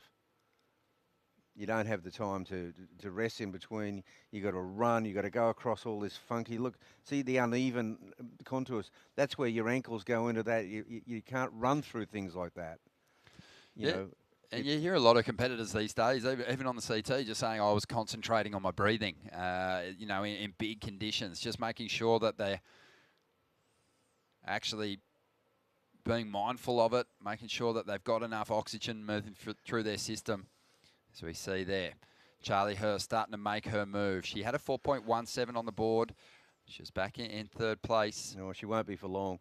I'd say there's a good chance she's going to go into first place on that wave. We're still waiting on some numbers too. We might be just sweating on some technical difficulties here, but out in the lineup, they're going to be really hungry to hear what the situation is here, because things would have tightened up somewhat. Sierra Kerr's got a score on the way. We haven't got that just yet. Amber Dodds, she was about to drop a big number when she started her run around. Yeah, and I think and this score here, I think, is going to be a good one, Ronnie. Yeah, Charlie did well. She, this turn, and then she finishes it really well here. Yeah. Yeah, clean. Just nice flowing surfing, maintain good speed throughout the ride. Didn't have that one big punchy hit, but it was the nice sequence of manoeuvres as we see on the outside now. Good looking wall here. So it just feels like these walls are standing a little taller now. Sierra Kerr banks into that section. She'll get another here. No, she ducks under cover. But if she was able to get her board back up onto that section, she would have been looking at another big number. Yeah. I think it'll still go into her top two, though. Yeah, that'll be in her top two. That'll be better than the other one where she just did those two small transition moves, then got blasted. The numbers are in now. Amber Dodd, she did have a 6.17 before doing the runaround, so she jumped up in a first position. Sierra Kerr in second. She's going to need a 3.67 out of that last ride. It was a solid turn.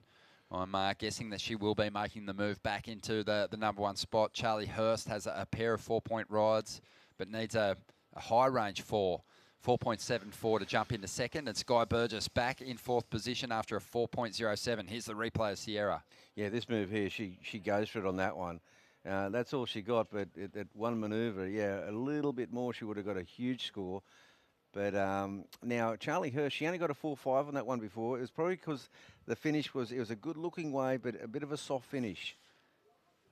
Didn't quite get a board up over the lip line. Pull up under the critical section. And she could have definitely got a bit more out of that wave had she been a bit more assertive. Yeah, you've got to, I guess, be paying attention to the kind of numbers that are dropping and what kind of surfing is producing those numbers from the earlier rounds. And Charlie would have probably been aware that, just what she witnessed this morning, that a couple of 4s is unlikely to get you through to that next round. So she's got to make sure that she digs in on those steeper sections and really put some risk into those manoeuvres. It was nice flowing surfing. It was pretty to watch, but it didn't actually result in too big a score. Sierra Kerr, on the other hand, she's had just a bit more aggression in her scoring rides. 6.07 for that last one, and that was without the finish. So she was potentially on her way to an excellent score had she got back into that oncoming section. But it's still enough to hold the lead at the moment. Amber Dodd's in second spot now after a 6.24. And Charlie and Sky, they're chasing pretty decent numbers to get themselves into a qualifying position here. A 4.84 required for Burgess. And Hurst is after a 5.51. But look at this. This might be a little left here for Sky. Yeah, well, she's got that 5.17, so she could get into the mix here with a good wave. The lefts have got the steeper face. Not a bad effort. Not a bad effort, and she won't lose too much ground in this lineup. She's not going to get sent down the beach. Yeah. Heading left into that sweep. She'll head back out, probably be in around about the same situation or position that she was prior to taking off on that wave. But she only needs a 4. Yeah, and you've just outlined the advantage of going left today, Ronnie. You don't lose your spot in the lineup. Now, the lefts, they're rare, but they have got a steeper face. Yeah, 5.17 for Sky Burgess there. That's enough to see her into second position. Ooh. Things tightening up in the final stages here. Amber Dodds is with priority and now needs a 4.63. She's got big numbers. Wow, what a clever move by Sky Burgess to go left and just to get that 5. Yeah, solid. She'll be back out there now. And Amber's, she's fighting hard to hold position in this lineup and desperately chasing down that 4.63. So let's see if she can do it. 1 minute remaining. The clock really does just move at a different pace depending on what position you're sitting in the heat. Bugs for Sky Burgess. It's just going so slow at the moment for Amber Dodds. Time's just wiping off the clock at what seems like an impossible rate. That's Sierra Kerr's making her way in with 40 seconds to go. A long way down the beach. Yeah, but that score, that 6.07 for that one manoeuvre, what a beauty. She had bigger numbers in the first heat, but inevitably as she moves through the rounds, these heats are going to get closer and a little tougher. And she was pushed a little more in this clash. And you also got that feeling that like she didn't have the greatest heat. No. Things didn't go all her way. Like she did really well to get to. She's got the 2 highest scores of the heat basically. Well, one thing I think that Dad and Matt Bemrose are going to probably be identifying, watching back her heats from this morning and from this last exchange is, if you've done a couple of decent turns, and there's an opportunity to throw your board up on a section, even if you're unsure if you're going to complete that turn. Sometimes it's really worth having a crack at it, especially if she moves into these tougher heats with these top-seeded surfers. But again, super impressed with the composure of this youngster, and she is going to take a victory here and power on through to the next round, along with Sky Burgess, who made a really smart tactical move in the dying stages of that heat. Heat 8 just around the corner with our very own True Starling hitting the lineup.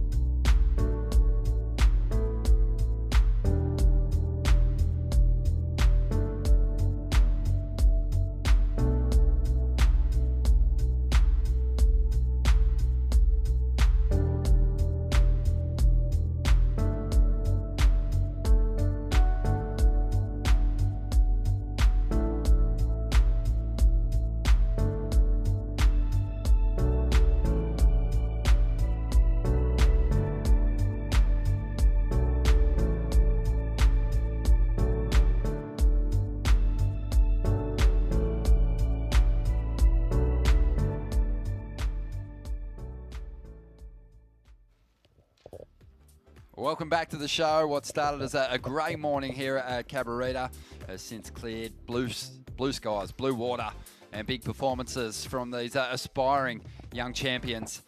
And there is 18 minutes remaining here in Heat 8, the round of 48. And a couple of scores on the board already, but not big ones. Concha Balsameo, she is holding on to a .57. She's out there in the green, the surfer from Portugal. Gia Lawrenson, is out there in the white. Raya Campbell is surfing in the blue, and True Starling is out there in the red. True, the top seed in this one, sitting 32nd position on the qualifying series ratings, and one of those surfers who, with a big finish, could definitely crack that top 8 and give herself a chance in the Challenger Series, as we see Raya there kicking out a 1. You can just tell that all these surfers have fine-tuned their small wave approach in anticipation of this final qualifying series event, because Raya, even on a wave there where she's not going to turn in a huge number, able to generate speed just by working that board through the flat water. And yeah, she got a 3. She got a 3 out of it.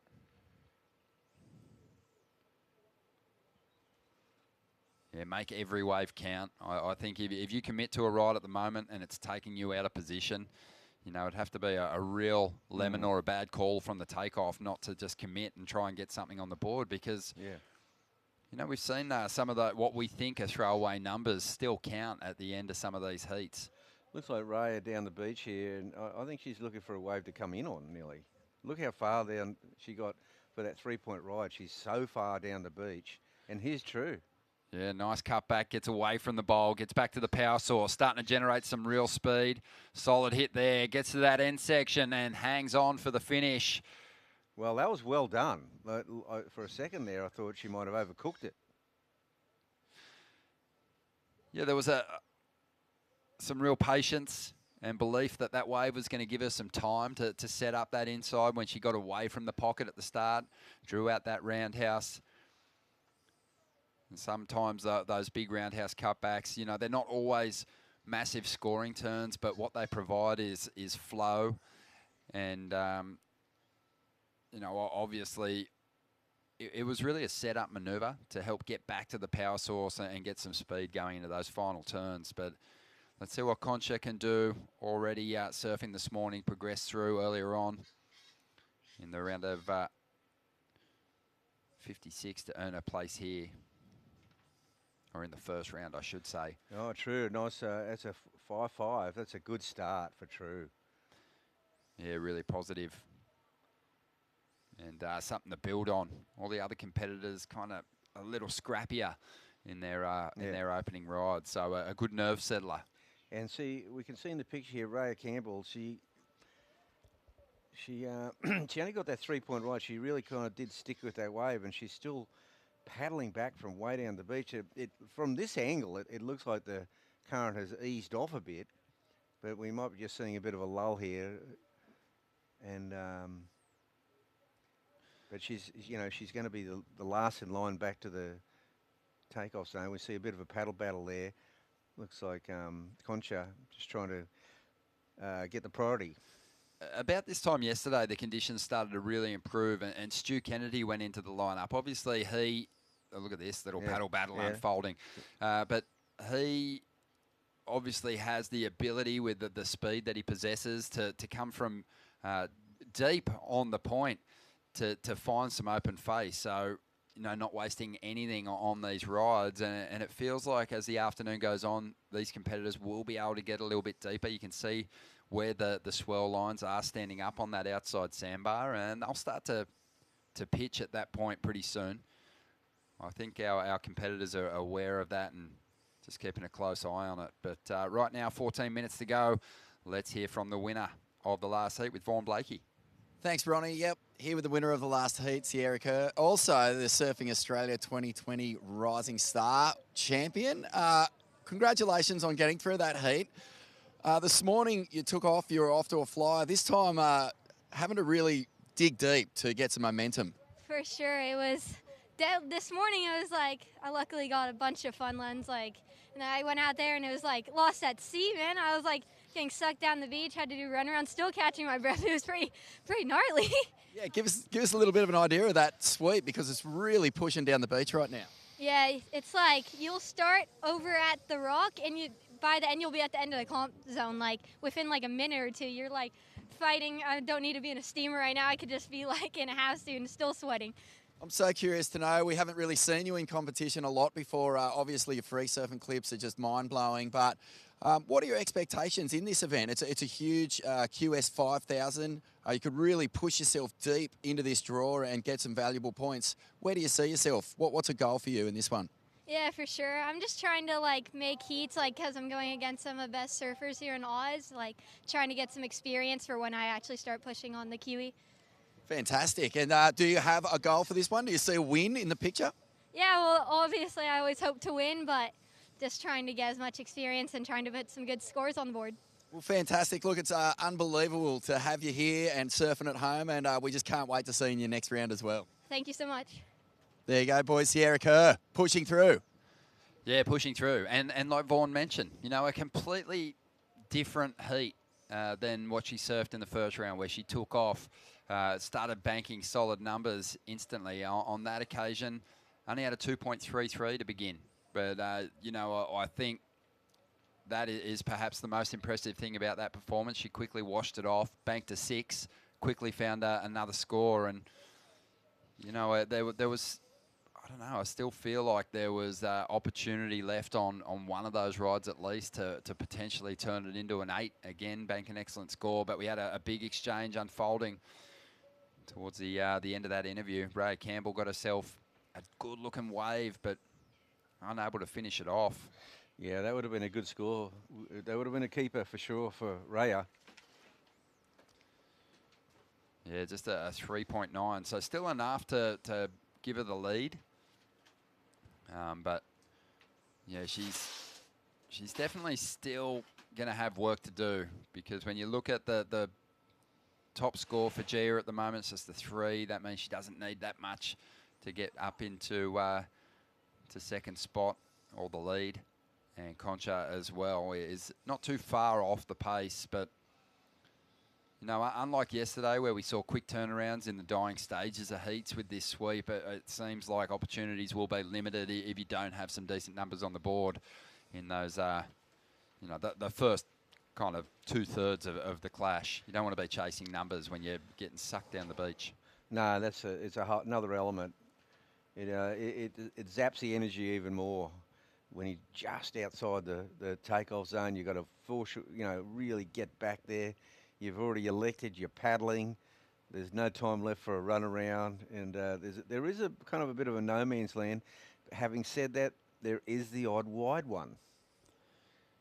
Well, True is looking to back up that very strong opening ride that she had. She's found a nice looking right here that's providing a nice steep wall to tap into. Unfortunately, just goes a little high on that second section, but she set it up pretty well. It was a powerful rebound, but unfortunately, it felt like she set her rail just a little high on the face of that wave. Just under 10 minutes to go. 2.83 actually helps increase her heat score total. But it was a big opportunity to drop something special there. Yeah, well, it did put her back into first place. Raya had just momentarily taken the lead. Well, here is Concha loading up. Big section to hit here. And very difficult to ride out of that one, and she's unsuccessful. So a shame there not to capitalise on that. It's funny, some of these waves, Bugs, that they kind of taper off or flatten out into almost nothing when you get to the inside. So for Concha there, you know, they're the sections that you're begging for because they're high scoring, that they provide plenty of punch. It's high impact. It does require an element of commitment. And to not ride out of that one is an opportunity lost to take that wave from a mid-range 3 to potentially a mid-range 5 or even more. Oh, that's right. Yeah, well, it's a big difference, Ronnie. Yeah, that mid-range 5 will see you through most heats. So 8.5 minutes to go. Just been so impressed with the level of the surfing that we're seeing from the women in all tiers of the competitive realm. The championship tour, the evolution of women's performance surfing there. I mean, it was on show yesterday. Joanne DeFay, Carissa Moore in that final pairing, fighting it out for the victory at the Surf Ranch. They were so impressive.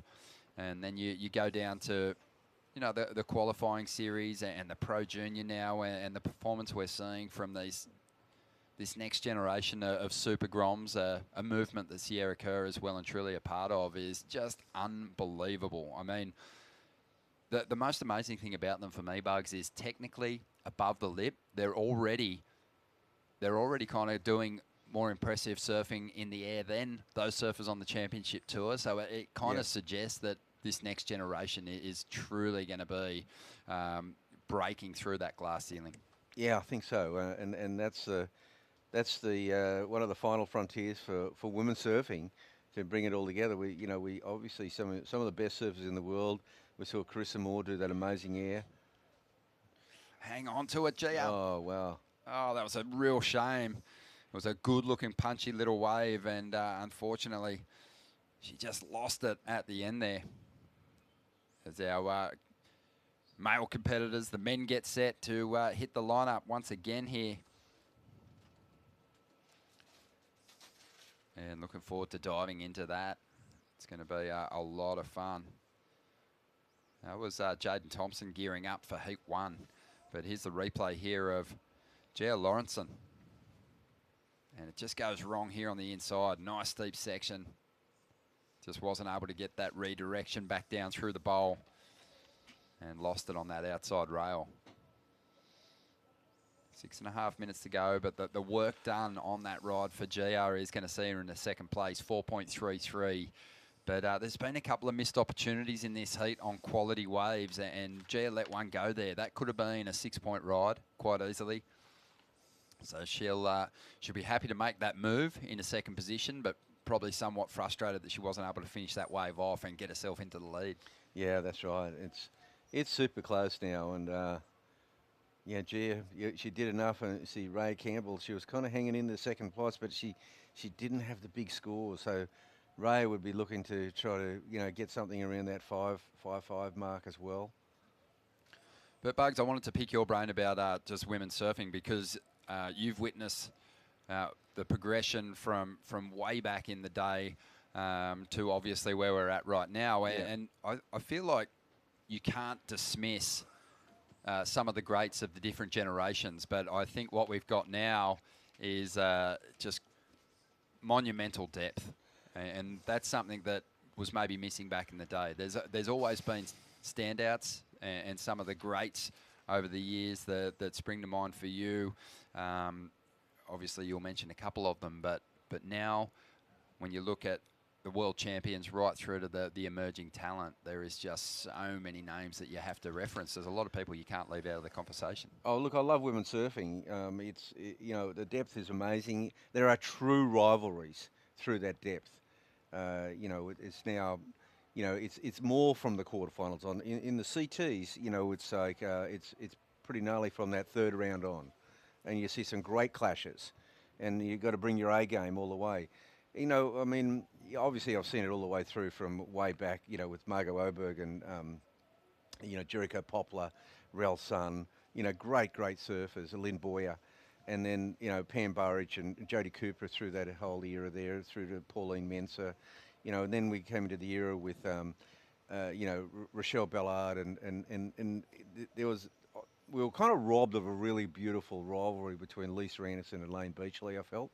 You know, just when, you know, Lisa was dominating, and then just when Lane came into that realm, you know, of vying to be best in the world, Lisa went off and had babies. So I thought we were robbed of that that one, you know, and that would have been an awesome rivalry.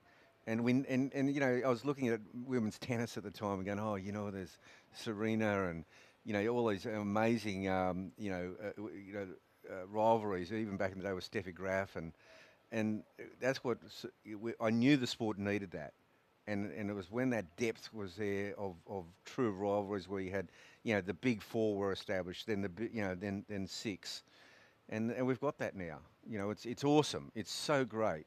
Yeah, and we've been touching too on the fact that rivalries are really born in the junior ranks a lot of the time, and when, you know, you have some rare talents coming through at the same time. It pushes the level, not just of those individual surfers, but of all the surfers that are competing against them as well. And I think at this time, not only have we got those incredible rivalries and that amazing performance evolution happening on the championship tour, but what we've got is this new generation of just unbelievably savvy aerial surfers who are taking women's surfing to a whole new place, and they've still got so much room for growth. And the surfers are people like Sierra Kerr, Erin Brooks.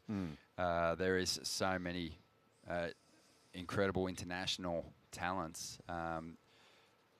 Betty Lou, Sakura Johnson. There's just the Sky Brown. The list goes on. And Kira Pinkerton, the barrel riding that she was doing in Indonesia last year was so just mind-blowing. You honestly could go on all day. Yeah. And, well, with the competition going for the rest of the afternoon, maybe we will. Yeah. But they've been inspired. It's true. Yeah, well, look who they've been inspired by, though. You know, I mean, they're inspired by Stephanie Gilmore and Carissa Moore and you know, these great models, you know, these great role models and great champions, you know. And you've got, you know, like Sally Fitzgibbons and Lakey Peterson and Courtney Conlog. I mean, it's just, the depth is unbelievable, you know. Tatiana. Yep. And this new generation, I think, are also being inspired by the best male surfers in the world. Definitely. I think maybe the big needle pusher or the person that's going to really inspire this younger generation is Caroline Marks, because she was the youngest surfer to ever qualify, just 16 years of age when she was competing in her first championship tour events. And what she was able to do in her first couple of years, get herself right up near the top 5, and then the next year run her up to a world title, will give the belief that those surfers who've dominated the championship tour ranks for so long are beatable. Yeah, she's just been awesome. Yeah, well, she's been awesome. I mean, you know, like I hadn't even mentioned, like Tyler Wright and Caroline. I mean, it's incredible. Yeah. And you know. And we're seeing, you know, obviously we've had dominance, you know, particularly, you know, with world titles. I mean, I think the last 12 world titles or more were won by Stephanie Gilmore, Tyler Wright, and Carissa Moore. You know, Steph with 7, Carissa with 4, Tyler with 2, and now we've got a new group sort of challenging them, and then these inspired young ladies in these divisions here are really going for it. They sure are. True Starling there, trying to get rid of that 2.83 and increase her lead not able to do it on that occasion. 20 seconds to go. Gia Lawrenson hanging on to second spot, but only just Raya Campbell. She didn't need a whole lot, just a 3.44 would have seen her into second, but she hasn't found that ride. And unfortunately for Gia and Concha, they're going to be out of the mix here, but, oh, sorry, Raya is going to be out of the mix. Gia hanging on to that second position, and True Starling getting the victory, and she'll be powering through to the next round. We'll take a quick break. When we return, we'll get the men's event back underway with Vaughan Blakey and Stace Galbraith.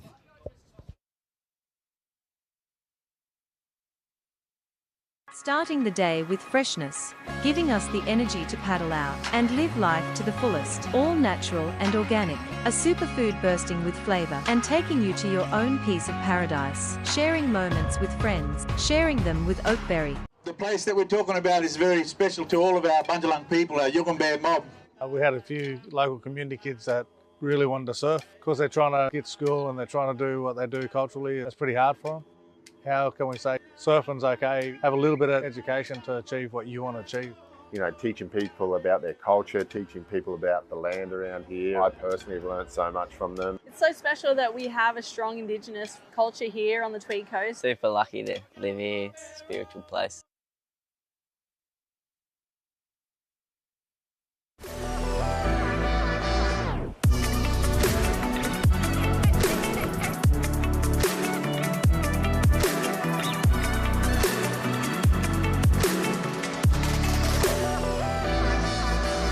Starting the day with freshness, giving us the energy to paddle out and... And welcome back to the Oakberry Tweed Coast Pro. It is a challenging lineup that we're faced with at the moment as we move out of the women's QS 5000 and into the men's. And it's been a big morning. Here is Mitch Parkinson straight into the action. Got a late entry fee in, missed out on his seating, had to start from the start, but you can see just how much push there is in this swell as it heads down the beach at a rate of knots. Vaughan Blakey in the commentary box with my dear friend and surf coach, commentator. I think he might have just passed his life. What were you going for there? Stace Galbraith, welcome to the booth. Morning, or afternoon, I think it is where have you been? Deadly. Thanks for holding the fort for me, mate. Yeah, Pleasure. just had to quickly go and throw the arm over around at Greenmount there with a few athletes, of which I'm not one of them. But what were you actually doing? Just my lifeguard test with the Gold Coast City Council lifeguards. Oh, that's what it was. I thought you were actually doing one of those surf life-saving walk-bys where you just thread the rope through your earlobes or whatever. that's next week, yeah. Yeah, okay, magic. Yeah. All right, well, big heat here, mate.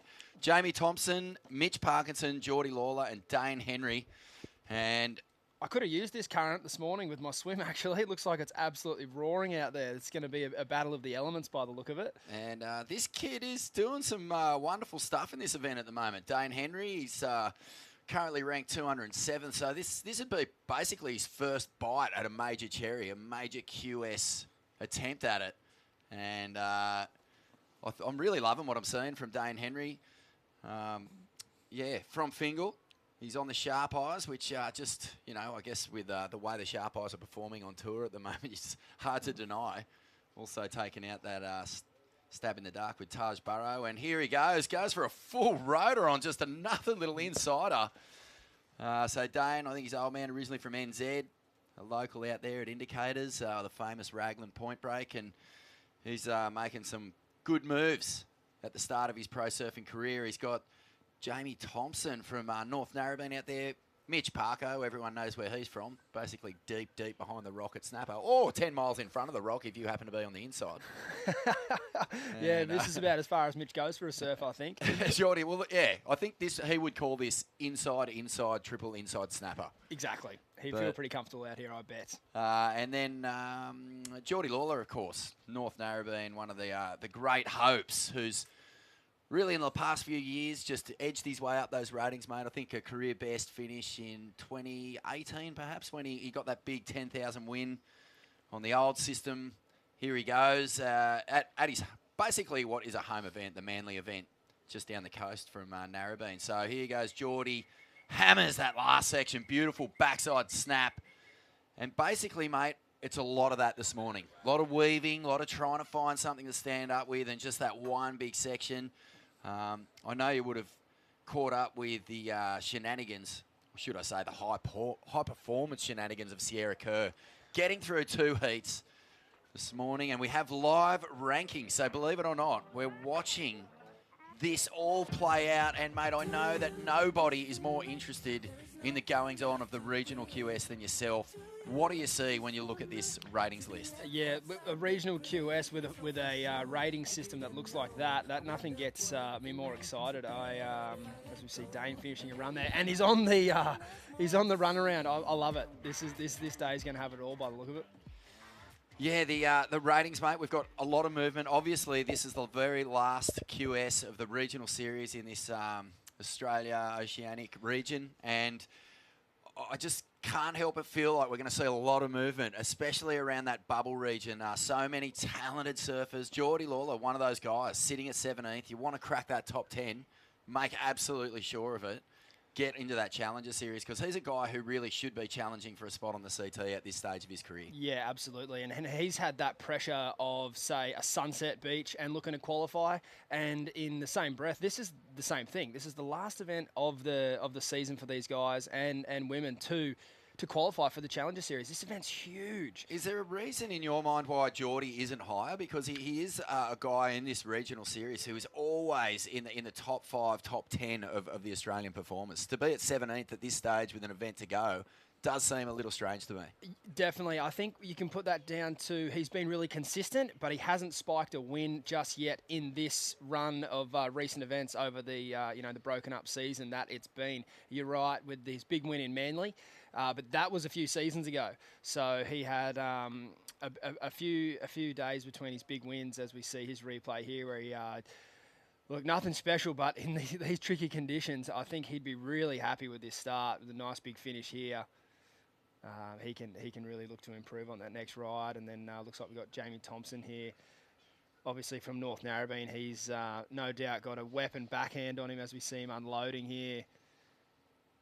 Oh, it's just what the world needs, isn't it? Another insane natural footer from North Narrabeen. It's, I mean, they just pump him out on a production line. But again, the intent shown by these youngsters who are really getting their first crack. I mean, 2 seasons, your surfing can change. You can grow up a lot. Last time we saw Dane Henry in a Rashi, it was probably, he probably was knee high to a grasshopper. He would have just been a tiny little grommy, and you can start to see him filling out. And now that he's in this QS 5000, well, he's got nothing to lose. Absolutely, and we saw it on that last ride. He smashed that thing. That was great from the young fella. He's been training hard, and he's a kid who loves to flare. We saw that earlier with the backside air attempt. I'd be surprised if now that he's got that good score on the board, we don't see him start to loosen up a little bit more as we see that wind absolutely howling into the left. All right, so we will give you a heat update in just a moment. But right now, Ronnie Blakey is down on the beach with the last winner of the last heat, and it's our co-commentator, True Starling. Thank you, Vaughn. True, really interesting, isn't it? Sitting in the commentary booth, watching other people do their thing, picking apart their performances. What's it like out there, and is it more difficult once you're in that lineup rather than watching on from the comfort of the commentary booth? Yeah, I definitely underestimated that rip, that's for sure. I did a lot of paddling in that heat. It would have been nice to get a backup, but I'll take it as it comes. And yeah, that run around got me good. Let's talk about that, because you had a fantastic start. Got the jump on all your rivals in that first exchange. But yeah, you were desperate towards the back end and never really found that score. You know, did you feel like you're in a vulnerable position through the back half of the heat? Yeah, I definitely did. I was paddling out after my run around, and I thought I heard I was in third, so I was like, what's going on? Like, Britt, give me a situation. So when she said I was in the lead, I felt more comfortable, but you know, you never feel fully comfortable in the lead. You know, you always want to back that second score up, and it would have been nice to get another one. I probably should have just like gone with the rip and gone a bit further down instead of keep trying to paddle against it.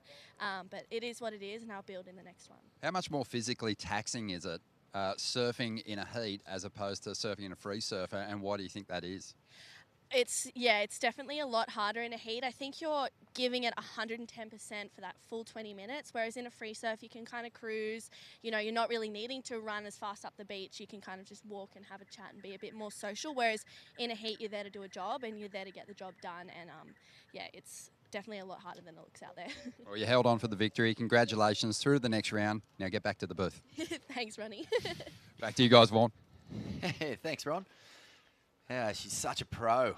Whether she's, breaking it down up here with us or she's out in the water, it was a tricky heat. And she'd been watching the conditions, obviously, as part of the commentary team, really having the, the wherewithal to pay close attention to what it was going to be doing when she got out there. But that was a real grindy one. She had a mid-range 5, and that was the top-scoring ride. Backed it up with only a 2. So you can just see how much extra work these athletes are having to put in as Mitchie Parkinson now gets the big float. Comes through onto the inside. This is nice. So a little snap to slide, but that one bowls out on that shorey section, and he loses it. So a little frustrating there, and the big bummer is after all that work to not get the finishing turn in, all of a sudden you're a mile down the beach, Stace. I know if there's anyone who's not stoked about a run around right now, it's old Mitchie P. He's a great paddler, but I'm not sure he's the best runner as we see Dane looking to back up his good start here. So Jamie Thompson from North Narrabeen is out in front, put together a couple of nice waves, a 5.93 and a 4.83 for the under-18 Aussie champ from, I think, maybe 2018, so a couple of years ago there. But, any Aussie title, it basically is the big announcement that you're on your way and you're coming ready to go on the QS. So, Jamie out of the blocks here. Dane Henry, though, the little Grom. And he's just from up the road at Finglehead. And he's put in a good start as well, a 5.7. Back that up with a 1.8 at the moment, looking for a second scoring ride. Geordie Lawyer will just want to keep an eye on Dane Henry in this one. He's got a 5.77. He's looking for a backup score, and Mitch Parkinson begins the long run up the beach. He might just elect to paddle. You never know. Wouldn't surprise me. As we see Dane here just looking to improve on that 1.8, that wave not eventuating to too much. I'm not too sure if he improves there. It'll be by very much at all. But I know with Mitchell, as we see Geordie here, Geordie off the bottom gets that first foam climb. And he's just waiting for this thing to stand up. And there's just a lot of downtime at the start of these waves. This is where the points are, and he hammers it again. Last time a wave sat up like that for him, he managed to pocket a 5.77. What do you think, Stace? It's probably in the same ballpark. The first 2 turns were a little better than his last wave. But it's all in that nice vertical re-entry and just making sure you get the clean ride out. Absolutely. He's looking so polished. The young fella on the run around, I love it. What I was going to mention earlier is Mitch looked really good on this wave. If I'm to make a guess, his favourite board that he was riding yesterday, which was a beautiful quad made by his friend Jai, he broke it. So this is his second favourite board. And I think the quad there might have just released a little earlier. And if that's a thruster, it could be a little stiffer. And that's just where he came unstuck. But yeah, Mitchell's boards have been looking incredible lately, and I'm sure it's nice for him to work with one of his best mates and really dial in his equipment. He's been going really, really short with his high-performance surfboards, but they've been working for him. Great pickup, mate. I really loved Mitch on that quad. He just looked so smooth yesterday, and even with this down-the-line push, without that sort of steep face in the opening parts of the wave, that little bit of extra speed, that just that little bit of acceleration without having to try, it's just... There's such good boards. It's a bummer to hear that he broke that one.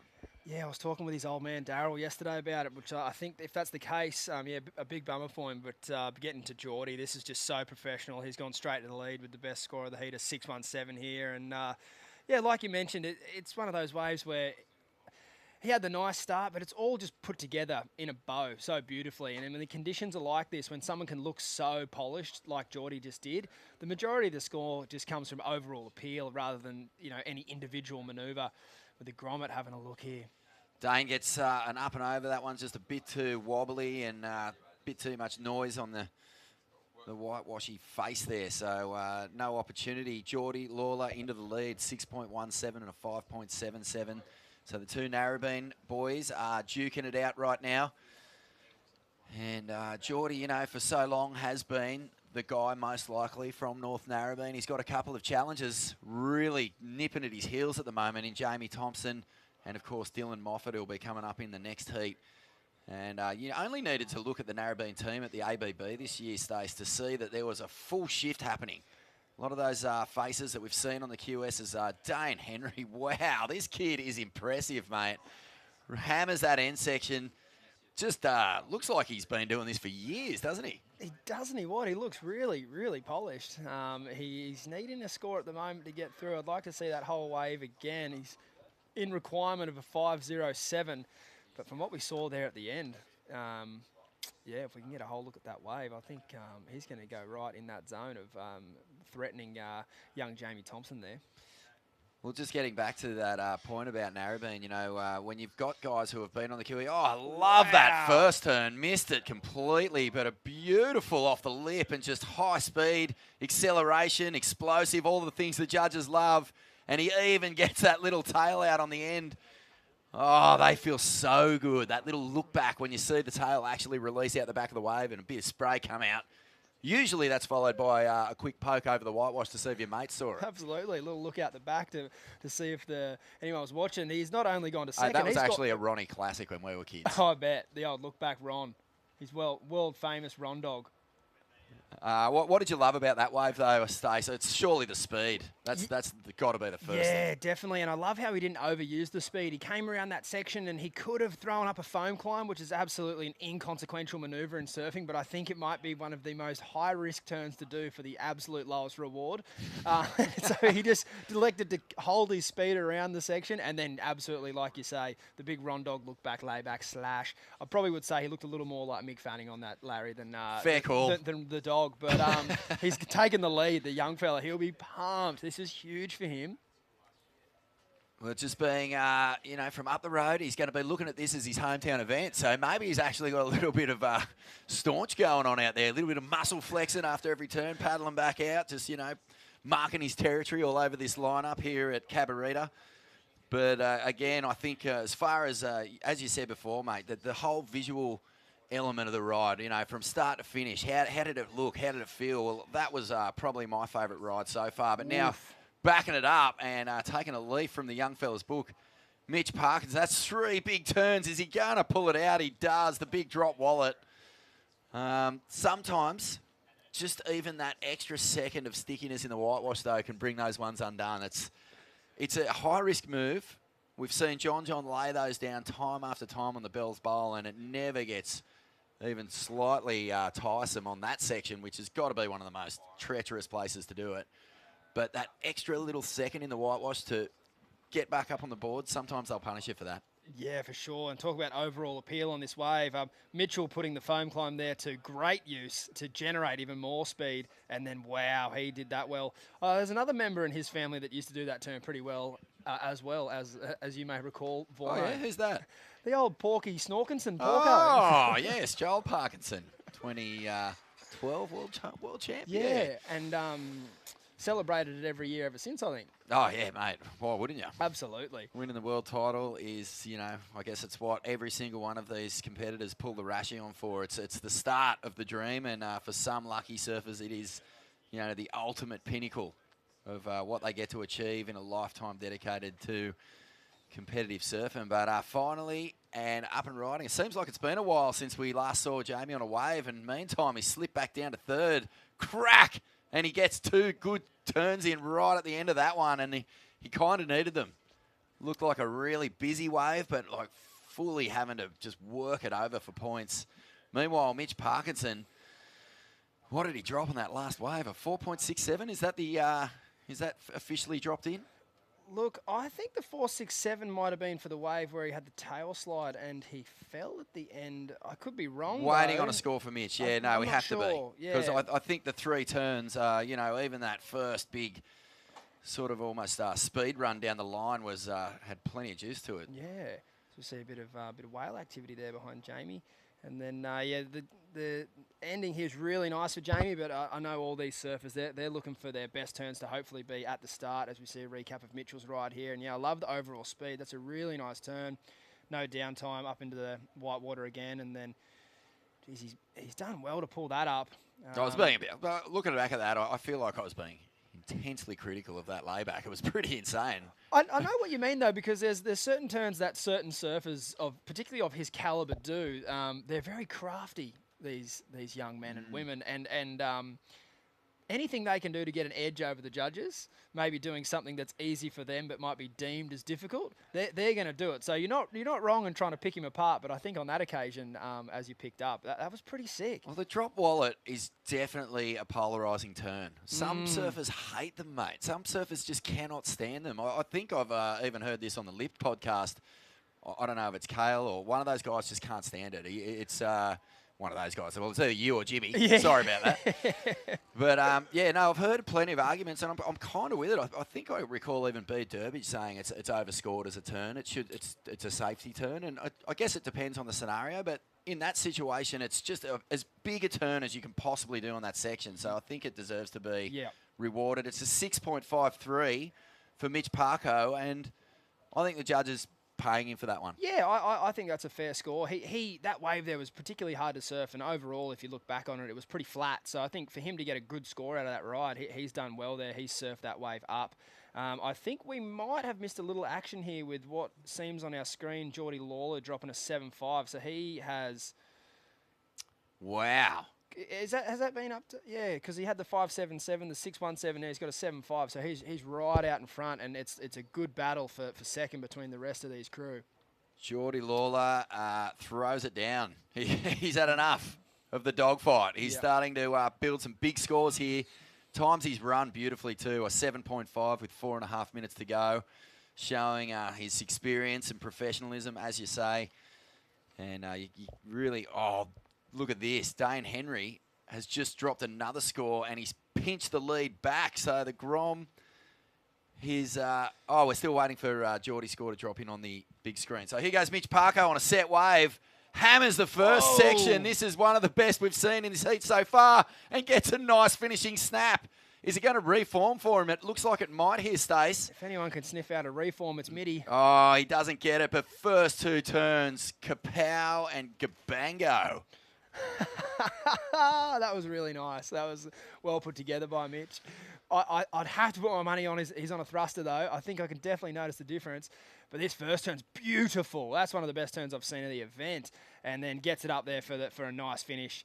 And look, the damage was done. He's, without a doubt, in my mind, going to potentially challenge for the lead as far as I can see with what scores we're seeing here. That the first wrap was polished. And getting back to the layback versus, say, a carve like that, for mine, a carve like that is infinitely more difficult to rotate your body and twist your head and do everything like that in a critical section. And I think what perhaps the boys on the Lip podcast, and even myself, I kind of harp on about it from time to time as well. I think laybacks can be used as a cheat turn. Certainly not with Mitch's ride earlier, but I think there's a few crew that bust them out when they're in need. Even the late, great Andy Irons, they all have one of them. And sometimes they're really gnarly, and other times they're a little bit like, whoa, is he trying to trick us? And the judges are onto it these days. They're not easily fooled. Mitchell, his best ride, a 7.13, and although he doesn't go to the lead, he is right there. He actually almost tied for the lead, 13.67 to Geordie, 13.66 to Mitch, and now the younger fellas, they're in chase of sevens themselves. 2.5 minutes remaining, and it's like the old dogs have had enough. They've started like really letting themselves off the chain here. And the Grommies, who were just having it all their own way. Dane Henry slips back to third. Jamie Thompson, who led at the start of this heat, he slipped back to fourth. And looking at these scores, this is a real step up, mate. And I'm not surprised, really. We're into the round of 64. It's heat one. Really, top-seeded surfers who want to make that Challenger Series are in the mix now.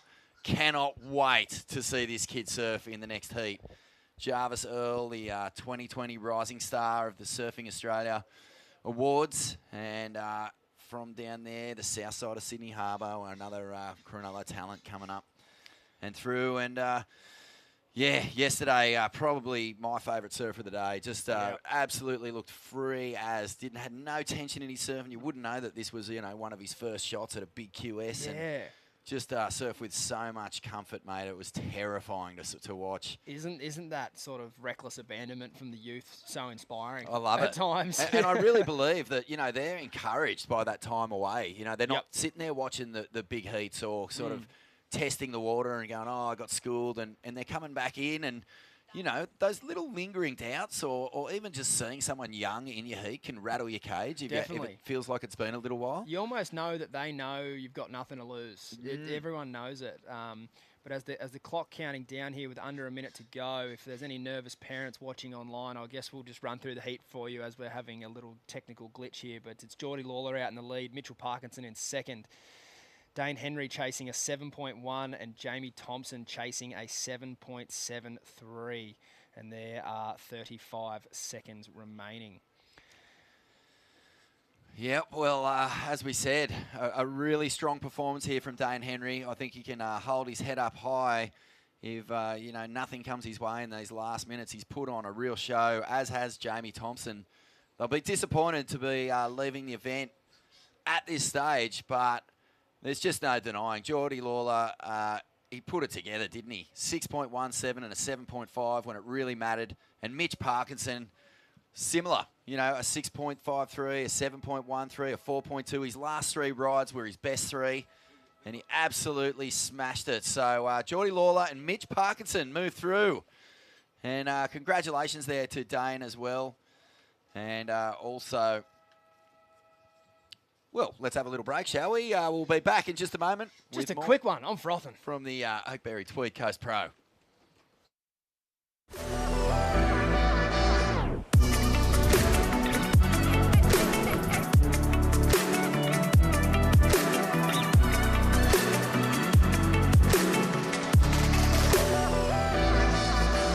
Starting the day with freshness, giving us the energy to paddle out and live life to the fullest. All natural and organic, a superfood bursting with flavor and taking you to your own piece of paradise. Sharing moments with friends, sharing them with Oakberry.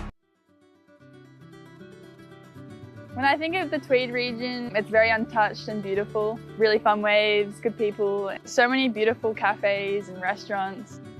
A lot of overseas trips, it's always nice coming back here. Just reset, connect with nature, and it's a great place to come back to. The perfect day in the Tweed region, the ocean, the valleys, very beautiful. It's a great place to come.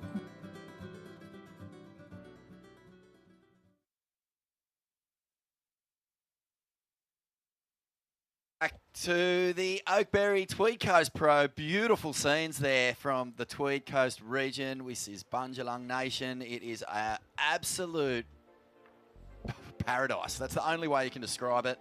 And we've turned up 2 days in a row now, and the event has been blessed. We've had really fun-looking waves. There's a big sweep moving through now, and things are a little challenging in terms of finding your place in the lineup. But we've got another fantastic heat out in the water at the moment. Vaughan Blakey in the commentary box with Stace Galbraith, and this man on screen right now, Zave Huxtable, who has just been a man full of promise. And he just gets stronger and stronger. A little bit of time out with an injury over the last 12 months, but he's really, you know, trained himself back to peak form. And you can see here just a beautiful finish, that one. Power hack. Had to get a lot of work done to get down to that section, but he gets it done in the end of the day. He's up against Axel Rose, Kuroda, Dylan Moffat, and Harley Ross. So another stacked heat. How do you see this one playing out, Stace? I'm really excited to see if Dylan can carry on that momentum from his massive performance at his hometown in Narrabeen. And I'd like to think that he can put it together here, because this is a huge event for him, as we just see him with a little paddle and a miss. And Axel's going to swoop underneath. Axel, he's 57th at the moment, and he's a young fella, and he's got plenty of flow, gets it up and over. He's from North Stain, so we all know the talent levels that have come out of that region around Manly. A couple of different beaches there, don't confuse them, because they don't like it. But I'm easily confused around that part, but what I do know is we've got 3 surfers north of the bridge here. Would I be right in saying that? You're right, this yeah. Is stacked. Harley Ross won a Curl's finals. He'll be loving this, because Curl is the wobbliest wave in the world. It's basically just backwash and TPs, and man, if you can surf that wave, you can basically surf anywhere. It is so challenging. I know a good mate of Harley's is down the beach as well. Matt Bemrose, saw him before. They tend to froth a lot, those guys, because they've never seen an open-faced wall that just peels cleanly, not once in their lives. So, Harley would be looking at this going, what? This is pumping. Pumping.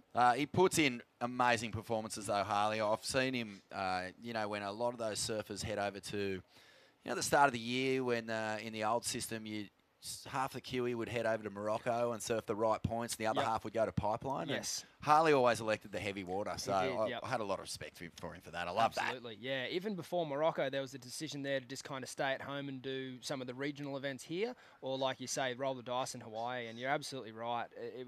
Harley, even when his support from Volcom met its end, he still went over there every year. And I think that it just gets so much respect from the boys. They know that you've still keep your chin up and you keep charging and you keep trying, and at the end of the day, that's all you can really do, and it was cool to see him do that. It is, mate. So Dylan Moffat, he is the #1 seed in this heat. A big opportunity for him at the start of the year to surf in his first CT. That man who we just saw on screen, Geordie Lawler, it was kind of a toss-up between the two of them. Dylan actually was ahead of Geordie on the QS ratings. That's basically what it came down to. He's been such a performer for so long, Geordie, but the Narrabeen board riders, who were sort of in conjunction with the running of the Rip Curl Narrabeen Classic, they just said, let's give him a shot. He's our best performer at the moment. He had won a QS as well in Maroubra, so he was in good form. And he did really well, mate. He avoided the elimination round in his first heat. I think he knocked out Jack Robbo in... Oh, no, sorry, that's wrong. That's he actually did go into... Oh, okay, look at this, the live score. We'll get back to that. Sorry, mate. No, you're right. Meal of that, an absolute meal of it. No, we'll clean that right up with a bit of bread and butter. Look at that lineup there. So Geordie Lawler has moved up to 11th. This is the live scoreboard. We'll be getting updates throughout the event. Dylan Moffat is sitting at 7th, so you want to crack that top 10. Just make absolute sure of it. And it's a really interesting looking top 10 at the moment. Yeah, and with the amount of points on offer here, absolutely no one is safe, because you say you take Geordie, for instance, he's surfed a heat. Everyone behind him hasn't surfed yet, and the names behind him are stacked. You've got former CT surfer Mitch Cruz, Jacko Baker, who had a great showing down at Newcastle and the World Tour event there as well. Plenty of experience and plenty of talent. So this is going to be a great scrap all the way to the end of this week. That's right. I'm excited. Well, let me clear up. Dylan Moffat in his first... Oh, hang on. Let's just stick here for a second with the man. This is Dylan, throws a huge backside air reverse and rides out of it.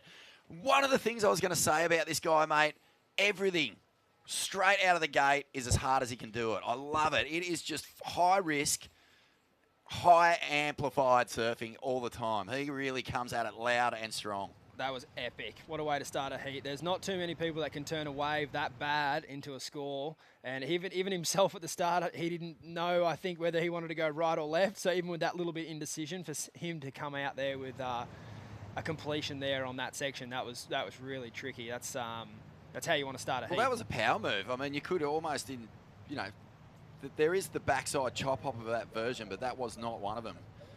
And Zave Hucks, a bit of a split peak here with Axel Rose. But yeah, Dylan, mate, I thought he really did well in Narrabeen. He actually did get bumped by Medina and Jaddy in Heat 1, but he beat Leonardo Fioravanti in the elimination round, and that set him up against Medina. And that was a really tricky heat. I don't know if you remember, but it wasn't high scoring. It was sort of like pretty low range scores, and he was right in that dogfight. Absolutely, and he would have got a lot of experience out of that, even though he didn't get the win over Medina, as we see Axel here on the right. Unfortunately, the characteristics of these last couple of rights have been going pretty well out to sea until they hit the inside, where he unfortunately came unstuck. And then we had Xavier on the left. I'm not too sure what damage he got done there, but I know he has a very deadly backhand. He does. Scores coming in. Looks like Axel has had a really good start to this heat. A 5.67 and a 4.6. Sitting out in front, Zave Huxtable has banked a couple of fours, a 4.17 and a 4.6. And Dylan Moffat, a 4.33. So it was a power turn. It was one move. It was a pretty dodgy wave, but a really good score considering, you know, he managed to really push those fins out. Totally. He was a little late to the section, so he couldn't get too high. But yeah, as you said, he did really well to get that thing done. But getting back to his performance in Narrabeen, he had so many moments in that heat that he'll take through to the rest of his career. That'll give him confidence. And that heat with Jack and Leonardo, that actually was a backhand air shootout. Freestone got the win, but it was Dylan who came in second in that heat, and it was a really good battle between all three surfers. And just to know for him that he can match it with those guys and get through your heat, that's so important. So many wild cards you just see kind of bow out without much of a fight. Not the case for Dylan. He was on fire. Well, speaking of absolute legends from North Narrabeen, let's sling it down to True Starling and Geordie Lawler, winner of the last heat. Thanks, guys. Geordie took out your first heat here at the QS 5000 at the Tweed Coast Pro Oakberry. How do you feel? Yeah, I felt really good, actually, yeah. Really excited for the next one. I still reckon I could have got, like, better waves and stuff, but, yeah, like, felt really good, so I'm just, excited for the next one. And you've been up here for a little while, surfing and kind of getting used to the area. How do you think that has that edge over your competitors? Yeah, it's like real shifty here, as you'd probably know. And so I sort of knew that before coming up, so I was like, oh, I may as well just get used to it and, yeah, just feel it out a bit, so yeah. And board-wise, I know you've got a few boards, and I feel like every single surf I see, you're on a different board, so what are you riding today? Yeah, this is a bunny chow. I actually borrowed it off the Channel Islands team manager, Luca, so this board is actually not meant for me, but it goes amazing, so yeah, thanks, Luca. Epic. Well, we'll be seeing Geordie in the next round tomorrow. Back to you guys in the booth. Thanks very much, True, and looking forward to seeing Geordie again, moving from 17th up to 11th on those that live leaderboard. You can see whales jumping around in the background. Look at that beautiful footage. And the Tweed Coast, if you've never been here, man, put it on your radar. It is one of the most amazing places on the earth, especially for surfers, especially for surfers. Yeah, there's some great opportunities to ride some pretty premium waves around here if you're lucky enough to know the spots. But that little duo there, epic. Two great young surfers from Northie. That was cool to see True interviewing Geordie there. And I know Geordie has been up on the coast for a while. He's actually staying solo at the Kingy Caravan Park. So he's really soaking up the local atmosphere, and it worked well for him then. It did, and so did that bunny chow. He's been on the sea ice for a long, long time, since he was just a little grom, and having access to that level of, just refined, high-performance technical shaping mastery is just such an epic thing, and it's really served him well over the last, well, pretty much over his entire career. Yeah, indeed, you're right. He's been on them since before I think they were superstars here in Australia, the CIs. Axel, he's found a nice little runner. Just a grom, Axel, but he's sitting at 57th on the ratings at the moment, so he'll be looking to put some pressure. I'm loving the attack again. You know, just unfazed. He's got some big names. He would have seen Dylan Moffat surfing that CT, so he might have even surfed a few heats against him in his career. But, you know, there's a different aura about guys who get that CT experience, isn't there? You just see them start to carry themselves differently. Dylan Moffat came from Narrabeen up to the Australian Board Riders Battle at Newcastle, and, mate, almost single-handedly just took Narrabeen to another level. Normally you're looking at a Hog who's bringing that energy, but definitely. Dylan would take off on a wave and just mutilate the things, man. First turn, absolute destructo. Full power, high risk, and it just honestly had grown 10 feet since that heat. It's crazy how I think even from, again, he's probably grown 10 feet again after that event. The Australian Board Riders Battle just seems to bring the best out of so many young kids. There's been so many cool stories from that event over the years. And I know Dylan's just been on a crazy roll, right? Those two back to back, as we see Axel here. Again, these rights are fun waves to surf, but they're just hard for the judges to give it a huge score just because there's a lot of out and around. And he had the nice finish here, but if you're looking back to the prior heat, you see Mitch Parkinson, for example, he was getting his best turn at the start of the wave, not at the end. But Axel did his best with what he had on offer there, as we see him He's on the lifeguard training program right there. I'm loving his strategy here, though, because, you know, as was the case in the last heat, you know, all the best waves happen in the last sort of 5 to 10 minutes. We're almost nearing that zone now in this heat.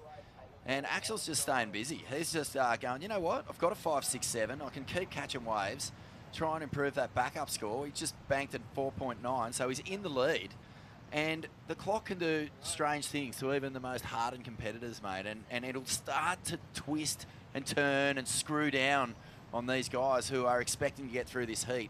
I mean, Dylan Moffat, Harley Ross, and Zave, I can imagine, came to this event going quarters or better. That's where I want to be. Definitely. And, you know, nothing less will be acceptable. So you can still see, even as Zave takes off, whale plumes in the background. It's beautiful scenes here, but Zave currently in second. He wants to get some distance between him and the other guys. And he's gone to the backhand and gets a little float in.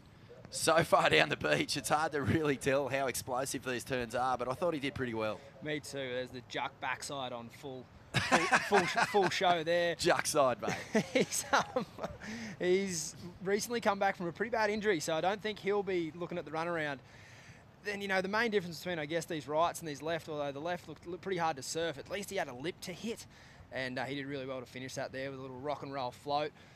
I know his coach, Cal Bell Warren, will be into him about that body language at the end there, but, you know, the damage was done at the start, and there's some nice backside surfing. Mate, the only person I know who gets as critically in depth as you and Mikey on the Cusp podcast is Kale. Yes. The things that drive him mad are so minute, it's absolutely hilarious. But I love it. It's that attention to detail that can be the difference between a 4.17 and a 4.19, and that might be the difference between making or breaking a heat. I know Italo's ripping, for example, but he's also just surfing people into submission in some heats, just with his energy. You know, I think the other person sees him kick out 5 times with his chest puffed up and go, oh, I'm done.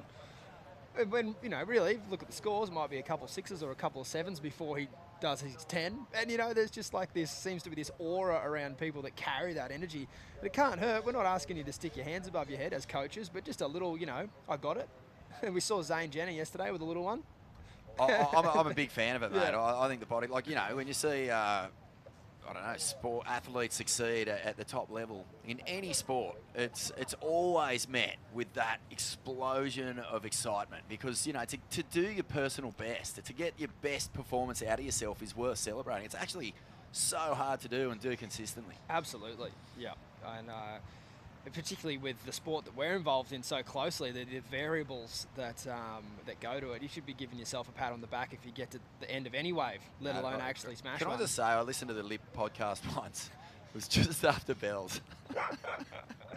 Here we go, here, So Harley. funny. Oh, we'll come back to it. Here goes Harley Ross. And look at him dealing with the wobble like an absolute master because Curl Beach, on its day, up the north end for sure, world class. But down that south end, man, you're dealing with so much backwash, so much wobble. He did pretty well then, but that wave actually, it ran into nothing. It didn't even stand up on that end bit. It just sort of ran to a fluffy closeout. That wave not was much at all. atrocious at the end. He did well to get there, but man, that was hard to score any points on it. He's looking for the runaround. He's in it though. We should be timing these runarounds actually as a little side game. A 4.4 for his last ride, so he's right in this. Only needs a 4.8 to advance. And you can just see how hard this rip is. I mean, Zave has not made 1 inch back towards the takeoff zone that's in front of the contest spot as we see Axel Rose Carrotta just holding his nerve here, mate. What are you loving about this guy's approach so far in this heat? I love his no-nonsense approach. He's picking his waves, he's riding them well. I loved earlier in the heat how he had one of the big guys in the heat, the red jersey of Dylan Moffat, you know, look at a wave, and he had the alertness to noticed that Dylan was actually going to miss it and swung underneath him. He didn't seem to be fazed by the fact that, you know, Dylan was looking at it and he didn't just assume that he was going to catch it.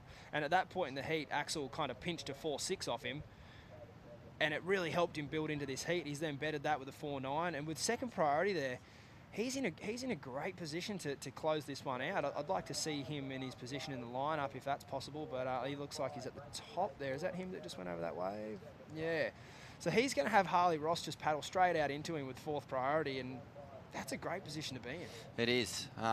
Mate, one of the real heartbreaking scenarios you find yourself in surfing on the Tweed Coast. Actually, Ronnie and I grew up just down the coast at New Brighton, which isn't on the Tweed, just down in the Byron Shire. But yeah, man, when the southerlies pick up, it can be 1-2 foot, and you can spend entire sessions paddling. It gets the biggest sweeps. And here goes Dylan Moffat, driving off the bottom, absolutely KOs it, and that thing detonated. And that's the other thing I was going to say, man. It doesn't look like much, but there's so much ocean moving and so much power, and it all loads up on that inside bank and just explodes like that. Dylan's going to be freaking that he didn't finish that ride, because he was moving with lots of speed and drive. Did he get off a good turn to start off with? You know, that was nice for the section. He did really well to hold his speed here. If I'm really critical of Dylan here, he might have been a little too set in what he had in mind, and not so much the, like you mentioned, the detonation that was ensuing there. I think he might have burned off a little too much speed on that second manoeuvre, and it just didn't allow him to just be able to ride the lip and get the completion. No doubt he would have got a big score if he had just made that wave, simply because the wave offered a very big critical section. The judges would have eaten that up. And I think he might have thought he had to do more than what he needed to do there to get a completion. Is the fact that, you know, young Axel is out there controlling this heat so well, starting to sort of grind him? I mean, is that playing into things here, or is he just on his own program and just trying to find his own rhythm? Because I would imagine, you know, when you're looking up the beach and you're going, hang on a minute, this little Grom is having a heater. Yeah. So does it play into your mindset, do you think, mate? Oh, look, I'm not too sure about Dylan personally, but overall, it definitely can. You see it happen to a lot of people. The only thing I might say about today, and that not being the case, is you just see how kind of victory at sea it is. And like you said, it's only 2 foot, but there's so much going on in the lineup that you really see your competitor. And I would love to know if you can hear your scores out in the water today. It would be, I think it'd be hard, but I think that the sound system they've got down there is probably pretty good. But as we heard True earlier in the heat, she thought she was in third for a moment, but then heard that she was in first. And there could be those moments of, you know, time where you get frantic, and that could be playing into it for sure. Well, I just know that paddling, non-stop paddling, can start creeping into your mindset as well. You don't realise you're doing it, and all of a sudden they say 4 minutes to go, and you're going, hang on a minute, I've been paddling for 15 minutes and I haven't got a score that I'm happy with yet. That can really start to affect you, as we see heat leader Axel just doing everything right at the moment. And we're really starting to love this kid as he doesn't get the completion. Oh, what a huge bummer, because that was looking like it could have been better than a 4.9. Oh, did we put the commentator's curse on him? I hope not, but he was off to a fly just then. And Dylan Moffat has parked a 5.83, mate. Even without that completion, I am astounded. Did we miss one? I'm not too sure. No, we must have. We've missed a wave, for sure. We might have missed one. He might have got a 3.37 on the wave without the completion, and potentially a 5.83 there off tape. But getting back to Axel, sure. Let's say we gave him the commentator's curse. He was looking too good before that. Well, while we were focused on this wave, I think Dylan got one down the beach. It's a 5.83, so he's pushed himself up into second. 3 minutes to go here. We're going to stick with Harley Ross, who's had a bit of a luckless heat. He keeps getting these things. It was a huge turn to finish that one, but that wave really just offered not much in the way of big scoring potential, and Xavier getting caught behind. And nervous moments now for Xavier and Harley, because even that last ride, look at this, Axel Rose Carrotta, he's got a 4.13, mate, even without making that last turn. Doesn't go into his top 2, but that shows you the kind of form he's in. And oh, hang on, Dylan Moffat has just put icing on a beautiful ride by the looks of things. That's when the more experience, even though he's only a young fella, the experience that he's had lately, I think he would have been feeling, you know, pretty relaxed. He just knows he just needs to find his opportunity, and he annihilated that wave. The first and the last turn were beautiful. So, with 2 minutes 10 remaining, situation, waiting on a couple of scores. Xavier Huxtable, he got a 2.43 on his last, and Harley Ross a 4.1. So it's Axel Rose out in front at the moment. And Dylan Moffat, I'm really curious to see what he gets next. Look, Axel is just going, what is the situation? What's going on? He can feel And he probably saw Dylan's last wave. Yeah, and that's where you've just got to keep surfing. Improving your score has got to become your #1 priority. Even though he is in a pretty good position, I'd say he's probably got a higher priority over Xavier and Harley as they just rode waves, but he's not likely to know that. You just got to focus on surfing and hope it all goes your way. Getting back to what frustrates you, I think what frustrates me, if I'm ever surfing a club round or anything, is when you see the comp tents just get smaller and smaller and smaller in the distance as the sweep is just dragging you down the point. Oh, mate, that'll do your head in. That's what happens to these boys right now. They look like they're a long way down. 1 minute to go, and score drops for Dylan Moffat. He moves into the lead with a 6.2, and look out. You don't surf in a CT unless you know how to dig yourself out of trouble. And this guy has built a great heat here. 5.83, 6.2, so he's done it with his last 2 waves. Axel Rose Carota now. He's got a section looming up for him. He hammers it. Oh, how good was that projection space? And I think he might have just put the exclamation mark on a really strong finish here. But, oh, my goodness, he telegraphed that, and he actually leaned up into it, if that's possible. No, I think it is. I think it is possible. We just saw it. That was wild. And, as I mentioned, he took that wave off Zave and Harley, and absolutely, that's a 2-for-1 right there. What a move. He blocked and he improved, and he'll be very, very, very pleased with himself. Oh, well, this is going to be a heartbreaker. Bit of a coach killer for Cale Bell Warren. Xavier Huxtable, it looks like he's going to exit the event, as will Harley Ross, but congrats there to Dylan Moffat. And Axel Rose Carota, the grommet, gets it done and finishes with fireworks. One of the better turns we've seen down here this morning. This is the Oakberry Tweed Coast Pro. We're going to be back with more action in just a moment.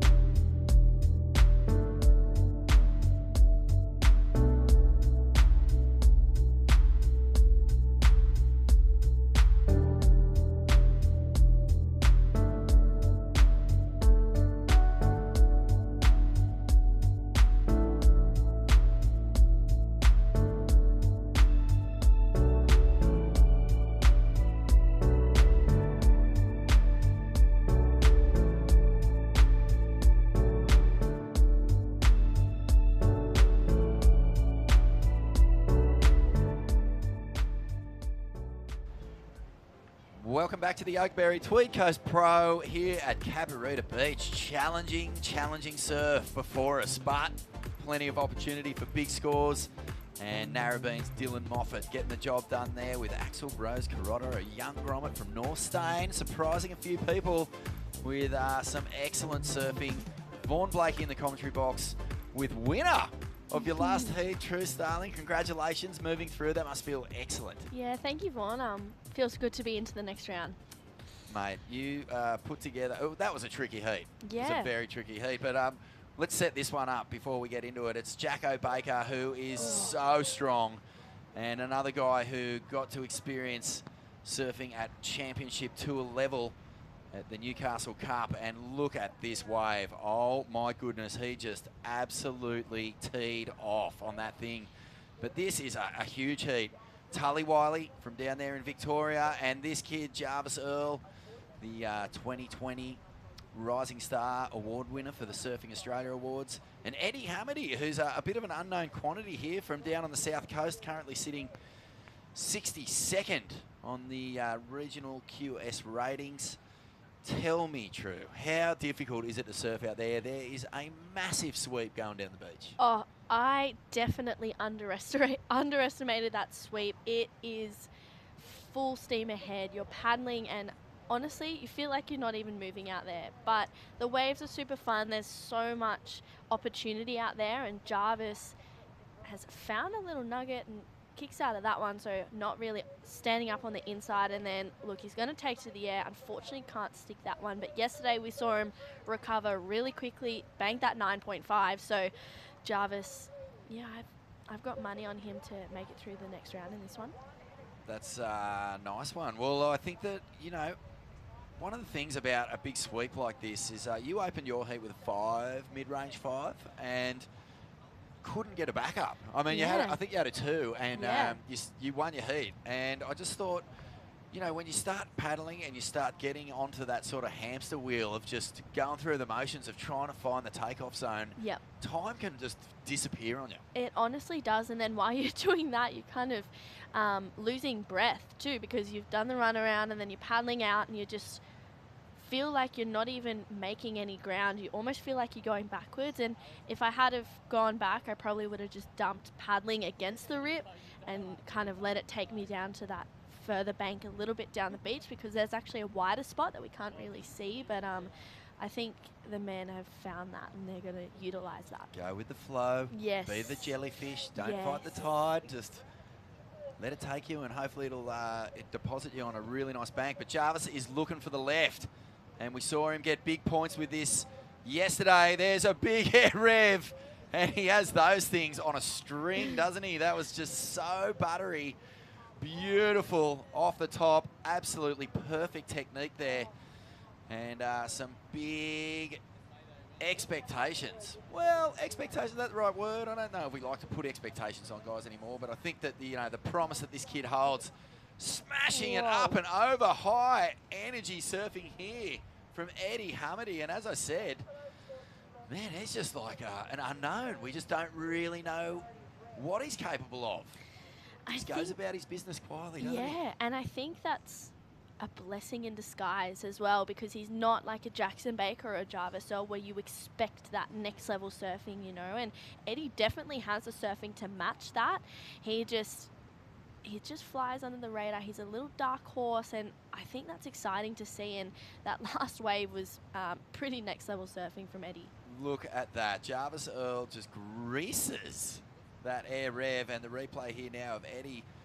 Oh, that commitment to the line, you know, that was a pretty nothing section, but he just really gave the rail something to think about. Gets the tail up and over. 3 power turns from the young fella from Bulli. Originally, I think he might have just moved up to Pottsville, so some local knowledge coming into play as well, as we see Jacko Baker absolutely, you know, lives and breathes power surfing. Again, Newcastle, the home of power surfing. Your Matt Hoys, your Luke Egans, Leadfoots, Philippa Anderson, of course, another just, you know, integral cog in the machine that is Newcastle power surfing. Jarvis Earl, it's a busy heat, this one. I think everyone's been watching those last waves and going, you know what, I'm not getting stuck in this paddle grind. I'm just going to catch lots of waves and let my surf breathe a little bit. Yeah, and I think that's the way to go, just catching heaps of waves and just kind of getting into that conveyor belt and just going in through that circle. That's the way to go about it. So this is Tully. Unfortunately, that one not offering a whole lot. 25-minute heats for the men, round 3 as well. That's right, yep. A little bit of extra time, and probably needed with the way that the sweep's running. It's hard to believe that such tiny surf can have so much push. One of the most frustrating things, you know, you paddle out on a 4 to 6 foot day, and if it's got a big sweep or a current, you go, okay, yeah, I can deal with this, you know. Part of the parcel of having a bit of extra swell around, but when it's 2 foot, it's maddening. Oh, fully, and you're just constant. Well, it's just a constant battle of moving. You get no break.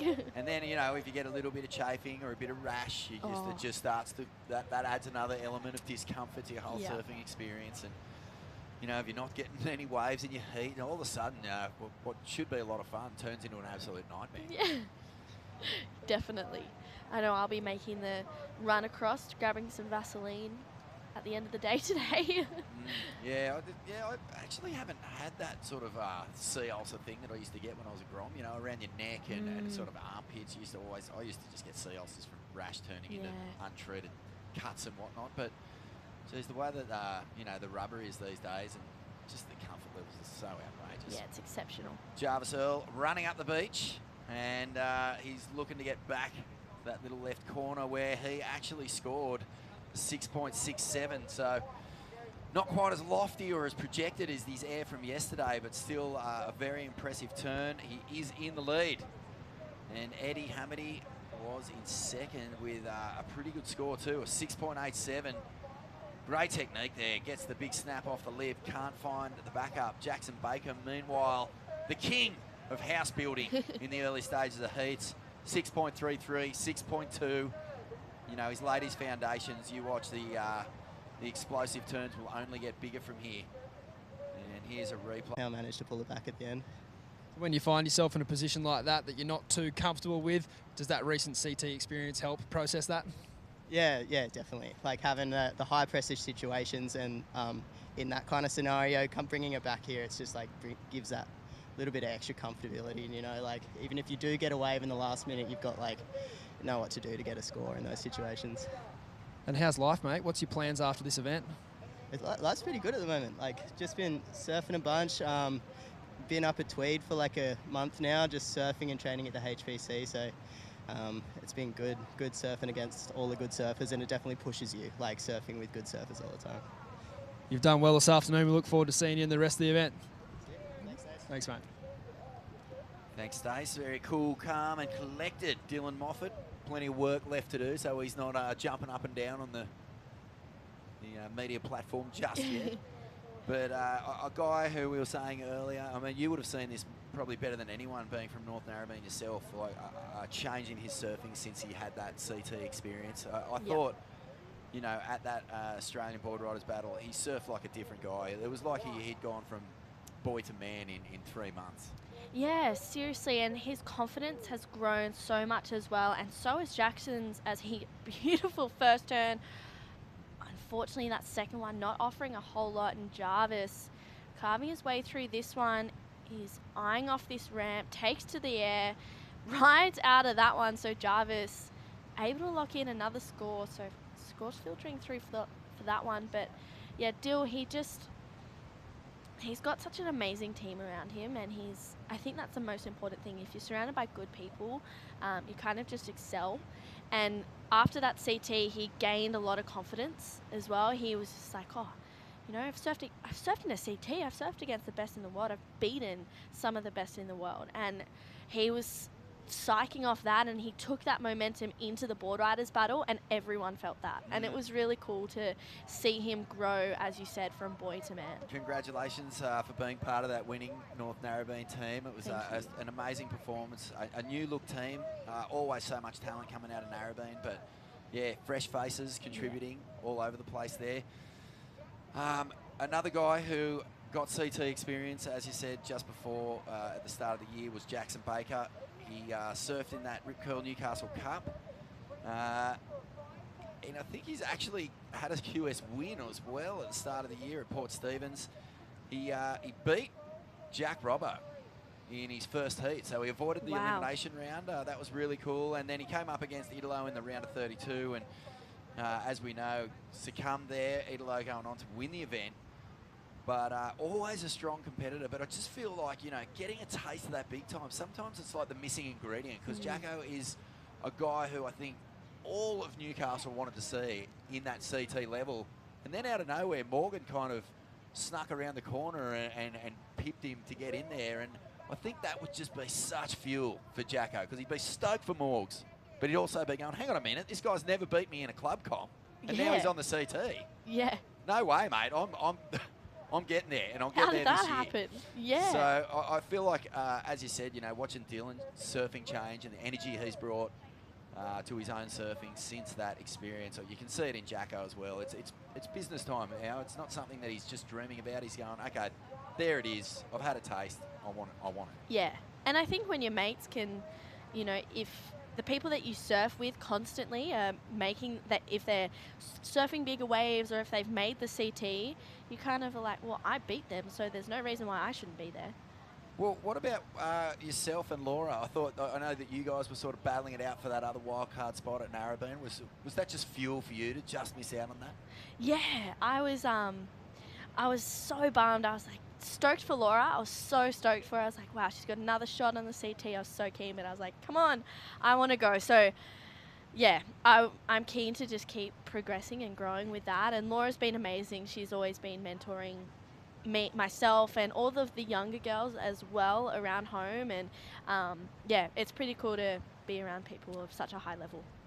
Let's talk about this heat. Yes. Because it's halfway through and things are heating up. Jarvis Earl dropping a 6.23 for a nice little carve into yet another frontside tail high air rev.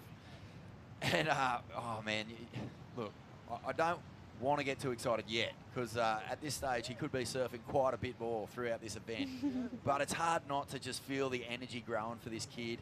He looks so confident. He's out in front. Jacko Baker now in second, a 6.33 and a 6.2. Eddie Hamady has a 6.87 and a 4. So Eddie's looking for basically an opportunity to score what I think is the highest scoring wave of the heat so far, a 6.87. If he gets another one of those, well, he'll go straight back to first. It's really just Tully Wiley who is struggling to find some momentum. 8 minutes to go, no score on the board. What do you do if you're in his situation?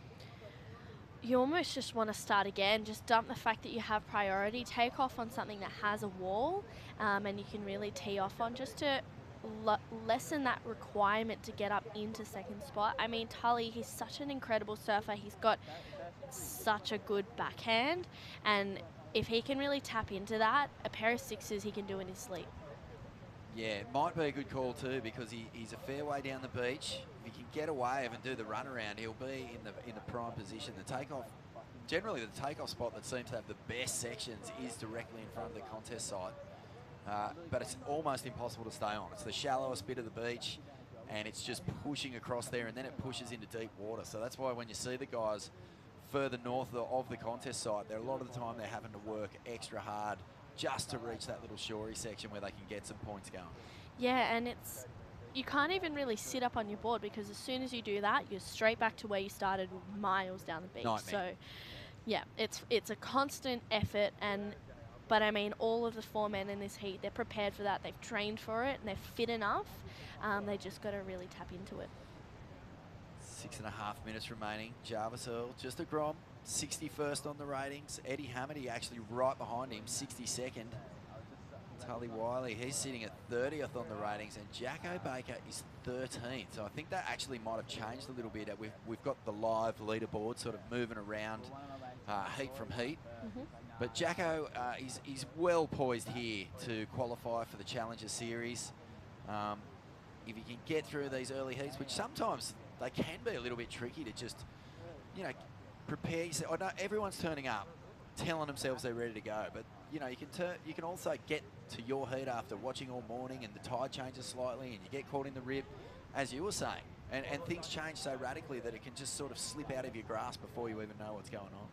Yeah, totally, and time gets away from you as well. I mean, 20 minutes, 25 minutes for the men. It's not a very long time, especially when you're constantly paddling. You kind of check your watch and then you paddle for a bit and you check it again and you've lost 7 minutes. So it's crazy how quickly it goes. So you need to be on the ball all the time, and sometimes it's hard to switch on. I think Jacko Baker got out there and his plan was get 2 keepers and get them early. Don't leave it till the end of the heat. He's done that really well, 6.33 and a 6.2.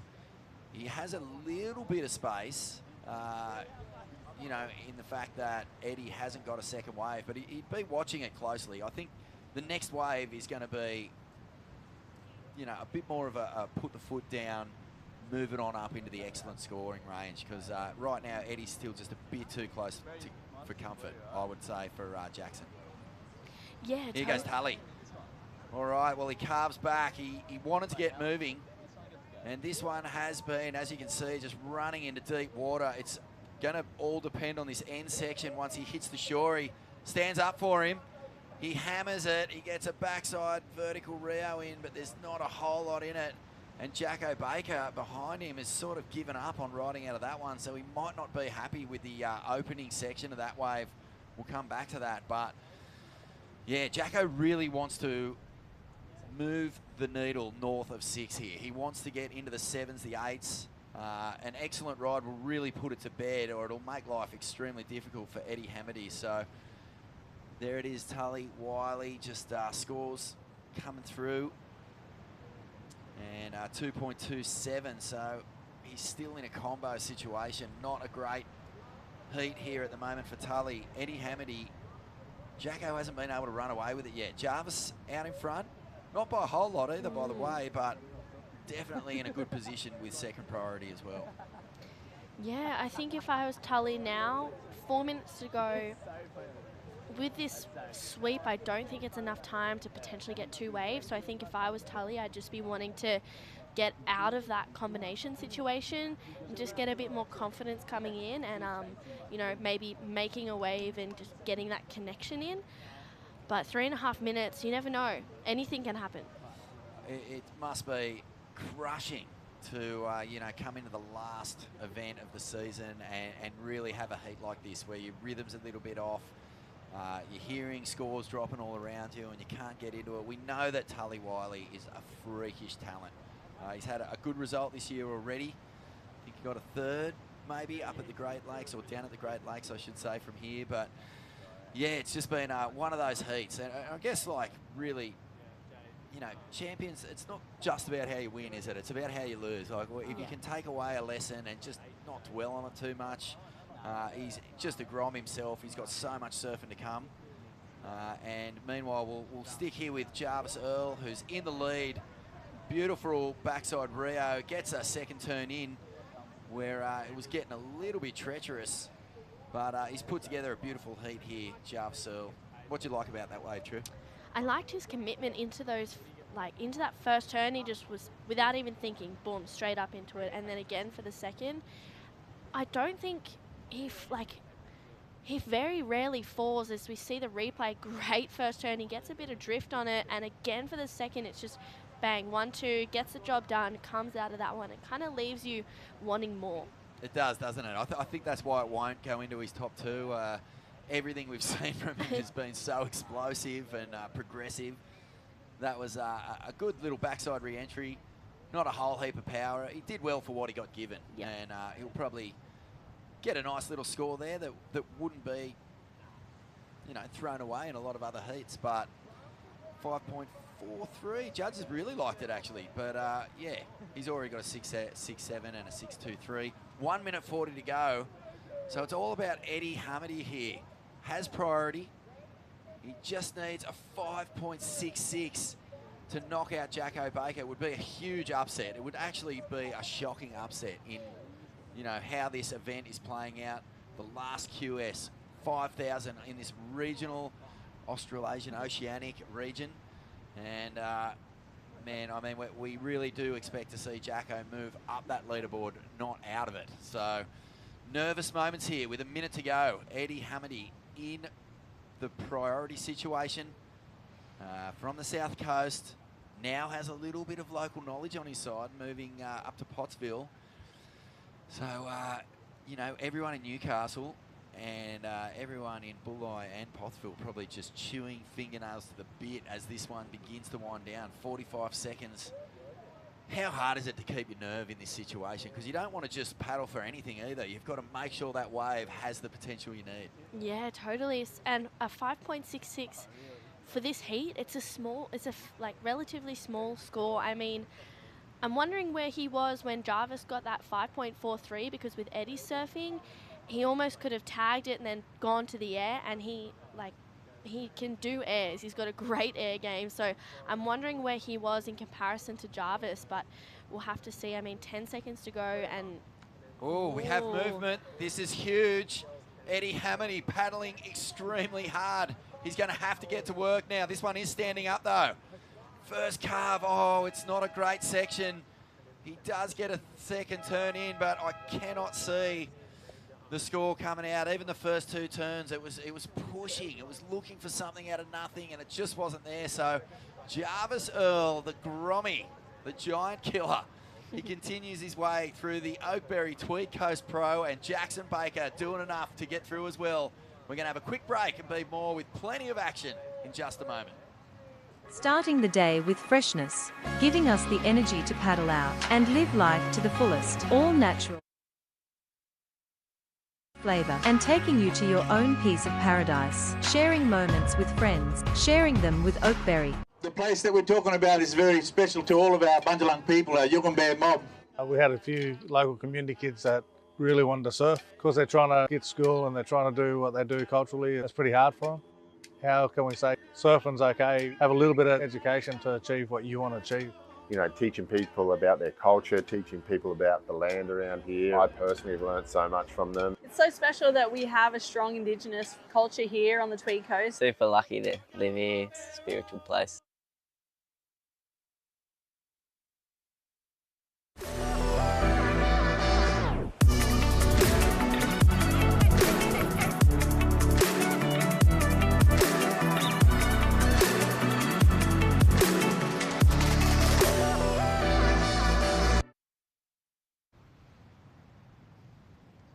Welcome back, folks, to the Oakberry Tweed Coast Pro, part of the beautiful regional New South Wales coast. Got to be the best state in Australia. Look, I'm just going to throw it out there.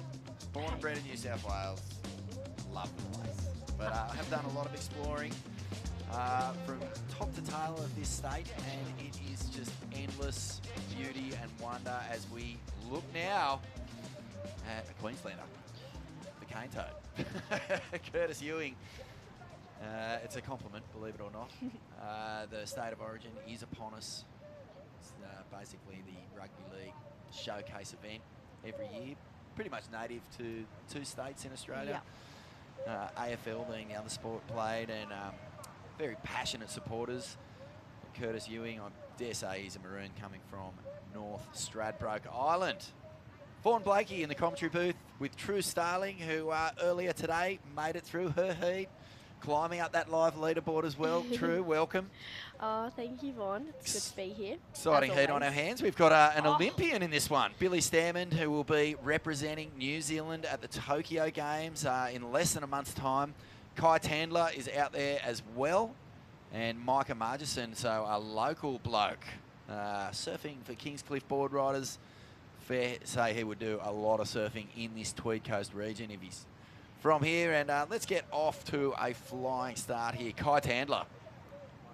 Wow, that was great surfing from Kai. So that first connection straight into the second, and this is the wave we saw from Curtis Ewing as he carves his way back into this one, puts it up there for a second turn, went nice and quickly for the third, almost forced that one, maybe a little bit too much, but early stages of the heat.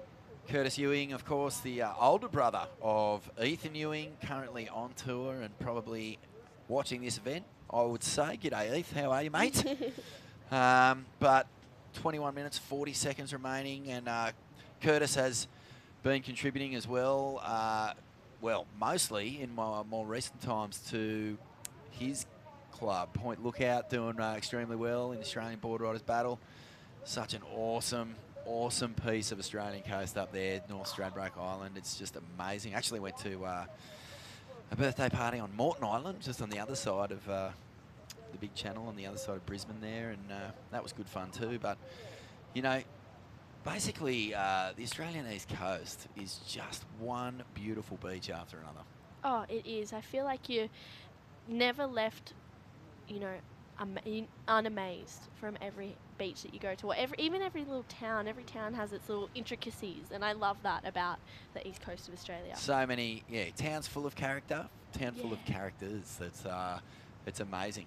Good people. North Australia really does have a lot of characters. Bede Durbidge might be watching as well. G'day, Bede. How are you, mate? Hope things are going well. The former Pipeline Master, world title runner-up, also a North Straddy local. Grandparents might have even built the pub on North Straddy at one stage. But yeah, big news here. Billy Stairmand off to the Olympics. Man, what an honour. Can you believe it? Surfing in the Olympics. We'll come back to that. Why don't we throw it down to Stace Galbraith, who is with a guy on some sort of crazy hot roll in the Oakberry Tweed Coast Pro. It is Jarvis Earl. Spot on, Deadly. You are on a roll, Jarvis. Tell us how it feels to be on that roll. Yeah, I'm just happy to get through that round. I was scared I was going to just have a shocker then, but I ended up getting a couple good ones and coming out with the win, so yeah. We all saw that air yesterday. You just mentioned that you were scared to have a shocker. Is that something you do sometimes, have an amazing heat and then have a flat one? Yeah, like, I suppose it happens to everyone. Like, you can just have a shocker sometimes, but I got a bit of momentum now, so hopefully I can keep the ball rolling through the next few heats. You most certainly do, young man. How do you feel that momentum is different from, say, the Pro Junior? I suppose just against the older guys in these heats, like, they have a lot more experience, so tactics-wise, you need to be more on your game. And, yeah, surfing well. You're certainly doing both of those things very well at the moment. We're looking forward to watching you in the rest of the event. Thanks, mate. Thanks very much, Stace. Great to hear from Jarvis. Yeah, he just keeps on winning, keeps getting through, and also keeps going left. I know. He's one of the only guys really utilising the left out here at Cabarita. He keeps finding those fun little lefts. Very jealous. So, wow, that was incredible. Billy flying so fast out of that Rio. He basically ollied into the flats. Such an accomplished surfer, has been on the QS for quite some time. He's had good results here and there, but I think you would have to say that, you know, representing New Zealand in the Olympic Games is going to be right up there with the real pinnacle moments of his career. Totally. I haven't had a proper chance to speak to Billy about it yet, but from all of his Instagram posts that he's been putting up, he seems super excited. He's going alongside fellow teammate Ella Williams as well, who is from New Zealand too, and she's just surfing incredibly, and I think everyone is super excited to be heading to the Olympics, and I know Billy is pretty keen to have the opportunity to do the best for his country. Yeah, and it's going to be so interesting to see who walks away with the gold, because we don't know what to expect surf-wise. It's not a great time of year over there, but at the same time, you know, the level of surfing that we're going to see, the mix of surfers that we're going to see in that mix is really going to, yeah, it's really going to throw up some interesting combinations. And I wouldn't be surprised if we're all blown away by who walks away with the gold medals. Yeah, I think the good thing about it being over there at the moment as well is having that even playing field. I mean, you can see Billy looks like he's already solidified that spot in the Challenger Series, Vaughn. Oh, I don't know if it's solid. Solid, or nearly, almost. If he can grab a couple at the moment, he's got it. Current live ranking. So this is all moving and will continue to change as we move deeper and deeper into the rounds. Towards the finals. QS 5000, Oakberry Tweed Coast Pro. The regional ratings right now for Australia, Oceanic region, and Billy Stairmand is right on that bubble. Oh, so you can see there are guys, Mitch Cruz, Dakota Walters, there's a few more names behind who could all leapfrog him if he doesn't get the job done here. Kick things off with a 4.1. Just saw Jackson Baker get through, move up to number 11. So that actually pushed Geordie back down the ratings. Crack! Billy Stairmand is just finding some rhythm in this heat. Really good series of manoeuvres. Gets another chance to whack it on the inside. And this is a statement heat from Billy Stairmand, who is currently on the bubble. You can see that red line. That's the qualification. Anywhere above that red line, and you're looking good to get a start on the Challenger Series. Oh, you must have been impressed with that ride. Yeah, Billy is looking absolutely in form at the moment. I think he's taking that momentum and confidence off qualifying for the Olympics, and he's gone, okay, cool, I'll take it into the next one. Maybe he's even treating this as a training ground, you know, because the Olympics is such a high stage and a high level, so he's probably gone, I'm just going to go to my strengths, see where I fit in, and, you know, see what I'm being rewarded for, and I think it's smart. This will be the last major event he surfs in before then, and what a confidence boost it would be to just lock it in, lock in the Challenger Series, just have that sitting there, and then you can just do everything in your power to focus on the Olympics, and that's it. Let's have a look at this wave. Take us through it. Oh, great first turn. The amount of spray he throws, he kind of gets a bit bogged on the second one, but he makes up for it on this finishing turn. And he rides out of that one cleanly. So Billy, I almost thought that he hit it a little bit too late, but he recovered so well, and he's going to do the runaround. 6.33, he makes his way in. It's not the easiest paddling, is it? You've got to come over the shallow bank, get over the channel, run up the beach, paddle back out through another channel, then walk over the sandbank Yep. and then paddle out. And as well as just, you know, the big sweep, another thing to take in consideration is just how dumpy and powerful that initial shore break is to get through. And also, get stuck there and just jumping over shorey after shorey after shorey.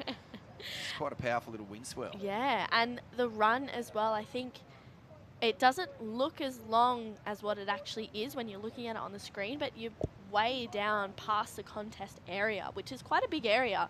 So you're running for at least 500 metres to get back out the back. Okay, so this is Curtis Ewing, and he's found another ride, as you said, way down the beach. The big problem is with some of those ones down the beach is Curtis finishes, gets the completion. Yes, he does. It's just that it can actually break out into deep water. So here goes Micah, former Aussie champ. Links it together, and will he get the clean ride out? No, he won't. It's just so much force there when the ocean loads up and just unloads. Yeah. Well, Micah going to his strength on that one. I love the way his backhand is. It's very smooth and effortless, but when he can really connect on his forehand, it's kind. I always have my jaw on the ground. Yeah. Yeah. So we'll have to wait and see. But everyone is just kind of building throughout this heat. Everyone's got a couple of good scores in the 4+ range. I mean, Kai, he's sitting out there with priority, needing a small score. Here he goes. Kai Tandler gets his first turn off the top, starts to build speed, comes through into that inside section, cracks it, and just make sure he gets it finished, gets the completion, has a 4.5 and a 4.27. I think that score's going to lock in around about the same zone. Billy Stairmand pretty much in control at this stage. A 6.33, backed it up with a 4.1. So Micah Marguson getting a 5.67 for his first. That's the second high scoring ride. So sitting in third, has a 3.13 as well. We've just seen him do the run around. This is an arm wrestle. These guys are all feeling it. They've all had a few waves under the belt now. They're dealing with a rip well. I love that they're not getting bogged down. They're keeping busy on the wave. They're getting plenty. And, you know, some of them might flex out or flex away from them.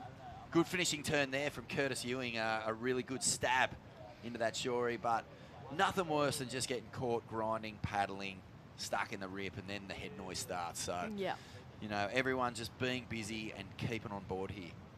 Yeah, and I think that's been the key throughout the whole day, is just staying busy and staying, you know, constant and moving, because when you're constantly moving, you have no time to think about what you're doing wrong. So I think, like, not that anyone's doing anything wrong in this heat so far, but as we see the replay of Kai, carves that first section, almost gets hung up on that one, but recovers nicely. Really nice, as you said, stab to finish that one off. I think it came just under the requirement he was after, and then Curtis Ewing tags that first section, and again for a second one as he brings this one around through the flat section. And is he going to get the connection, which he does, and rides out of that. He's so strong and times it perfectly on that finishing section. It's like a crunchy shorey that everyone is falling on at the moment. It is. He got that one, though, and that was important because the judges loved it. A 6.07. It's the second score to nudge up into the sixes during this heat, and it's nearing the halfway mark, so still early enough. But I think all of these competitors have been watching the last few heats and just noticed that, you know, there's not much happening in the way of priority. Strategy should really just be go surfing.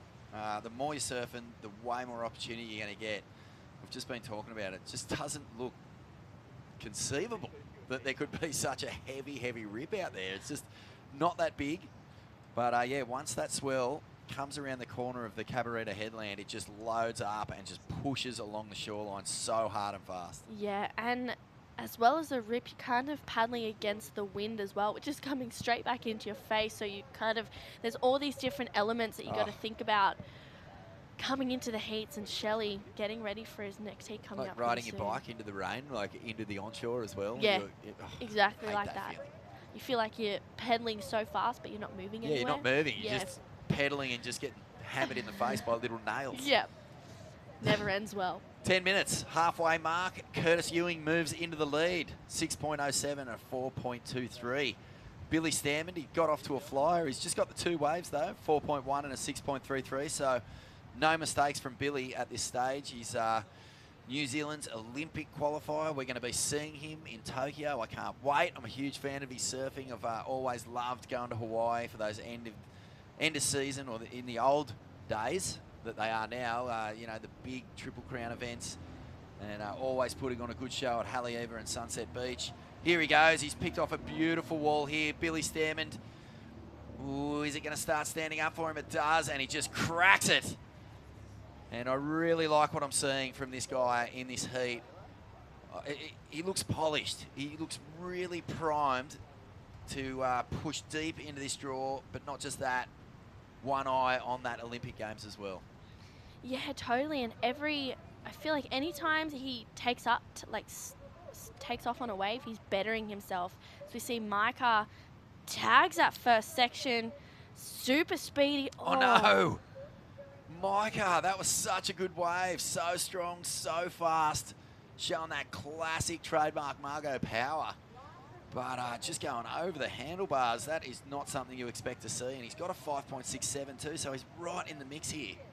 5.64 to advance. I'd say that was just in the bag if he kept that one going. Yeah, he was on his way there. He just needed to maybe dial it back a little bit and focus on the turn that he was doing in that moment instead of the next one coming up. As we see the replay, this is of Billy's previous wave, which locked in at a 5.67.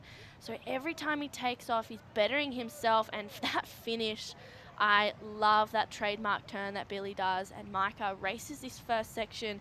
I love that first turn, that tail high whip he gets. And again for the second, unfortunately just catching that rail. He had it in the bag. I agree. I think if he had gotten another turn, it was a 5.64 every day of the week. Well, Micah is well experienced in the contest Rashi. His old man, hopeless in it. Couldn't stand it. Actually would just melt to butter whenever he'd pull on the Rashi, and that's why he ended up becoming one of the great all-time free surfers in this country, Brendan Margison. But now he has to sit on the beach and just melt into a puddle all over again when Micah paddles out.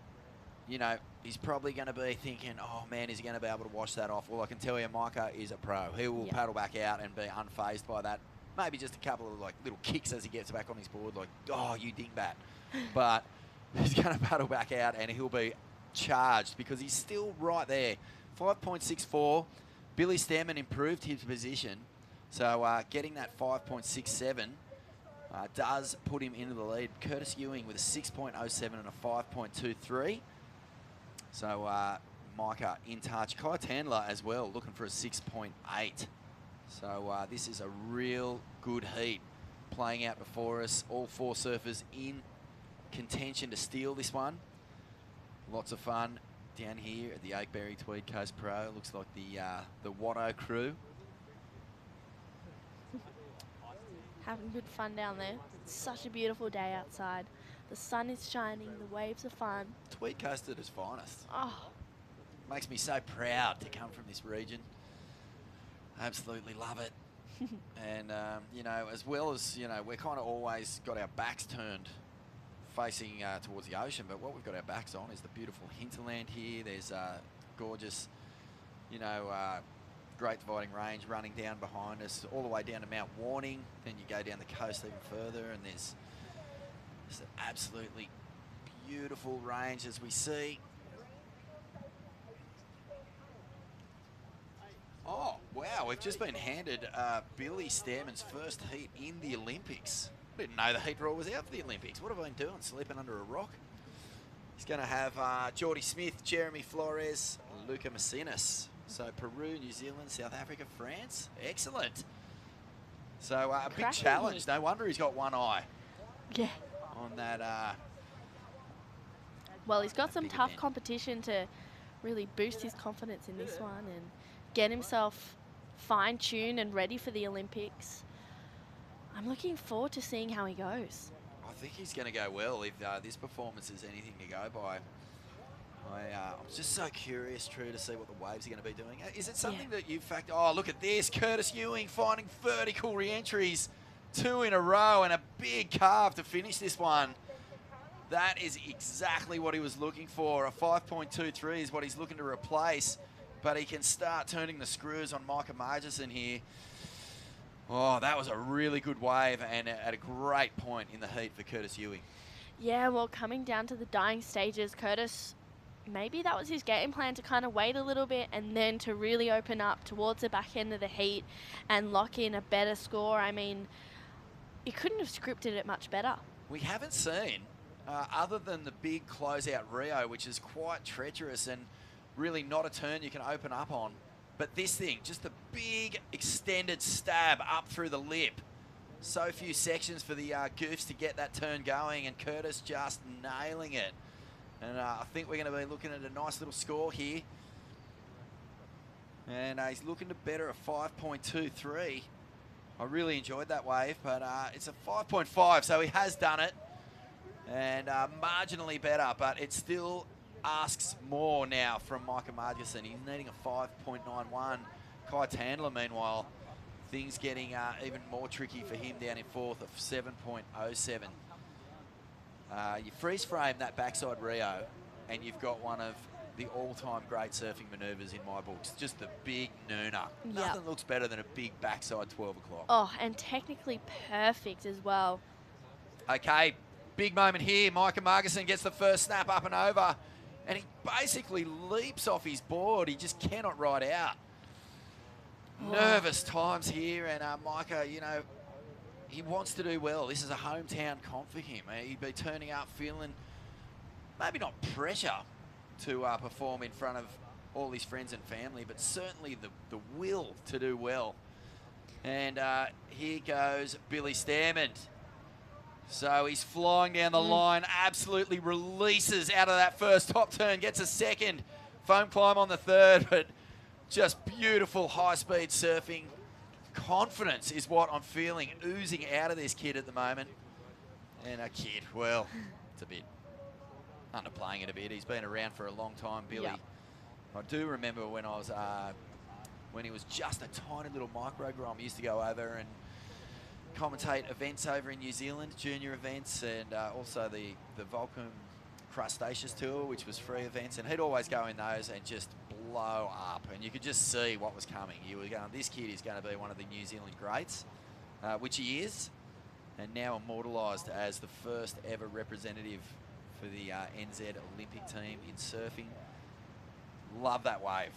Oh, he just absolutely went to town. I feel like every wave he gets better and better. As we see, this first turn is so critical, and then straight up for a second one. He even's like, cool, I got this little inside connection, which normally no one else would go for, and he's just going that extra mile to bank those good scores. The lightness, the speed, you know, able to release the tail at the exact right spot so that he's actually generated speed out of the turn. Yeah, he's just, even his backhand, it's super spicy, and he's just looking completely on point at the moment.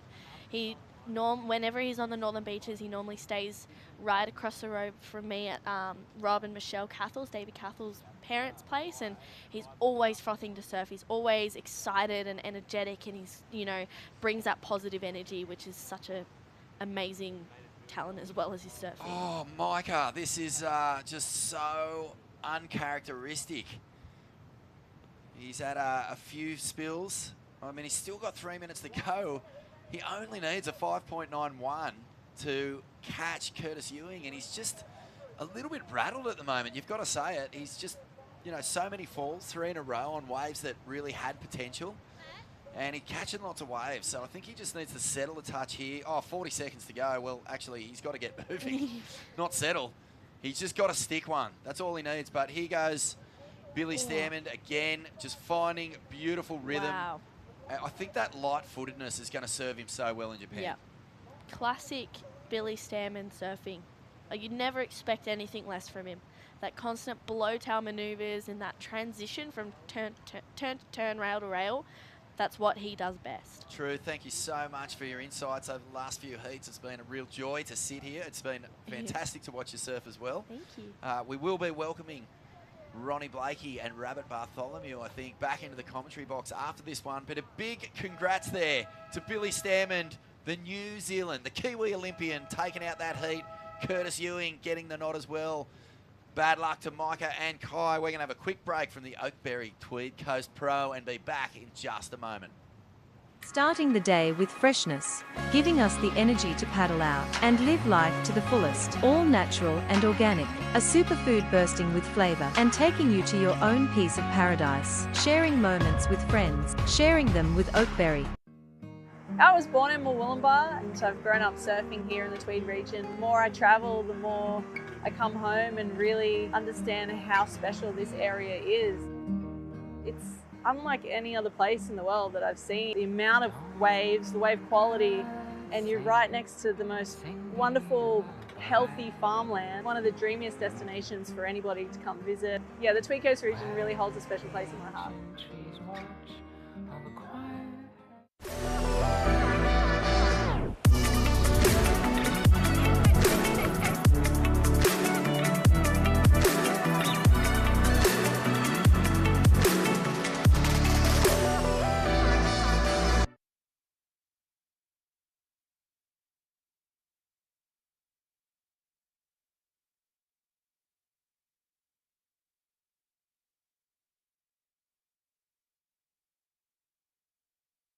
Tweed Coast Pro is underway with the men back out there in the lineup. The round of 64, heat 5. Hitting the water now, Solly Bailey, former championship tour surfer, looking to get back onto the CT. He's out there in the red.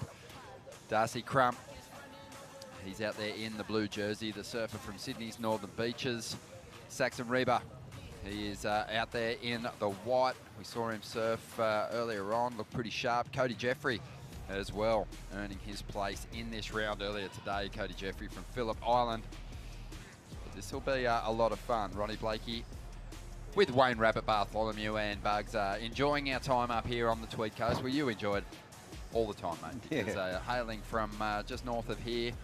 But this area has served us well over the past couple of events. We had that big Australian Grand Slam contest here at Cabarita last season, and Ethan Ewing went on to victory in that contest for the men. Tyler Wright won the women's event, but there was quality, consistent surf throughout the event window there, and we're getting the same thing here.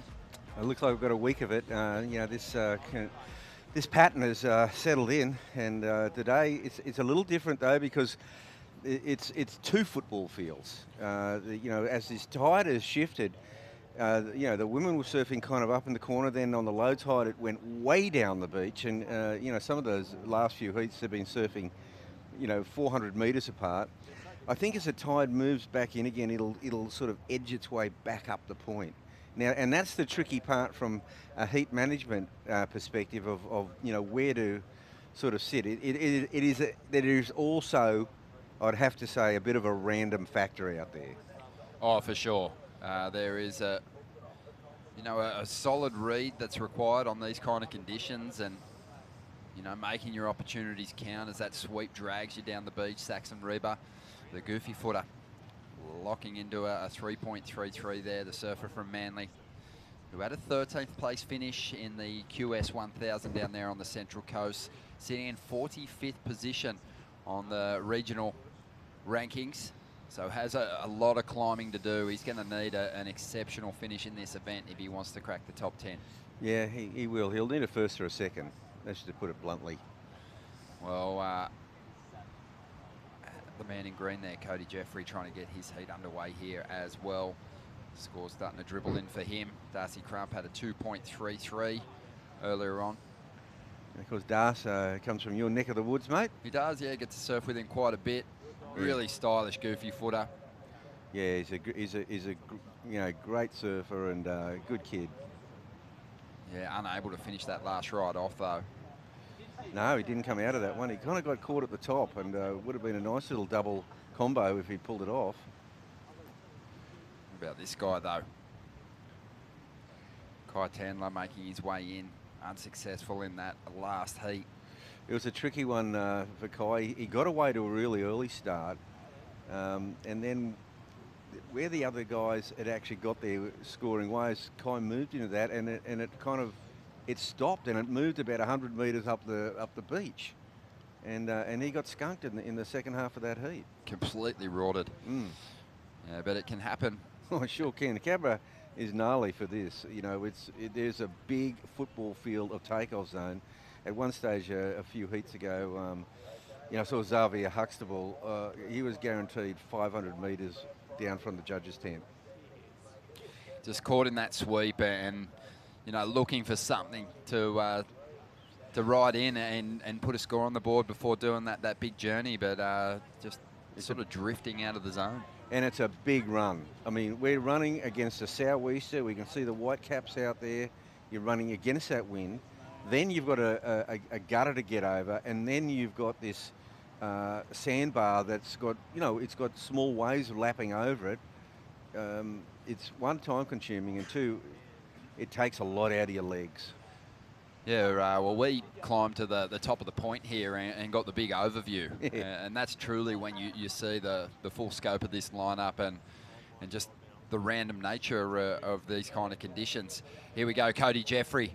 He was in attack mode earlier on today. Yeah, he really was. Or yesterday, I should say, and earning his place here in this round of 64. A very aggressive surfer, a very aggressive approach to the wave. Yeah, one of those guys who's able to combo up those big moves. You know, I'm sure these conditions are kind of forcing him into a bit more of that erratic approach, and certainly with the smaller surf that we had yesterday. But, you know, he seems less intent with flowing and more focused on just destroying each section that pops up in front of him. Yeah, and it's working out here. You know, you throw a big rooster tail at the back of that wave and you got their attention. Great opportunity for Solly Bailey to climb up the ratings here. Rabbit came into this event sitting in 20th position. He was a championship tour surfer in 2019. He had a second place finish in a QS 1000, the Mad Mex event down there at Maroubra. So he's got some points he can build on. And he's got a 5.5 out there at the moment. There's the replay of Cody's last ride. Yeah, just not quite riding out of that wave. But, yeah, you know, back to Solly Bailey, though. This is a big opportunity for Solly. You know, I mean, 20th is well and truly in the frame. Needs a big result. Well on his, you know, capability. Yeah, proud Indigenous surfer too. Rep the Aboriginal flag on his championship tour jersey when he competed. He's of the Yagal people down the coast, and I think on his mother's side. But you know, the great thing about Solly Bailey is when he made the championship tour, he started really, you know, learning more about his culture, and there was that disconnect there for him. And I think he's really enjoyed that process. He's a Indigenous surfing champion, and he's also won one of the most sought after QS events on the schedule, that Vulcan Pipe Pro. That was such a monster victory over just a stellar field. That was it was a shock, really. I mean, this kid, you know, from Byron Bay just came out of the blue and beat the Pipeline Supremos. He's an absolute wolf, though, in big, heavy slabs. Yeah. He will give it a nudge. Well, just on 17 minutes to go, let's get caught up with the winner of the last heat, an Olympian down there with Stace. That's right, Ron. I think the only Olympian in the event. Speaking about that, you must be proud of that achievement, Billy. Yeah, I'm so stoked. It's been pretty crazy the last week or so after the ISA Worlds when we all kind of got officially named and stuff. So, yeah, I just can't wait to get to Tokyo and represent New Zealand on the biggest, pretty much, sporting stage in the world. Absolutely, we're looking forward to it as well. As, you know, you will be no doubt one of the underdogs. As Aussies, we can get right behind that. Yeah, I know there's some big names in that contest, but I'm looking forward to it. You know, I don't mind whoever's in my heat. I'm there to, you know, win, I guess, and get a medal. So I'm looking forward to it. Speaking about representing New Zealand, you must be stoked to be the leader of the pack, so to say, and, you know, helping out that junior talent coming through. You got your eyes on anyone particular in New Zealand? Who's looking hot? Yeah, there's a few. There's definitely a few in Raglan. There's Cora Cooper, Caleb Cutmore just got a cool edit on Stab just recently, and obviously you got Kehu and Elliot over here doing the QS. I think we've got some really strong surfers coming out of New Zealand, and hopefully I can, you know, push them to do better and you know, strive for greatness. Sure, Bolt. Back to you guys. Yeah, Bill. He's an exceptional small wave surfer, and that could serve him pretty well. Definitely got his chops in the bigger stuff too, but his backhand is so lethal. If there's a little left Rip Bowl over there in Japan when they get the competition underway. He's got the kind of flair out of the lip that could certainly match it against some of those championship tour caliber surfers that are going to be competing for medals over there as well. That's a great call, Ronnie. You know, it'd be good to see what the pride of New Zealand being represented. And I guess the question I would be thinking is now, if he came back from the El Salvador, the ISA World Games, and went home to New Zealand, he may not have had to do quarantine. Yeah, possibly not. Right. I think then they've got in the bubble. quarantine over there. I'm not entirely sure. I don't know if Billy had to go to El Salvador though. I think he'd officially qualified maybe already, and he wasn't maybe obligated to go compete in that event. I'm not 100% sure on that, but yeah, Billy's heading to Tokyo. Yeah, he's heading to Tokyo. Yeah, that's all that counts. Forget the details. But some scores coming through for Solly Bailey now, 5.5 and a 5.6, kind of building pretty nicely. But yeah, we were touching on his barrel riding prowess. He just definitely has a lot of power in his surfing as well. A surfer from just down the coast, the Byron Bay area. And just in second place at the moment is Cody Jeffrey, who's from Phillip Island. And prior to this event, hadn't seen too much of Cody's surfing, but we've been touching on it. He goes full animal. He can let go of a number of turns. He's got a 2.8 and a 4.5 at the moment. Saxon Reber back in third position. The surfer from Manly, Norstein. He's after just a small number at this stage, 3.38. Darcy Crump is after a 4.93. Couple of surfers progressing through each of these heats into the next round. And that'll be the round of 32. And much like the women's event, you know, it's going to be 4 surfers out there battling for those top 2 positions until we get to the round before the quarterfinals. Those 2 surfers will progress into head-to-head clashes. That's when things are going to get really intense, and I think at that point in the draw we'll be well and truly able to identify where people need to finish in order to get themselves into the top 10 on this regional qualifying series circuit to get their place in those Challenger Series contests. Yeah, it'll all unveil itself over the next couple of days. It's going to be a lot of fun to watch it unfold. But I like Solly Bailey's chances. You know, when you make some comparisons to some of the other competitors in the field, he's got a real edge with his power and his experience as Darcy Crump gets going here. Nice backhand vert. Whips it back down into the bowl. No dramas there. That'll be his best ride. It was after a 4.93. Might go there. It was a decent turn on the end section. But either way, he's going to get himself back in this heat with 12 minutes to go. Yeah, well, you know, with that tide coming back in again, we're not going to see as many waves on the outside like in those earlier, like those last few heats. We've seen guys getting 4, 5, 6 manoeuvres on the wave. It's because they've been kind of peaking up outside, and as it moves back onto the bank, we'll get back to sort of 2 big manoeuvre waves.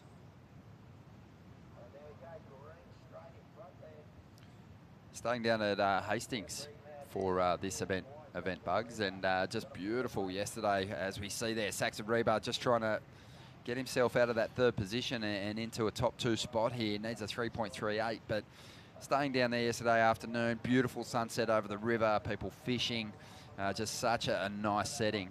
And you know, that's really kind of the getting toward the southern end of this Tweed Coast stretch. Oh, that so beautiful. That little creek is just magical. Yep. Big crowd on the headland at Hastings, watching the whales go by yesterday afternoon, and really just lapping up that view. But you know, this whole stretch of coast, it used to sort of be the ticket. It used to be the road up to Kerr and then the Gold Coast point breaks. You'd always drive along that single lane road right along the coast here. But these days you can kind of bypass it, and as a result, it's sort of limited the traffic that comes through these towns, and it's just got a nice sleepy feel to it. Just such a good little departure from the freeway there to come down and check out some of these little areas. Little hamlets. Yeah, beautiful. Here's Solly Bailey loading up. Huge backside air reverse. Gets that tail nice and high. And that's been on offer for the competitors all day, but not the common choice because these right-handers have been reeling off, offering plenty of different options as far as turns go, but just one big move on offer here, and he absolutely nailed it. He nailed it big time. This is a guy who's kind of more famous for his rail surfing, but you know the modern day surfer needs this as well. Yeah, that's lofty, really big, tail high, executed beautifully. No dramas with the landing. Expecting this will be one of the biggest scores that we've seen in the contest. I expect so. I mean, that was real. Yeah, sometimes if Solly was perhaps surfing directly in front of the judges, I think sometimes that flatter straight-on view doesn't really kind of pay off just how critical that move was. But with him surfing a little further to the north of the judging panel, they got the full view of the bottom of his board, got to see the full height as he exploded off that section. And that was just a thing of beauty. It really was. I mean, we haven't seen much of that action throughout this tournament. Well, it put us on the edge of our seats, and the numbers coming through. They will definitely get this field inspired because one big turn is about to fetch a huge score, an 8.83. And Solly Bailey just goes so far ahead of the pack, it's not funny. Saxon Reben now looking for a 2-wave total to get himself into the lead. Darcy Crumps actually just jumped up in the second spot with his last ride, but have a look at that. The panel ate it up.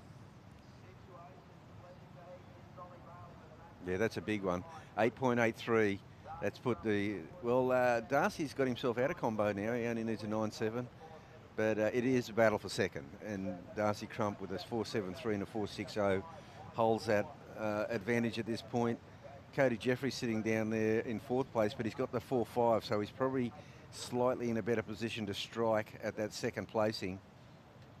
Well, here we go. Darcy Crump up. There's some of that smooth, stylish flow that we were touching on earlier on. Darcy, he's looking to replace a 4.6 to increase his heat score total at this point in time. But what a performance from Solly Bailey. Really strong early on, just reliable for a couple of mid-range fives.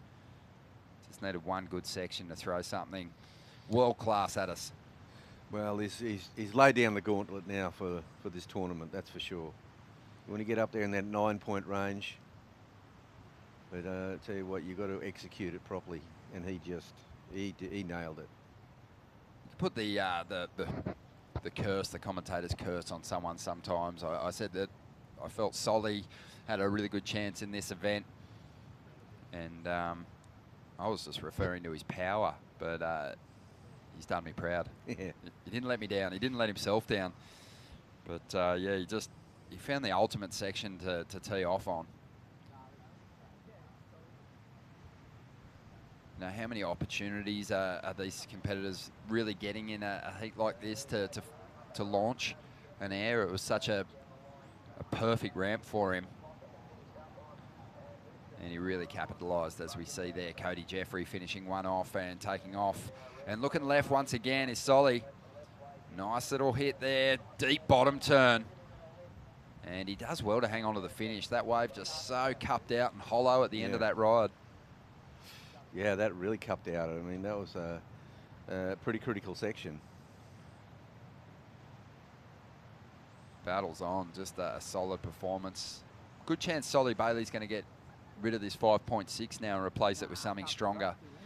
Yeah, it'll come down to whether he surfs out of this properly, I think, Ronnie. This turn's unreal, and as you said, this wave, it cups out, and yeah, it's just borderline. It's a question mark, isn't it? Yeah, well, he doesn't really need it, but it is question mark. I don't know if they'll give it to him. That's been one of probably the biggest talking points in the evolution of the judging criteria in the last few years, and I can kind of remember it happening. Obviously, a lot of the judging trends initially kind of start taking shape, or the big judging changes take shape at the top level on the championship tour, and they've been just so critical of the finishing manoeuvres for competitors on the CT lately, and all that is passed on through the judging system to judges at a qualifying series level. We've got CT judges on the panel here, in fact, but you really got to make sure these days that you get out in front of that foam. That probably the best case study is the wave that Italo rode down there at Narrabeen. Had that big backside full rotation reverse. Definitely landed on his feet, but controversially worldwide, it had, you know, there was just probably about 70 or 80% thought he made it though. Yep. Which percentage were you sitting in, Bugs? I was in the make. Yep. I think there was some disagreement there amongst us competitors, us commentators on that. But I was on the make simply because if he'd just immediately claimed it, he would have got it. My argument usually is if I had done a turn like that, would I want credit for it? And usually it's a yes. Yeah. When I look at a turn like that, that was just phenomenal that he even got to that point and stayed on his feet. But anyway, yeah, it's all fish and chip wrappers now, Bugs, as they say. He got bowled over, and I thought it was going to cause just this tsunami of claims. Yep. You know, I really did, but it didn't happen. But it's made finishing manoeuvres just so heavily scrutinised for completions, and I think we saw that with Solly because he only got a 3.73 out of that ride. Had he ridden out of it, I think he does go pretty high on it because it was a nice high impact hit that he threw down. 3.5 minutes to go here, and Cody Jeffrey, Saxon Reba are desperate for a score. They don't need a whole lot, just a 4.67 for Cody to make the jump into second. Saxon's after just a 5.4, and the clock's winding down here. Yeah, so back to your point, I think you've raised a pretty good point there, because if you come across a big, gnarly closeout double up section, say in your back end, and you really attack it and you rip it under the lip, and then, you know, if the thing explodes and you land on your feet, the point is, do you have to be, you know, then, you know, the wave bounces, it goes to bowl you over, you handle that, but you don't quite then surf through the whitewater and manoeuvre and negotiate the whitewater to get in front of it. You're saying, but he landed on his feet in a super high, you know, high degree of difficulty turn. I like that. You know, I think it's worthy of a discussion. It is worthy of a discussion. It's also a discussion that we're having very often because inevitably, you know, in those critical end sections at different venues, it's very difficult to ride through that foam at times. Here's one now. Oh, here we go. Let's see if he can hang on. So, yes, he has control, and he gets in front of that whitewater for a moment, and it's probably just, it's split seconds of time, you know. It's just 1/10 of a second sometimes that you get out in front of that foam to show that you got control before you get kind of swallowed up by that whitewater. So, I'm going to call Saxon's turn to make. Yeah, I'm calling it a make. It was a make and a bail. There you go.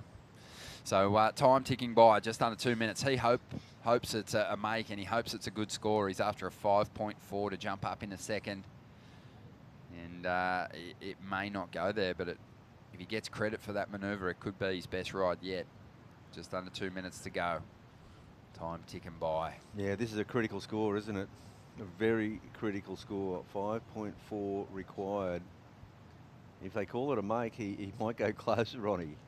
Yeah, the number's starting to roll through. 4.33, not enough. Does chip away at the requirement, though.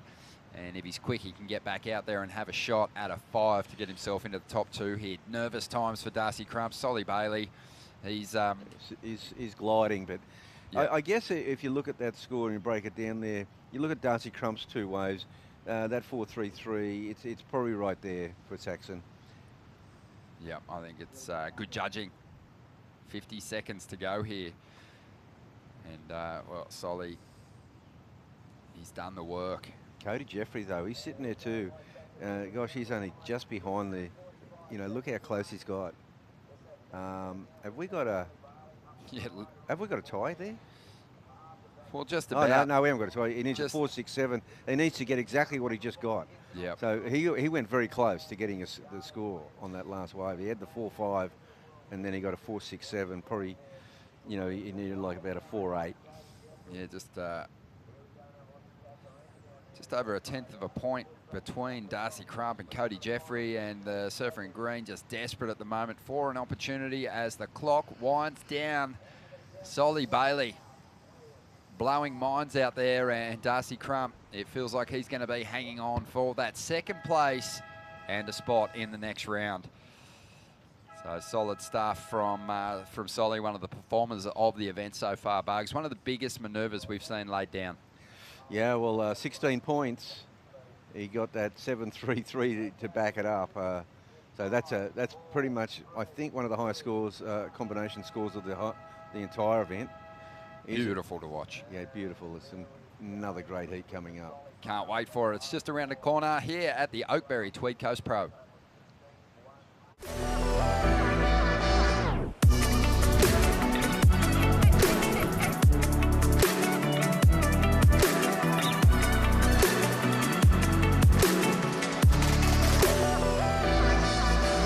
Starting the day with freshness, giving us the energy to paddle out and live life to the fullest. All natural and organic, a superfood bursting with flavor and taking you to your own piece of paradise. Sharing moments with friends, sharing them with Oakberry. When I think of the Tweed region, it's very untouched and beautiful. Really fun waves, good people, so many beautiful cafes and restaurants. A lot of overseas trips, it's always nice coming back here. Just reset, connect with nature, and it's a great place to come back to. It's a perfect day in the Tweed region. The ocean, the valleys, very beautiful. It's a great place to come.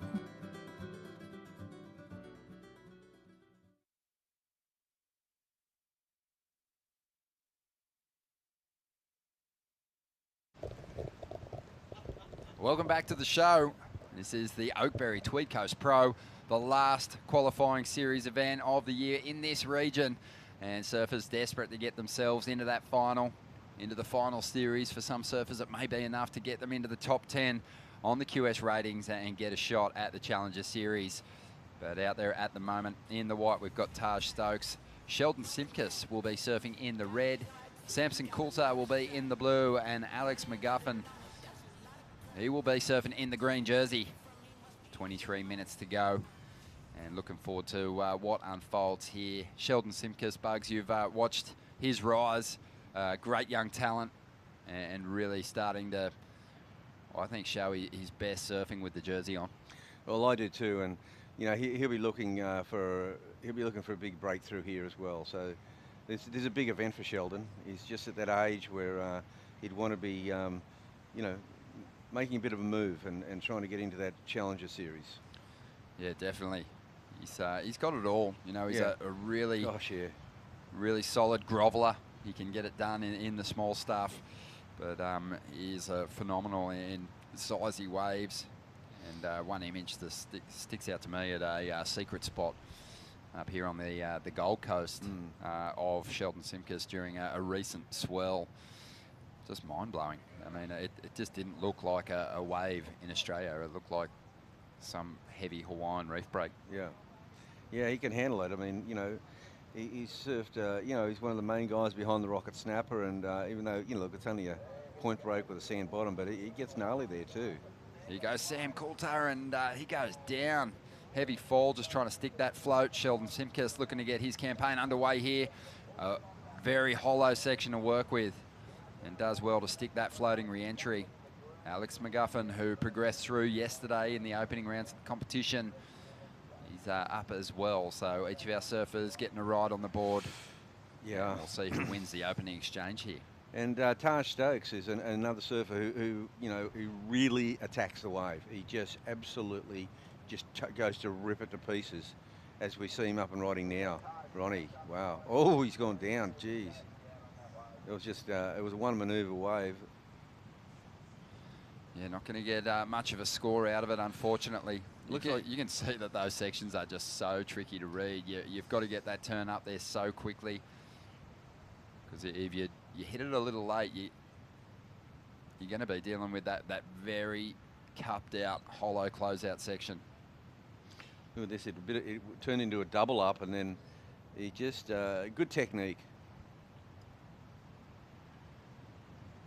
And Alex McGuffin kind of got caught up there a little bit, but, you know, he's got something on the board. As you said, they're all, as they say, got their feet in the wax. That's right, yeah. Alex, you know, the reason he got hung up is because he was pushing it. You know, he got the fins free.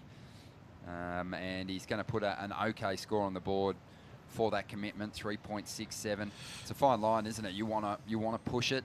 You want to throw some risk into that turn, but just those slight catches or getting hung up a little bit like that, it'll hold you back on the scale somewhat. 3.67 was the number. Sheldon Simkus got the best on the opening exchange, 4.33 for that nice hit, sort of a projection re-entry float.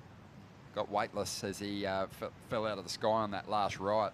Yeah, it's a good foundation wave. You know, you'd be hoping not to have that in your score at the end of the heat as even your second wave. I mean, wasn't so many heats ago that like a 4.33 was just nowhere near enough because the waves were further out. Guys were getting, you know, 3-4 manoeuvres in. It's moved back onto the bank seemingly. Yeah, it has. And moved up the point a bit. And a lot harder to really work over start to finish. You know, you want to line up those steeper sections on the inside, but it's kind of surviving those sections as opposed to really unloading and ripping through them. Well, 19 minutes to go here. Let's hear from a man who's just had some kind of heat out there and laid down the turn of the contest so far. Solly Bailey with Stace.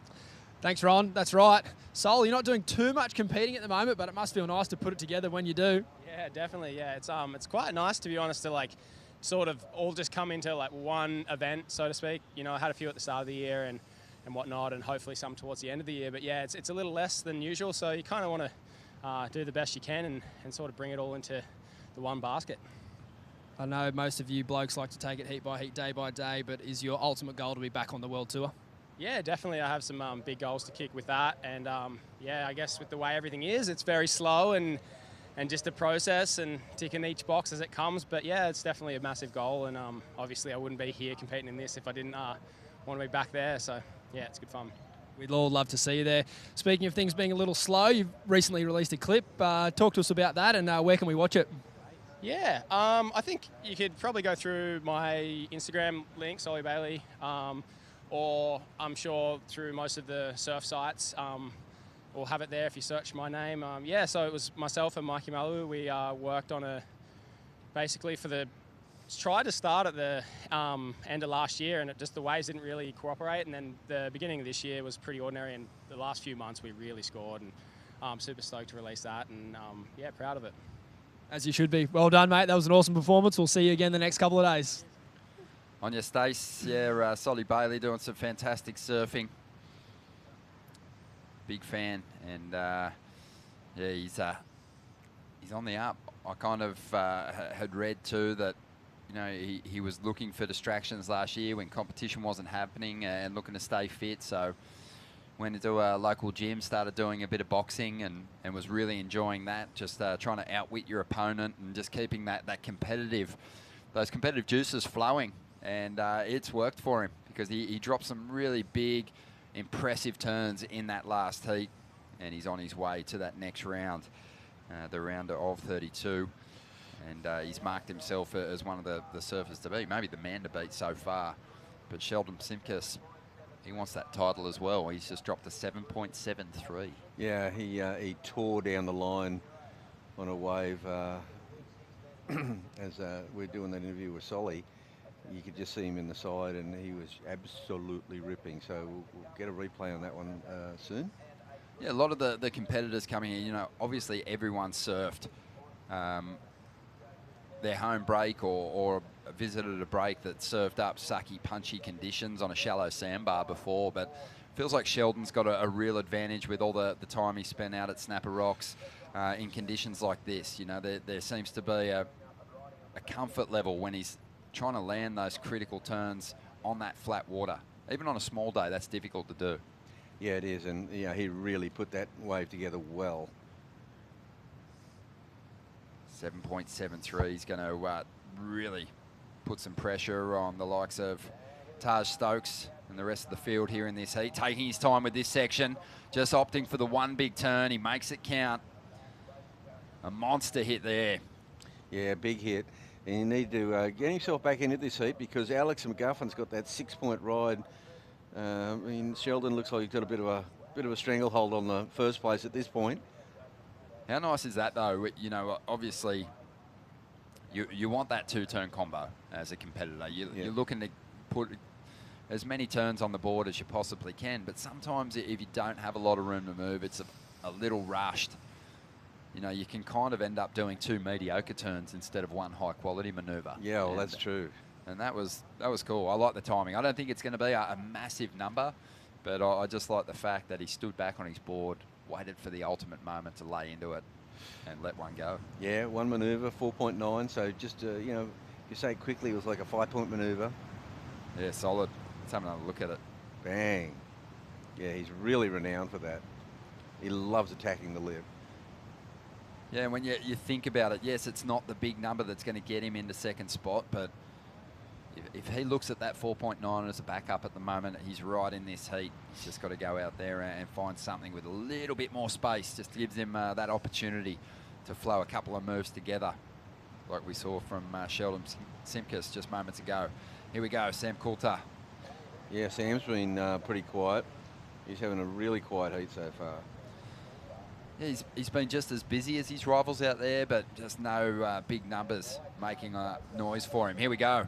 So Taj Stokes, just a quick turnaround for him, and he doesn't get on top of that final section. Yeah, that thing really thickened up. I think he might have gone like, let's not hurt ourselves here. I think if it's coming down to the wire, if it's the last few seconds, and he's looking his last ditch effort, he probably has a go. Yeah. And perhaps he has to have that mentality of like, this is getting down to the nitty gritty. I've got to attack these sections. Well, he usually does. He saw something he didn't like in that one, Ronnie, because I mean, I've seen him attack a lot of sections, and he's gnarly. And that one, it really thickened up. Alex loading up for the reverse. He'll get the completion. The section flattened down on him a little bit just as he went to launch, so didn't get a hell of a lot of height out of it. Yeah, it'll be interesting to see. I mean, he's looking to better a 3.67. It's one of those, you wonder where that's going to go. Yeah, it's the move that everyone's kind of got dialed in these days. Yeah. The air reverse. But the thing is, you're not going to be able to kind of cheat your way to a big score with a small version of it. You've got to do a big one these days, as we see Sam up once again. Yeah, Sam's on a bit of a shocker at this stage. He got a 3.47, so it kind of got him in the heat, though. He's just not quite... His wave choice has been, I think, letting him down a little bit here. Just feels like he's maybe panicking a little early in this heat and not waiting for his chance in that priority order to get himself on a bit of a bigger wave. So yeah, waiting on that number to come through for the little rotation there from Alex. He was trying to better a 3.67. I'm not sure it's going to be any better. It's going to be like right there. Yeah, it could be the same number again. Maybe a slight jump. Could be 387 or 383 or something. 393. There you go. Here's the score. So I guess job done to a degree. It paid off just riding out of that final manoeuvre. The requirement for Taj Stokes now 5.04, and Sam Coulter a 6.46 is what he's after. Yeah, well, we're into the second half of the heat now, and Sheldon is that 7.73 sits comfortably with him on his ledger. It doesn't look like he's overly concerned as he makes his way against that sweep. Yeah, he's just dawdling up the beach. He's like it's casual, isn't it? Yeah. But he's breathing easy. He's a confident guy these days, Sheldon. Here we go, Taj. Let's see if he gets into attack mode on this ride. Nice little turn. The wave flattens out a little bit, but he sticks with it, looking for the finish. And bang, there it is. Little drift on the tail. Was after a 5.04 to get in the second. We'll see if he can do it. And here's an answer from Alex McGuffin. And now this time, this has all come undone. Yeah, that wave just didn't do what he thought it was going to. No. Just cupped out and kind of got hung up in the wind, and it was an awkward fall. But the only advantage for him is that he's still in the lineup, but I feel that Taj Stokes is going to overtake him here. Yeah, it was clean. Start to finish, he was, I think, searching for that extra room to move. And I was just going to say, he's a great hunter. He hunts waves down. He's very good at it. That's why he's a very dangerous competitor. You can never count him out, and he'll hunt down waves. I've seen him surf right through the juniors, and he attacks the waves. He hunts them down. He's going running along the beach now to try and get back out there. He's a fit young guy. Yeah, the numbers are looking pretty good at the moment. As our competitors gear up for the next heat. And Geordie Watson, he's off the tools for the week. Yeah. And it's great to see him and his brother Ty here competing. Ty falling out of the mix yesterday. Yeah, ever so close. He had a Ever close so heat. close. He had a very close heat. He just left his run a little bit late, I think. He did, so we'll see if Geordie can keep the roll going. But 9 minutes, 20 seconds to go. And Taj Stokes, he fell just short of getting the number he needed, a 4.9, so still after that 5.04. Okay, I thought he might have got that. I thought so as well. Oh, Sheldon's come unstuck now. He got a bit too casual. He did. But he's still sitting pretty. He would like to he'd like to get rid of that 4.33 though, for sure. And he's got plenty of time, so he certainly won't be hitting any panic button. That 7.73 still, it's a safety valve to make sure he gets through. Bugs, four-man heats, and we had the women on earlier as well. Obviously, in a tricky lineup like this, finding two really solid opportunities can be difficult when you're trading the priority off and people are scrapping with, a priority over you in the lineup. But four-man heats, you just laugh at them because back in the day, you used to share the lineup with 5 other surfers at times. Well, I never surfed four-man heats. We went from 6-man heats to man-on-man. We had 8-man heats at Sunset sometimes. It was amazing. How was that? 8-man heats? Yeah. Well, Sunset's a big arena, but 6-man heats in a situation like this is gnarly. It's gnarly. Can you remember the gnarliest 8-man heat that you surfed at Sunset and what surfers were in it? Oh gosh, it was. I think I'm not sure if it was a Duke contest, but I'm talking, James Jones, Larry Bertelman. I'm not sure if Jeff Hackman was in that heat, but it was 8 really, really good surfers, like amazing. Yeah, incredible. One of the toughest heats at Sunset I can remember was Jared House trying to qualify. He had to get through one more heat to qualify for the championship tour. Jared House, Sonny Garcia, Andy Irons, Poncho Sullivan. Oh my God! He did it. He got it done. He qualified. Oh, I remember that. Yeah, it was huge. Oh, that was huge. Yeah, I'm still hungover from the celebration night. It was a beauty. But no, that was massive. But I can't imagine trying to find a couple of scores with 8 other incredible surfers or 7 other incredible surfers in a lineup. That's amazing. Yeah, I mean that was rare. That happened. They changed. That didn't go for too long. But back in the day, and even before my time, that was a regular occurrence. I remember going for a meeting at OK Elementary School, talking about we're trying to get man on man, and see, I actually didn't ever believe that man on man. I think overlapping heats is a perfect format for a place like Sunset Beach. I think it can definitely handle 4 in the water. Man on man's a waste of time because it's just too big an arena. The locals don't want to see a 10-foot west set coming through with 6 waves in it, and it's man on man. And someone's in the channel or something. And whereas a 4-man heat, it could handle a 6-man heat, but 4's a good number.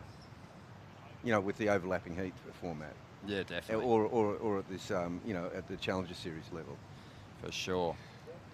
Yeah, I like it. I like the scrappiness, the scrap that goes on in these kind of exchanges. 6 minutes to go here as the surfer in blue makes his way down. And that is none other than Elliot Parada Reed. Yeah. And he's coming up in that next heat. It is a stacked field we're looking at in this round of 64 for the men. How far are we going? All the way, mate. Today, we're going to go up to heat number 10. So that's going to be a big one too, because the top seeds in that heat, Kais King and Mikey Madonna, two of the real form surfers coming off the East Coast at the moment. Both on the rise in a big way. But yeah, 5 minutes remaining here. And Sheldon's still hanging on to that lead. Taj Stokes has come so close to chasing down the qualification second place finish. But he's been left wanting a couple of times.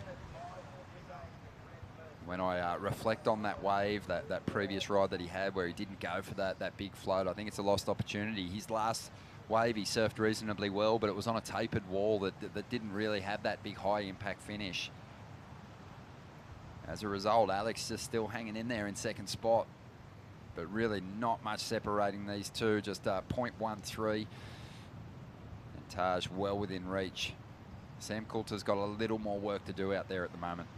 Yeah, he hasn't had a great heat, but he's not out of it. He's you know, like a 6.5 will see him through. But time has become a big factor. Sheldon hasn't been able to get rid of that 4.33, but you know, things have kind of slowed down in this heat. But this all happened in the first half. Yeah, Sam's Sam's got a shot, you know, for a heat where you took a while to get going and your highest score so far is a 3.47. To be after a 6.46 is, you know, it's not over yet. Yeah, that second score of Taj Stokes at 4.9, that was a cruel score. You know, it was a real borderline, wasn't it? Like I had him making it. Yeah, well, you know, two of the judges agreed with you. Yeah, there you go. It was a 3-2 split decision, like boxing. 3.5 minutes to go. And I'm just loving this little nook here at Cabarita, just so well protected out of the wind, and yeah, just a great place to sit and watch all this unfold. But Bugs, thinking about the Tweed Coast, thinking about this entire region, what's your single favourite place in this area? Let's see now. Okay, not the Kingscliff pub.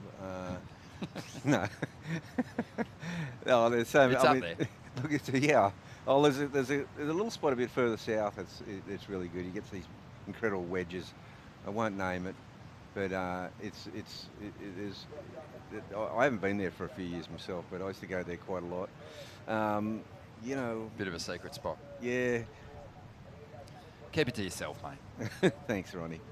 Well, here we go. White, Taj Stokes still chasing that 5.04, giving it a good nudge, but chipping away at a smaller wave there and didn't get the finish. So waiting on those numbers to come through. He's not out of time just yet, but he's leaving this run very late, 2.5 minutes to go.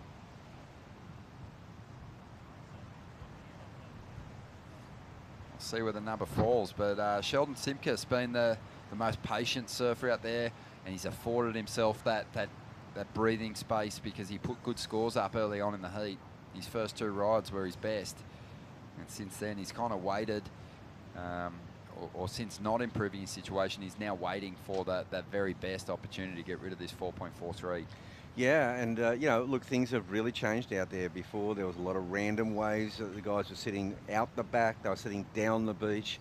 Now, you know, we're seeing them all moving back up the point again. And, you know, it's gone a little bit tricky on us. It did the same thing yesterday afternoon. A bit inconsistent. You don't want to be, you know, going to that last 5 minutes, needing a wave.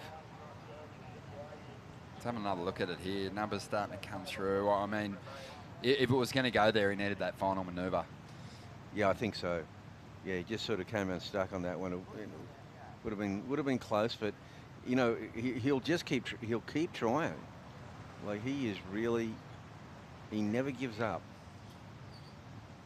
Yeah, again, we're going to go back to it. Just that decision not to attack that one ride, not to just attempt to get on the roof and float that big, heavy section. I mean, I think now if he was faced with that same ride, he does go for it in those dying stages. It's amazing. You see that mindset shift. And, I mean, Alex McGuffin's been really lucky because he had the 6-point ride, but he hasn't really done much since. He had that small little air rotation. He's having a look at this one. And is he paddling hard enough, though? This is Sam Coulter. He doesn't quite get into that ride. 20 seconds to go. Yeah, well, that's sort of kind of the story of Sam's heat in a way. He's just been a little bit of a, a wave short and a dollar short. I mean, he just hasn't quite put it together. And we know he's got the big repertoire. It just hasn't happened for him. This one's coming to a close. Yeah. Sheldon Simkus, really solid, to be expected as the top seed going into this one. Yeah. He really performed. He did. So that one wave, he tore it up. And hanging on to second position and moving through to the next round was Alex McGuffin. Yeah. Impressive. Just got through by the hair on his chinny chin, Ronnie. Well, we'll take a quick break, and when we return, we'll bring in Vaughan and True Starling to call the action here at the Oakberry Tweed Coast Pro.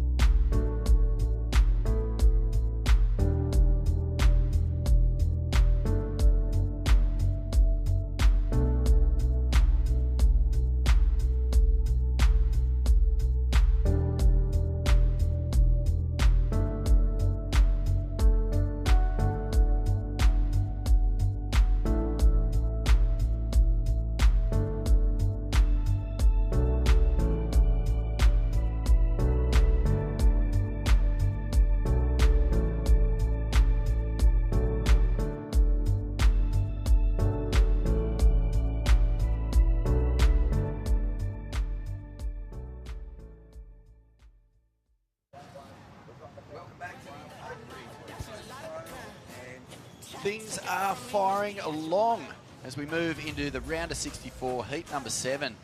Geordie Watson is out there at the moment. Cooper Davies, Elliot Piarada-Reid, and Eli McDonald. And Vaughan Blakey in the commentary box with True Starling. Absolute pleasure to be here sharing the booth and sharing the action with you today, True.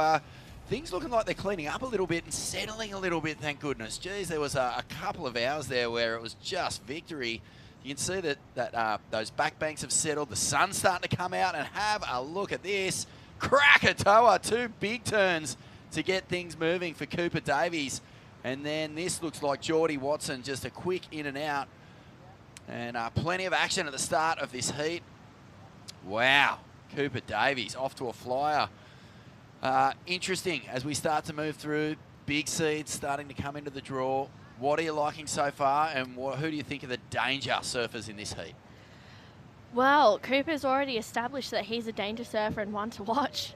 2 waves in 3 minutes. I mean, it doesn't happen very often, and he's looking strong. I mean, Cooper, every time I've seen him surf a QS or any other heat, he's just looking on point, and his attack, he just knows how to get to the lip at the right moment and come down, and it's exciting because you don't know what's going to come from him.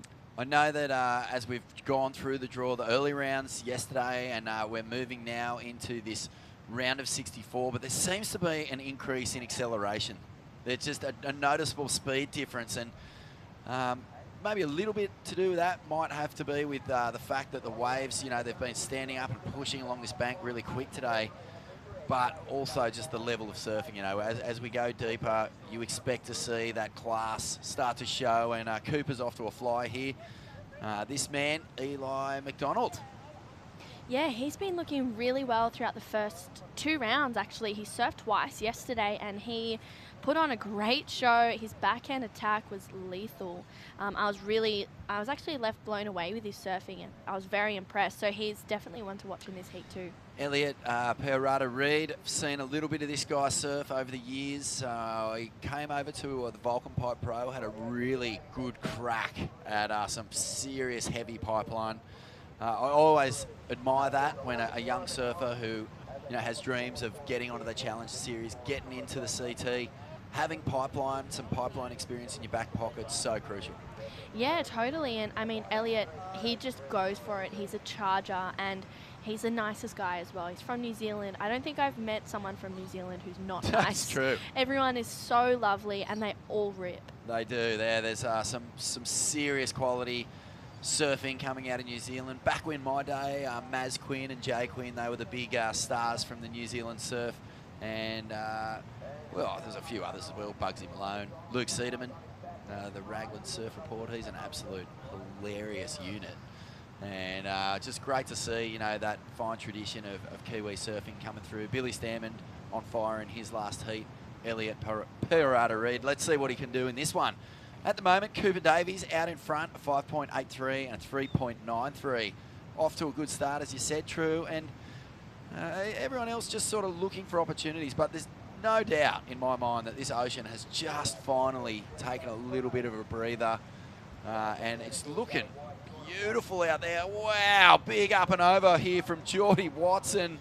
2 big turns. That first one was critical. How hollow did that section look? Oh, and then getting straight back up and recovering from that into the second section. It's experienced surfing at its finest on display as we watched a replay just straight up and over it. And again for the second one, bang, bang. Defying gravity there, really launching out of a below sea level dredger, throwing it up into that thick lip.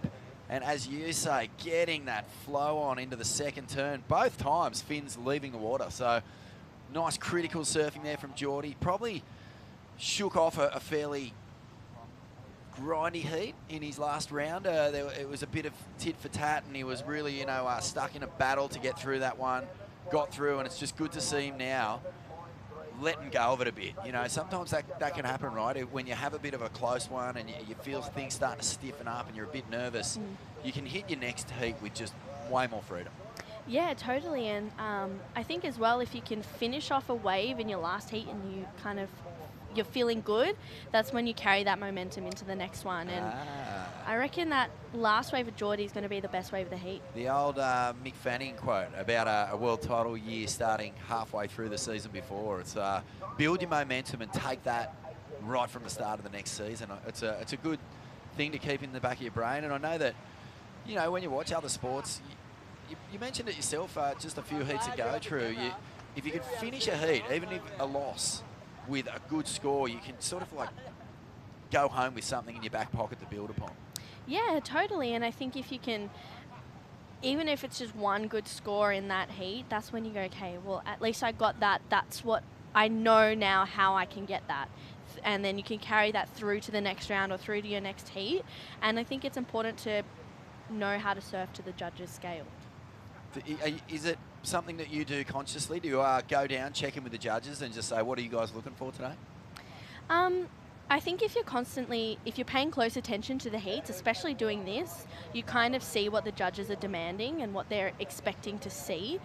So you can almost take it from that without even needing to speak to them. But if I'm ever confused, I'm always like, hey guys, what are you looking for? You know?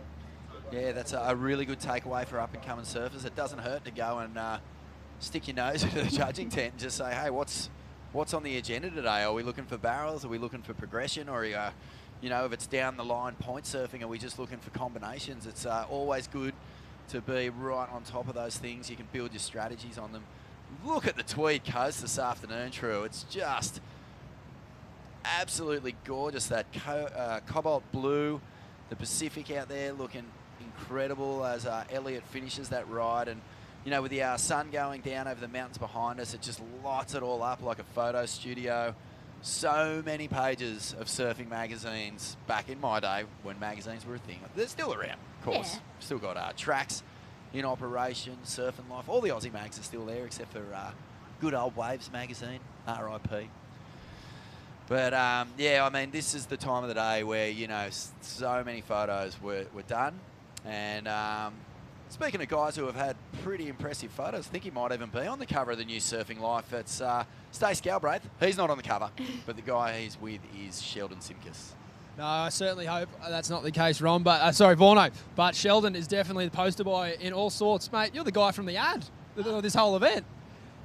Yeah, really stoked to have an event in the Tweed region. Like, it's right on my doorstep for me, and look at the coastline we have here. It's pretty amazing.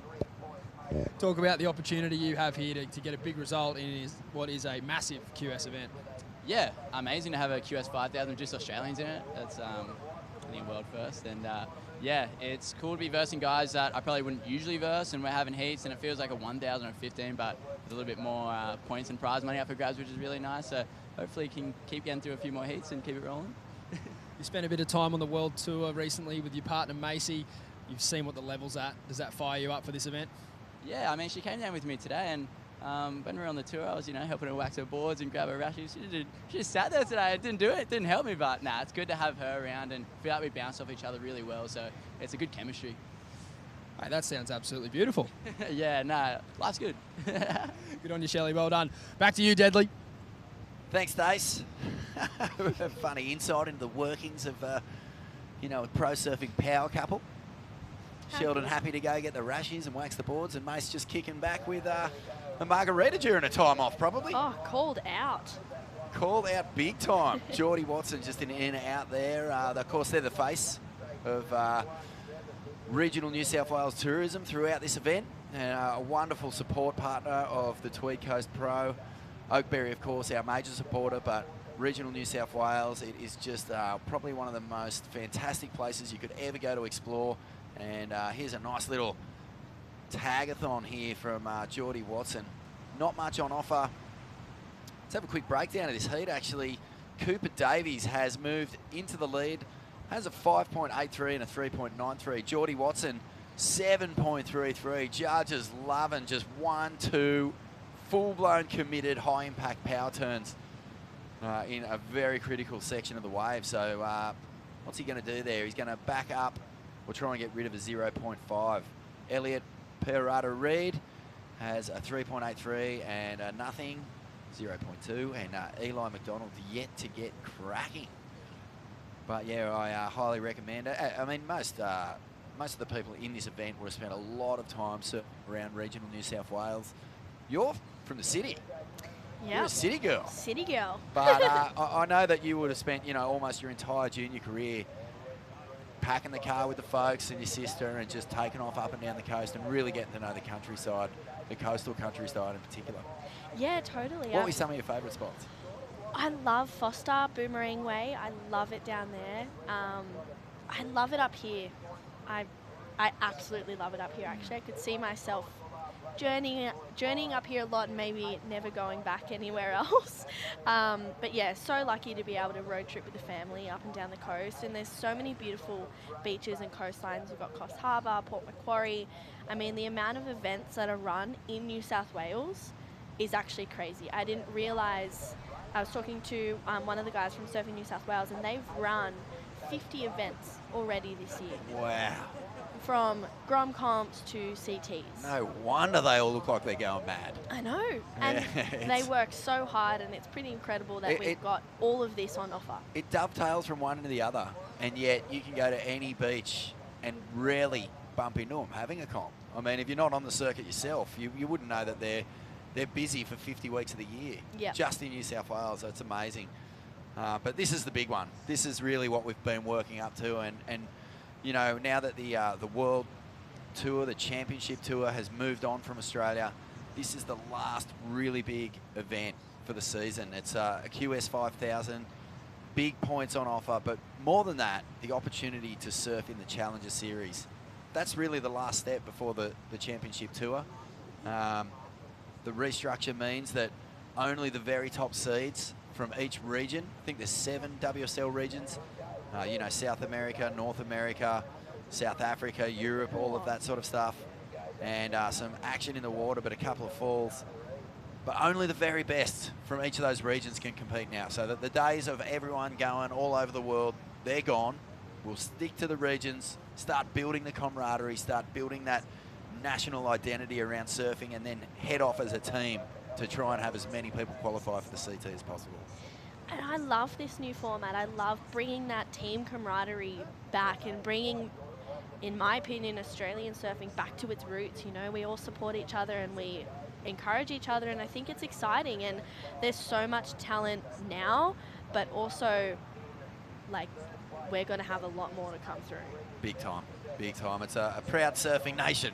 Yes. We're super stoked. And look, let's be honest, it's been a bit dry. It has been a bit dry at the elite level. Not on the women's side of things, mind you. Sally, Steph, Tyler, well, they've been holding it down for a long, long time. We have a lot of representatives at the elite level. Nikki up there as well. Dimity was there for a little while. Macy, of course, is there. Yeah. Isabella. The list could go on. It just goes on and on and on. And so women's surfing just absolutely peaking in Australia at the moment. And really nice surfing here from Eli McDonald. And I saw Eli surfing earlier in the year, I think, at maybe the Burley single fin event. Really strong backhand. 10 minutes to go. We're halfway already.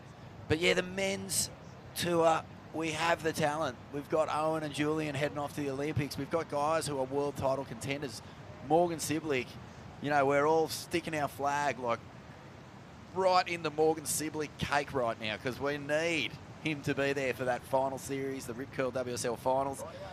Beautiful surfing here, right in the pocket, slashing, carving, and staying busy, not finding the steep wall. Yeah, and Morgs is doing extremely well, but world title-wise, it's been a little while for the men. Yeah, I was even looking event win-wise as well. It's been a little while too. Oh, wow, yeah. Yeah, I think the last Aussie to win an event male was Owen at Chopu, 2019 or 2018. Yeah, well, that's highly unusual in terms of what we expect of ourselves as a surfing nation. Yeah, totally. 9 minutes to go. Jordan Watson out in front, a 7.33 and a 3.6. So without even really a great score on his backup, he has managed to take the lead. Cooper Davies, he's got lots of looking going on here, but that bank down the beach is really quick. Super quick, but I think that's what he does so well in his heats, is he stays busy. He's constantly turning waves, and I feel like if you're busy on good waves, you're going to continue to catch good waves throughout the rest of your heat. I was talking to Rabbit earlier on about sort of the different approaches guys will have. Italo Ferrer, for example, catch 17 waves in a heat, land 15 airs in a heat, just stays busy and can almost just rattle the pants off his opponents just by being everywhere all the time. And meanwhile, you've got other guys who are just so happy to sit out there and catch two.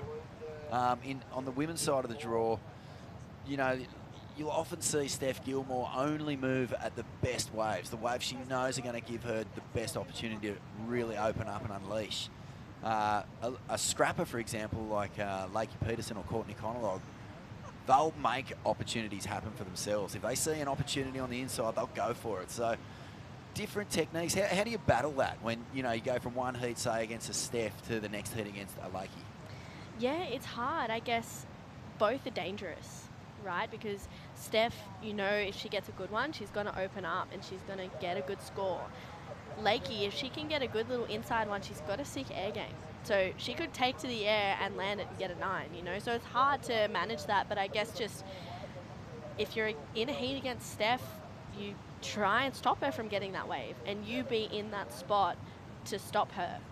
And then with Lakey, you just stick to your strengths and you go, okay, you know what? If that's what she wants to do and scrap on the inside ones, she might get capped at a 5 or a 6. So if I wait for a set, hopefully I'll get more. It's so fascinating. I reckon, you know, every surfer these days has a coach or a mentor in their corner who can help them out with, I guess, strategies. It's not always just about what you're doing. And as much as you'd like to just go out there and surf and have your own game plan, there's definitely times where you know that someone has a trigger and you don't have to do a whole lot to start sort of itching away at that weakness in their mental game. Yeah, totally. There's a lot of people that, you know, maybe shy away from that paddle battle at the start of the heat, or they shy away from getting that inside. Wow, impressive surfing from Elliot Pirata-Reid, and that was the wave he was looking for to get himself up into that next round contention. 6.5 minutes remaining. We're actually down to 6 minutes now, and Elliot Pirata-Reid, who was sort of having a slow one in comparison to everyone else, looks like he might have just put something on the board here. Nice off the top and gets the combo. Not quite as punchy on the second turn, but looks like he's looking for a 6.83. I don't think that score is going to really trouble what he needs to advance, but 3.8. So at least getting some momentum and speed under his feet can make a big difference just in your headspace. Just feeling like, okay, I've got a little bit of flow on now. I can get back out there and find something to really open up on. Yeah, and that's the beauty of these 25-minute heats as well, because you have that extra 5 minutes to kind of play around with, you know. So if you don't start so well in the first 5 minutes, you can almost just restart yourself, because it's a 20-minute heat if you miss out that 5 minutes. That's right, yeah. And we've just seen Eli McDonald bank another 4.6, so pocket fours and in the mix, needing a 6.06. So at the moment, it's Geordie Watson and Cooper Davies. Both these surfers really busy at the start of the heat, sort of sitting out there. You can see the rip is nowhere near as pushy as it was before. They're actually getting a little bit of time to breathe and settle and think about what they want to do. Geordie's a fair way down the beach, but it looks like he's in good position, and there could be a set coming. Here he goes from Culburra. Geordie Watson gets a little speed drive in, a nice up and over, measures beautifully the lip run, because you don't want to be too far in front of those things. They can really come at you hard, but too late, and they'll just bash your board out from underneath you. Good wave management there from Geordie Watson, looking to replace a 3.6. I think that's got to be done. Yeah, I think he's done that for sure. I mean, that was some pretty impressive surfing. Geordie definitely showing his experience in competition surfing. I mean, he's surfed the first heat, he smashed out of the park. His second heat was a bit grovelly, a little bit grindy, but he did what he had to do, and now he's like, okay, I'm not going to leave anything in the tank. Well, the replay there is just all speed. Oh, that's what I'm loving about it. The first turn, it was a speed check. It was done with power, but it really just sent him into that cascading, you know, full-on section. And when you meet the power of the wave with equal power, generally speaking, you can control it. If you hit it and you're hitting it weak, it'll just blast you. And if you hit it too strong and it hasn't got enough on it, your board will go out the back. So really nice read on that wave from Geordie Watson. And what did the judges make of that? A 4.53, so he has improved his situation. And early in this heat, banked a 7.33. Put himself in a fantastic position with 3 minutes remaining.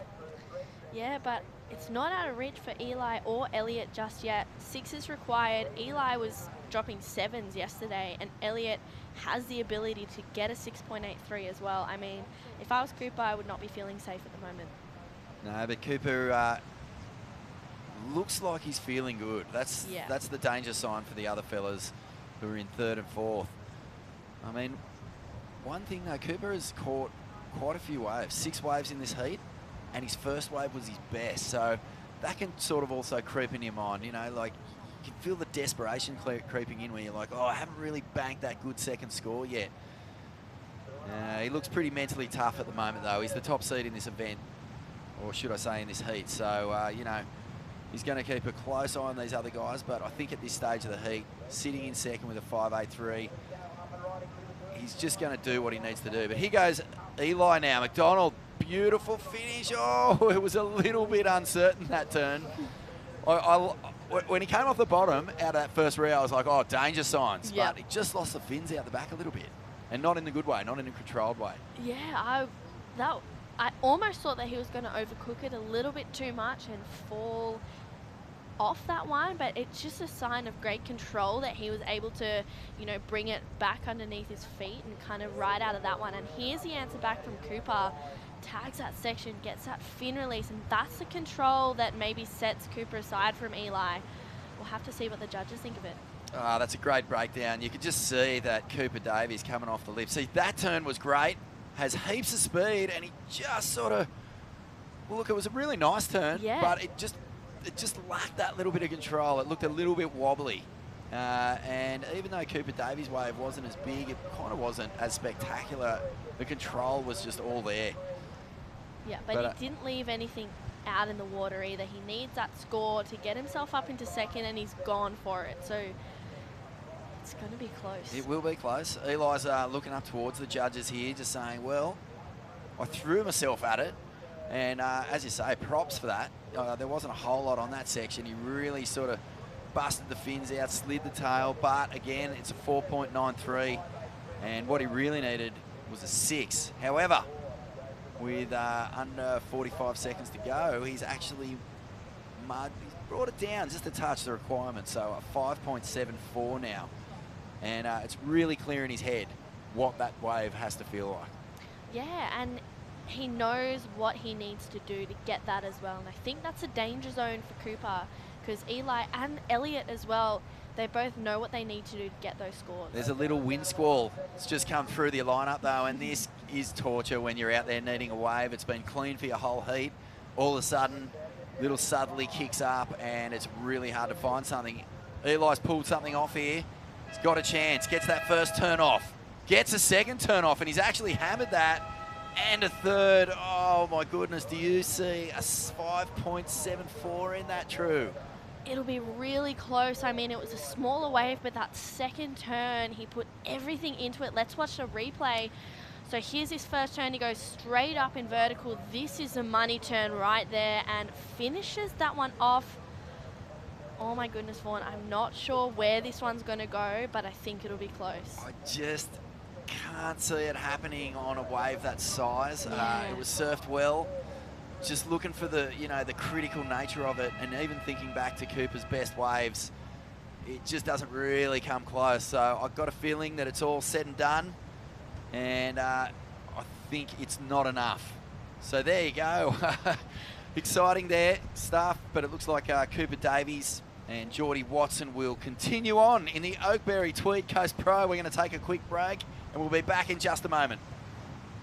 Starting the day with freshness, giving us the energy to paddle out and live life to the fullest. All natural and organic, a superfood bursting with flavor and taking you to your own piece of paradise. Sharing moments with friends, sharing them with Oakberry. The place that we're talking about is very special to all of our Bundjalung people, our Yugambeh mob. We had a few local community kids that really wanted to surf because they're trying to get school and they're trying to do what they do culturally. It's pretty hard for them. How can we say surfing's okay? Have a little bit of education to achieve what you want to achieve. Teaching people about their culture, teaching people about the land around here. I personally have learnt so much from them. It's so special that we have a strong Indigenous culture here on the Tweed Coast. Super lucky to live here. It's a spiritual place.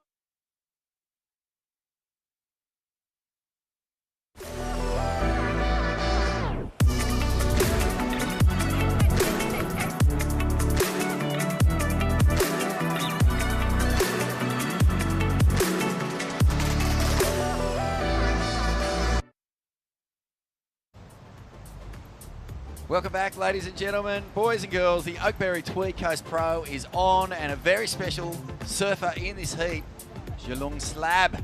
Lungi, he's out there representing for the Bundjalung people, the Bundjalung Nation, and Jurakai as well. Jacob Wilcox out there, Chippo, the West Australian who got some CT experience over there in Margie's.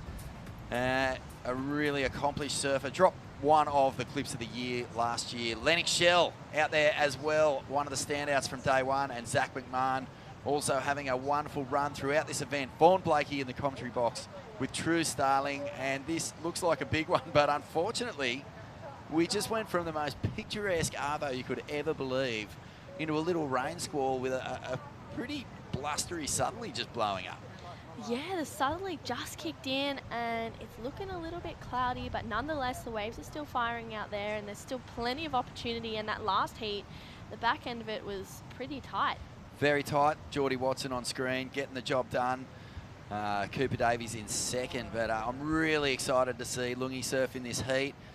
Obviously, a local from the Slab family, you know, such an important family in this area, doing incredible work, you know, educating, sharing the stories of this incredible nation, of this incredible land, and it's just going to be fantastic to see this kid surf. He is one of the great style masters already, not just from this region, but in the country, and I just can't wait to see how his surfing evolves over the next, well, over the next 10 years. He's such a grom, but a great opportunity for him here to, you know, basically show us what he's made of in a heat.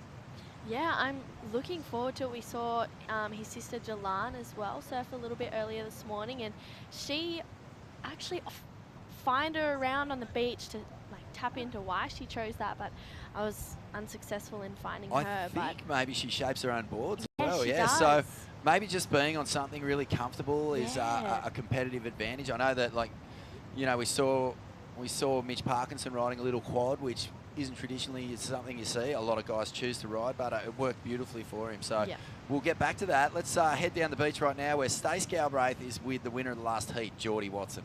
Thanks, Deadly. That's right. George, you got yourself another day off the tools, mate. Well done.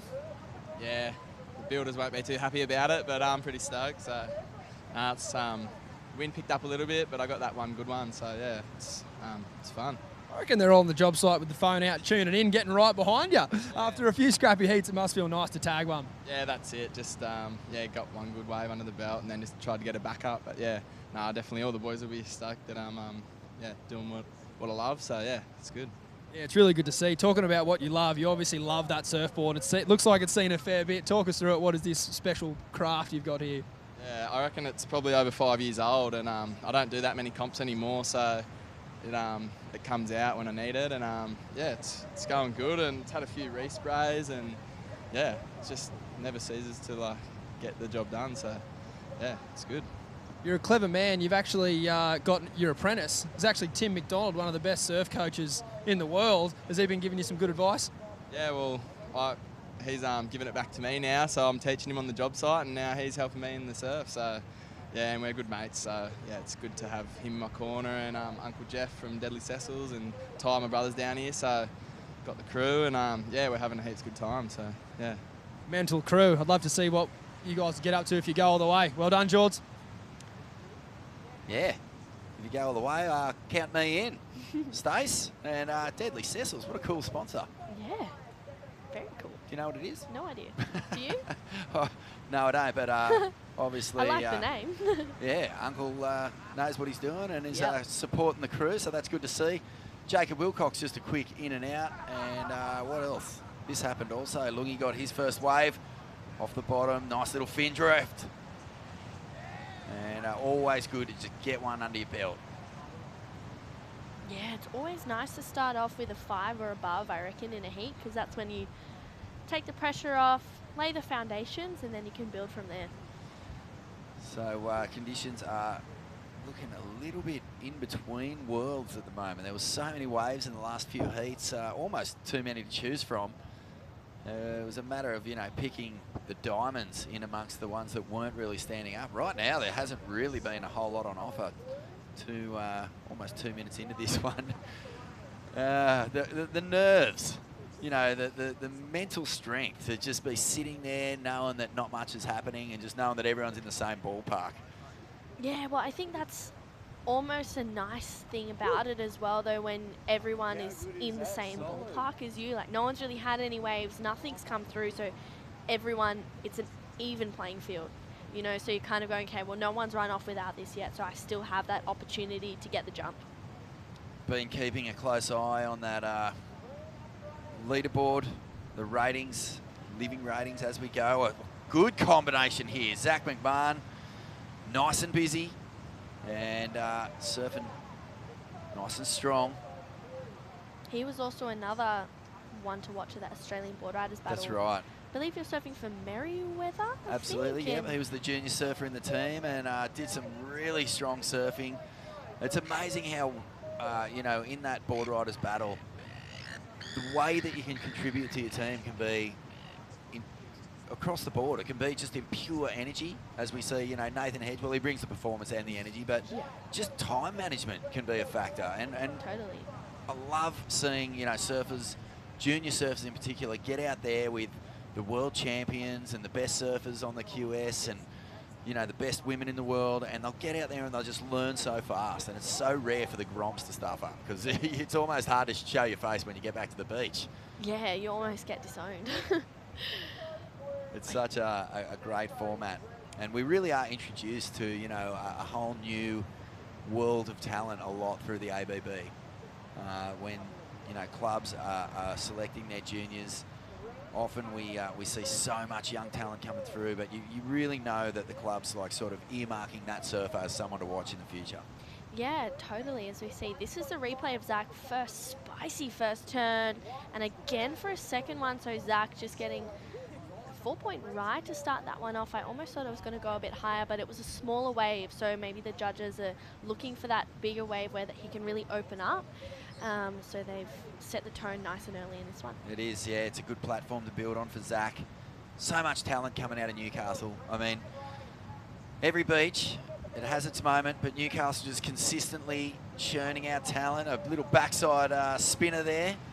The reverse 360, hits the lip, slides the tail around and rides out of it cleanly. This has just reminded me of a classic afternoon surf after school. Zach, you know, a couple of Rios here, might try a reverse there, bust the fins on the next one.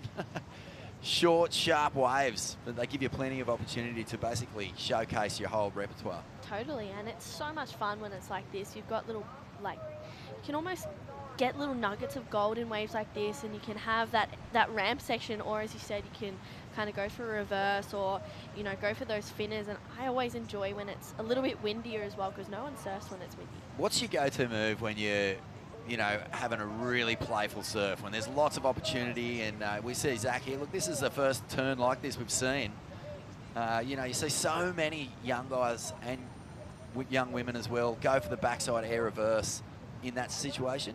But just pushing out the fins and making it into a bit of a power muscle turn is a bit, feels just as good. Totally, and having something different as well. I don't know, just I really like trying turns I've never done before. You know, I think.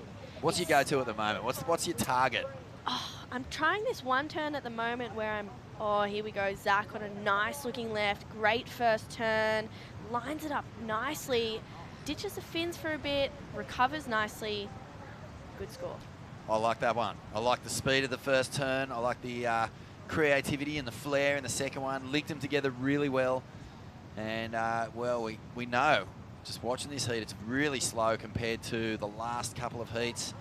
And so Zach staying real busy, wants to keep the bones warm. Look at Lennox, beautiful drawn-out surfing here. Couple of carves to get this one going. Throws it up, doesn't ride out. Wow, that's very uncharacteristic from Lennox. Feel like he really should have ridden out of that. You know, two good, strong turns to get going. No reason for him to catch a bit of nose there, just losing a bit of concentration. Yeah, I want to know, what's your target move at the moment, True? I'm really wanting to try off the end section, like full tail free and kind of bringing it around underneath and riding out of that. I've been very close a few times. Are we talking like a Clay Marzo fin blast, or more like a Jarvis Earl sort of up and around? Like a John kind of tail carve off that end, kind of, you know that turn? Oh, I do know that turn. I don't even know what to call it, but I'm trying. They're really hard. Whack that whip in. Oh. Technique, he's got that so down. It's getting to me. Scores dropping in, and Jacob Wilcox out in front, a 4.5 and a 3.6, 13 minutes remaining. Lungi Slab out there, he's got a 2.5 and a 1.27. Lennox Shell, his last wave, a 4.53 and a 1.67. Jacob Wilcox there on the live rankings. So these are adaptive rankings that change with every single heat, just so we can keep an eye on who's climbing above and below that bubble, that red line. That's where you want to be. Anywhere above that at the end of this event, and you're off on your way to the Challenger Series. Jacob Wilcox currently in this heat, currently in the lead, sitting at number 5, a really strong position to, you know, lock in that spot and try and crack the CT. Got a little taste of it in WA. Zach McMahon just to wrap up the situation here, currently in second. 2 fours, pocket fours for Zach McMahon. Got 3 waves. I felt like he'd caught 50 waves. I know. It's just the 3. Must have caught him back to back. Jacob Wilcox sneaking a couple from out underneath us, true. Yep. Yeah, I don't know. Flying. I've sort of given up with my own surfing. I've just given up on. Never give up. No. I haven't given up on surfing. Good. I mean, I don't really paddle sad. out with an idea in my head anymore. I just like feeling something when I paddle out there. So, you know, I'm dead inside. I've got nothing. No, I'm joking. I actually I love paddling out and just feeling speed and just locking it in for one sweet moment. Could be getting the fins out. Could be finding a bit of rail. But yeah, when I was a Grom, I used to always paddle out with an idea about what I wanted to do.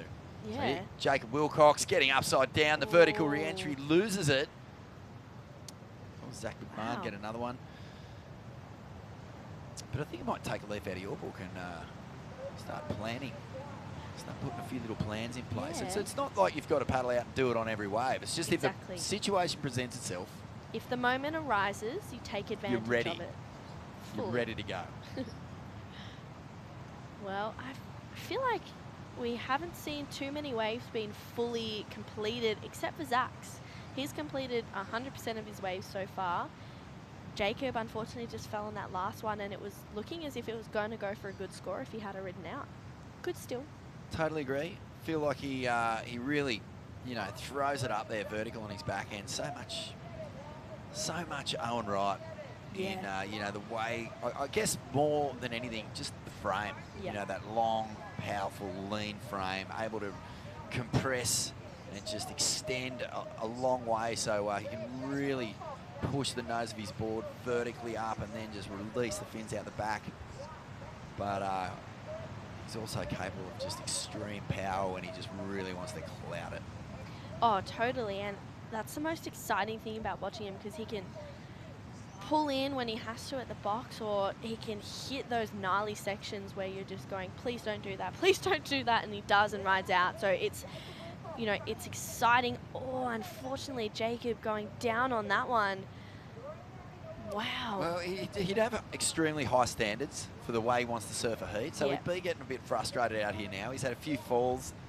A guy of his, you know, quality, the quality of surfing he brings to his game, what he's been able to achieve. He's surfed in CTs for years now. I think I remember him surfing over there in the over there in the. Okay, so just on hold at the moment. Just have our crews pulling the surfers onto the skis. And we'll give you guys an update with what's going on in just a moment. The safety of the surfers always absolute priority at every WSL event. And you can see here, surfers on the back of the skis. And I believe that's Lennox Chell. Lennox Chell? Yeah. Yep. That's him. And the event has just temporarily been put on hold. You can see there's Zach McMahon on the back of a ski there. Lungy Slab, he's getting a ride in, and Jacob Wilcox as well. And the event just on hold while we assess conditions, reevaluate what's happening out there in the lineup. Just a safety hold, and we'll be able to update you on the situation just as soon as the information comes to hand. So the Oakberry Tweed Coast Pro. Well, let's throw it down to Stace, who is with Will Hayden-Smith, the WSL Tour Manager. Thanks, Vorno. Will, what's the update? Hey, Stace. So it looks like our shark drone has spotted an animal inside the competition zone, and our shark protocol means if there's a shark within 500 metres of the surfers, then we pull them out of the water. And so the great news is that our protocols work. We've got a shark drone in the air at all times. We've got 3 skis in the water. The skis went in super quick. The siren went off. And so now we'll bring the surfers to the water, and we've monitored the time and scores left in the heat. And the drone goes around, follows it till it's out of the zone. And then we'll keep monitoring for another 15 minutes and then hopefully resume competition where we left off. I certainly hope so. That heat was just starting to warm up. Back to you, Vorno. Thanks, Stace. As you can see there, the WSL protocols in place. All surfers straight onto the back of the skis, making it safely to the beach. And, you know, safety of surfers, #1 priority in every single case. Heat just put on hold. The event just put on hold. Drone spotting an animal within the area. So things just taking a little break. And while we have a little break here, just looking at that heat as it was unfolding, one of the surfers out here was Lungi Slab, and we're going to cut to a little piece, find out more about this wonderful region that he calls home.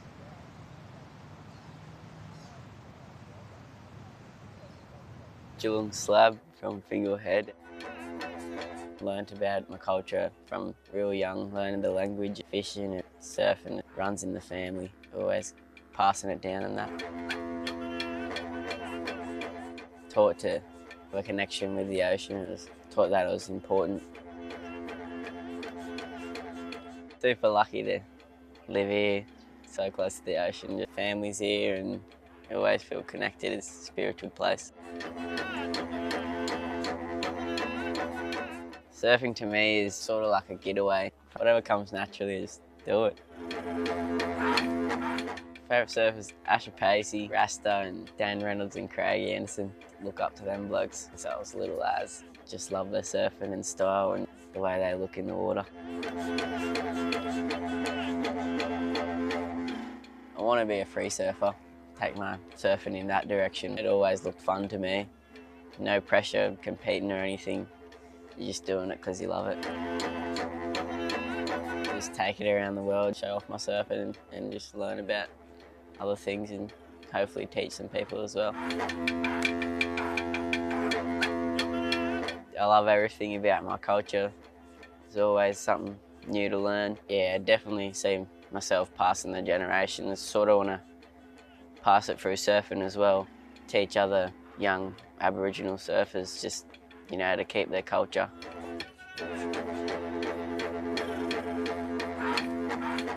Definitely like the cultural sides of things. My dad always taught me to be connected to the water, and I built a relationship with the ocean since a young age and just keep learning. Just being in the water is a whole nother world.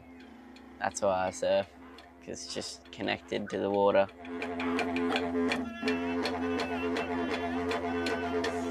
Thankful to know that my culture's still in me and around this place. Always good, perfect life. No, not complaining ever.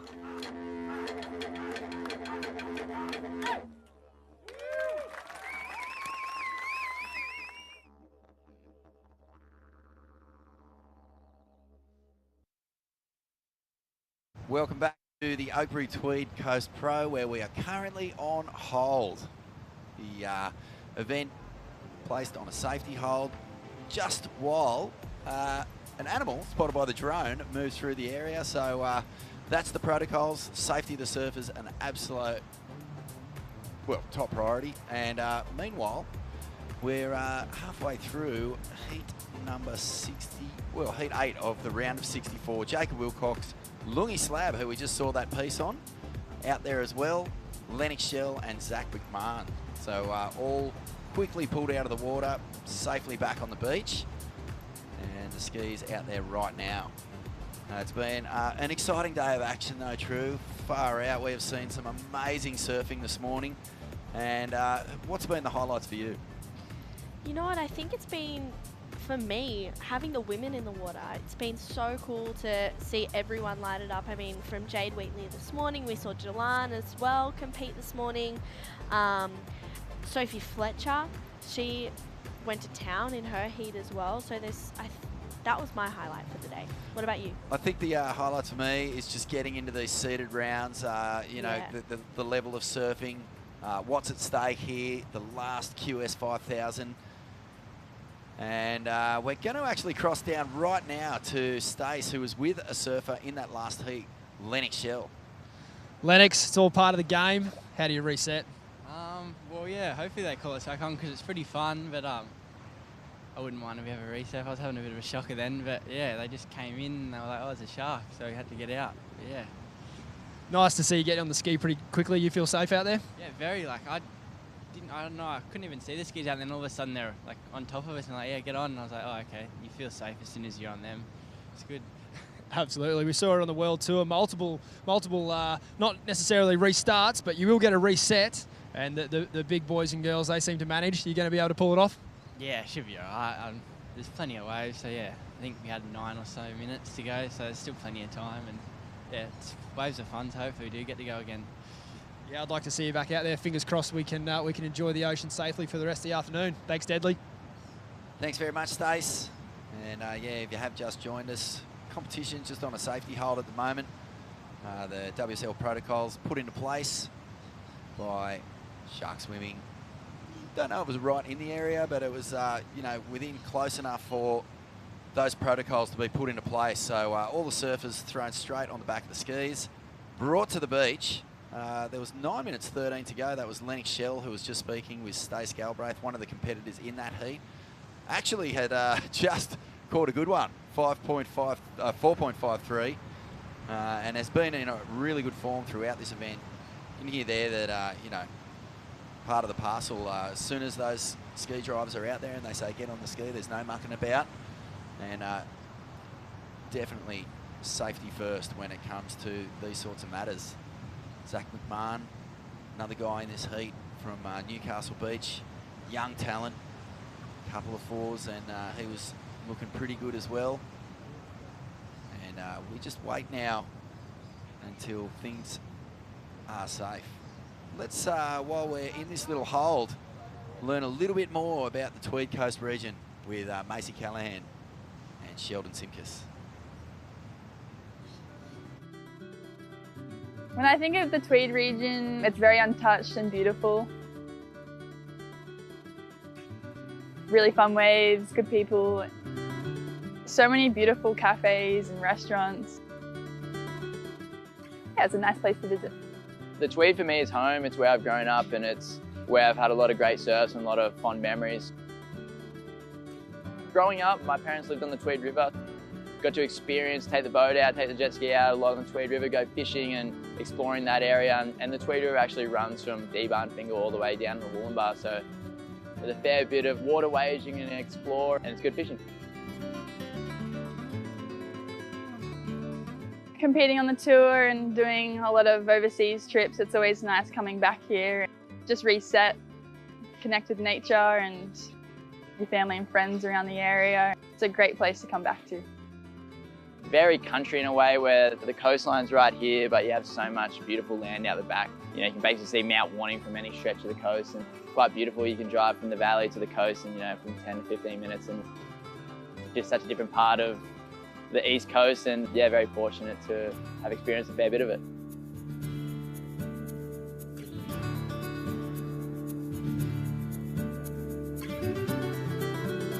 There's a fair bit of coastline that you can find a few waves without too many people on, so it's always a nice little journey. It's really great having a QS 5000 here on the Tweed Coast.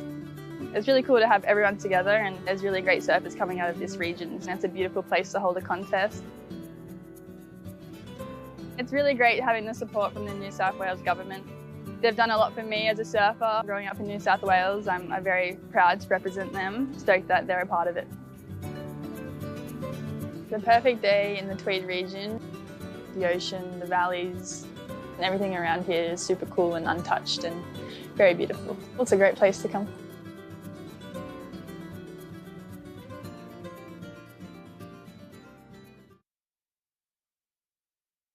Welcome back to the Oakberry Tweed Coast Pro. Things currently on hold.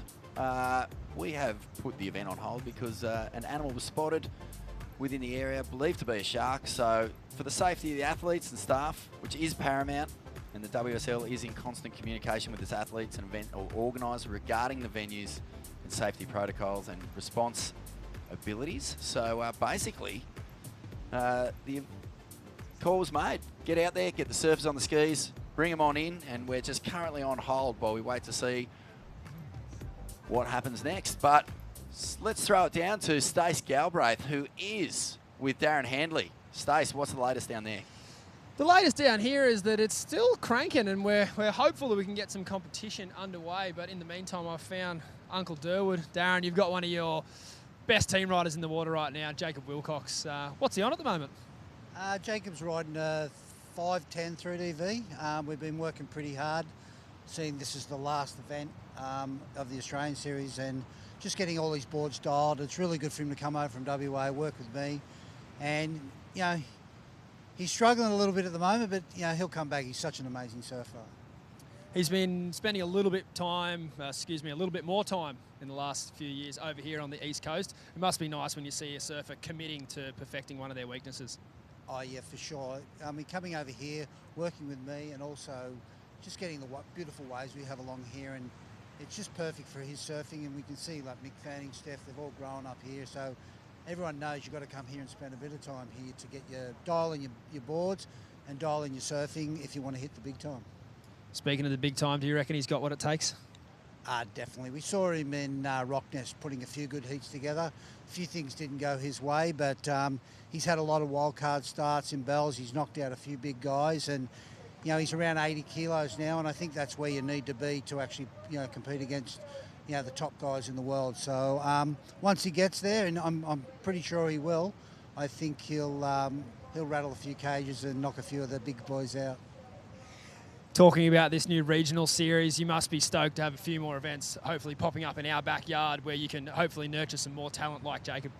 Yeah, look, one of the reasons I'm down here, supporting my surfers, but actually supporting Australian surfing and actually keeping my eye on, who's coming up, who's the next kids, and just keeping my eyes on everything that's going around. It's really important. I love to find young kids and help them out. All my guys that are on the CT have all started from 12 to 14-year-olds and gone all the way to the top level. So if I can find that right kid, I'll talk to him or his parents and nurture him all the way through and keep Australian surfing at the top level.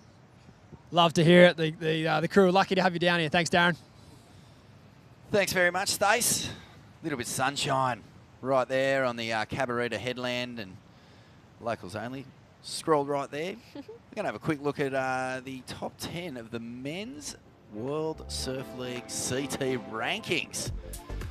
And, we heard Stace talking to Darren Handley about Jacob Wilcox and his hopes of one day cracking the CT. Not too many Australian flags in that top 10 at the moment. In fact, there's just the one, Morgan Siblick. Postcards from Morgs getting right up there into the thick of it, ruffling plenty of big names. But, we're so used to seeing Owen Wright, Julian Wilson. I think Ethan Ewing was a name that we were really expecting climbing right up into that top 5 come year's end. And True, what's happening there? The Brazilian storm has taken over. 4 Brazilian flags there, and then we've got 2 American flags, a Japanese flag. I mean, Kanoa Igarashi has been on an absolute tear, but Morgan, he's just rise to every single occasion that he has had, and I think that's what's separating him from the rest of the Australian CT surfers at the moment. Yeah, well, I think that one of the big things that's happening right now is going to change this for Australian surfing, and that's the restructure of the World Qualifying Series. The way that we have spoken a lot about pulling it back to regional tours, giving everyone at home a really good chance to just tune into their equipment, not have to worry so much about the travel, and then earn their spot in those Challenger Series events, and then crack that CT. I think the camaraderie, I think that's a huge part of what's been missing. Not that the Aussies aren't backing each other when they are on tour, but there's no denying the froth and that family vibe of the Brazilians on tour. They're just so deeply committed. A win for one is a win for all, and you can feel it, you can't fake it. And, I think that, the Australians heading to the Olympics and then coming back, that's going to be a big part of that as well. It might just reintroduce us to that national pride at the elite level. Totally, and I'm excited. This is on the men's tour, though, mind you. The women's tour, we're going great guns. Yes. Plenty of world titles in the last few years. Let's have a look at these rankings as well. And what do you like about, the Australian performances on this side of things? Because, I mean, it is... there's a lot of Australian flags on this one.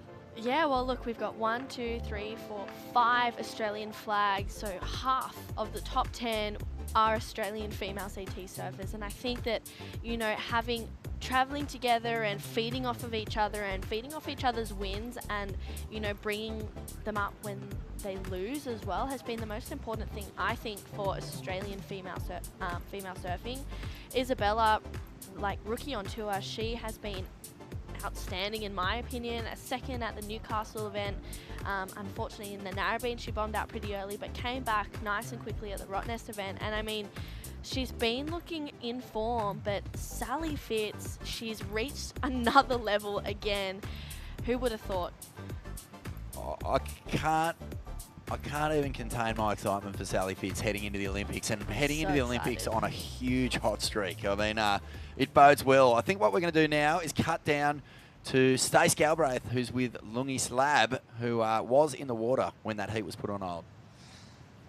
Lungi, apart from the obvious, you're pretty happy to be competing in your own backyard, mate?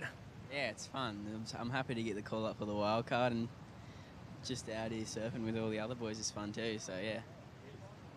Pretty slow start there, mate, but you're looking pretty solid on your feet. You ready to put these older boys to the sword? Yeah, hopefully I just regroup and get out there and smash it. I think we'd all really like to see that. Best of luck, mate. Thanks very much, Stace. Good to hear from Lungi just then. Basically out in the water when that heat was put on a safety hold. The WSL safety protocols put straight into place the second an animal was spotted coming into the area. But while we wait for the lineup to clear and everything to be put back on, we're going to check out what one of the most famous locals from the Tweed Coast region, Steph Gilmore, 7-time world champ, born at Mooloolaba Hospital, growing up right up the road to Kingscliff, what she thinks, why she connects with this zone so much. I was born in Mooloolaba, and so I've grown up surfing here in the Tweed region my entire life. The more I travel, the more I come home and really understand how special this area is. We have world-class waves, incredible weather, so many places to go and hang out, eat good food, and I'm always so proud to say that I'm from this area. I've got really fond memories of when my father taught me to surf just on the front beach there at Kingscliff. Every day after school I'd run down the hill and paddle down the creek there and then go and surf the back beach or the front beach and just always have great waves on offer. Whisper your words are clear when I grow old. So much more than just surfing around here in the Tweed Coast region. We have the wonderful mountain range, and some of my favourite things to do is just to drive inland and go to the cool towns like Mooloolaba, Yukai. I feel like every time I come home there's always something new that I'm discovering, and I fall in love with it every time. The Surfing Australia HPC is right here, smack bang in the middle of the Tweed Coast region, and it's so perfect for all of the upcoming athletes, for the current world champions, and also for the future Olympians. It's incredible access for us to have that right here, and it'll be a really key ingredient towards creating those future champions. I think what makes the Tweed Coast region unique is that we've got these lush green rolling hills, and then you're right on the coast where there's world-class waves everywhere. The water temperature is warm, and it's unlike any other place in the world that I've seen in terms of the amount of waves, the wave quality, and you're right next to the most wonderful, healthy farmland, and really one of the dreamiest destinations for anybody to come visit. Yeah, the Tweed Coast region really holds a special place in my heart.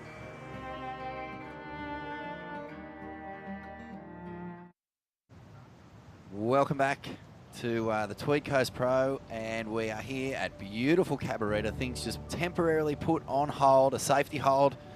The surfers cleared from the lineup in line with the stringent WSL safety protocols. And you can see heat put on hold. About 9 minutes 13 to go. Zach McMahon was leading that one. Jacob Wilcox out there as well. Lennox Shell and Lungi Slab out there as well. And you can see Lennox talking there with Sammy Griffiths, just preparing to jump back in the water once it's declared completely cleared.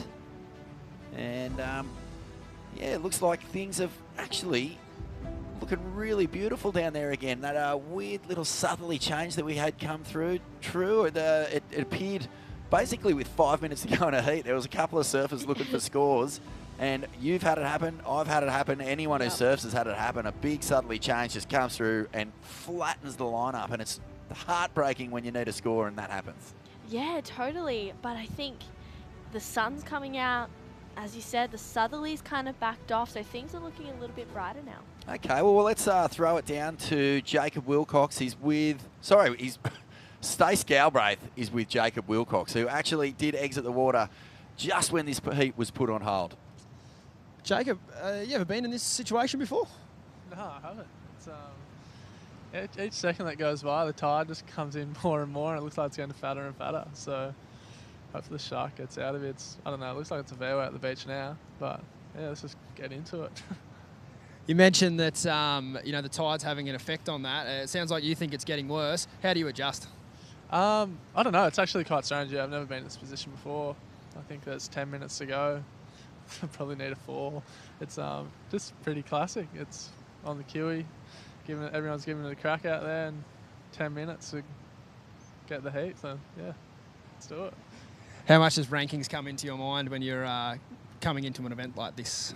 I haven't really thought too much about the rankings. I think as long as you're in the top 10, I feel like it doesn't really matter too much. You're kind of the only rankings you have to worry about are the 4 events at the end of the year or whatever it might be. So this is just another 25 minutes minimum to practice before then. You excited to get on a plane that might do some international voyaging? Yeah, for sure. It's going to be fun. I think it's going to be a big stint away from home, but we've had probably a year and a bit in Australia. So yeah, I'm keen to get away again.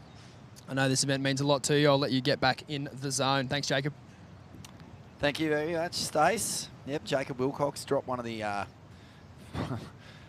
one of the all-time clips of the last 2 years. There's one wave in that by default clip that he dropped. I actually can't describe it. It's so heavy. When I first saw it, it terrified me. It's a big one up north in the northwest of WA, a wave that he absolutely loves and spends a lot of time duking it out with Jack Robbo at.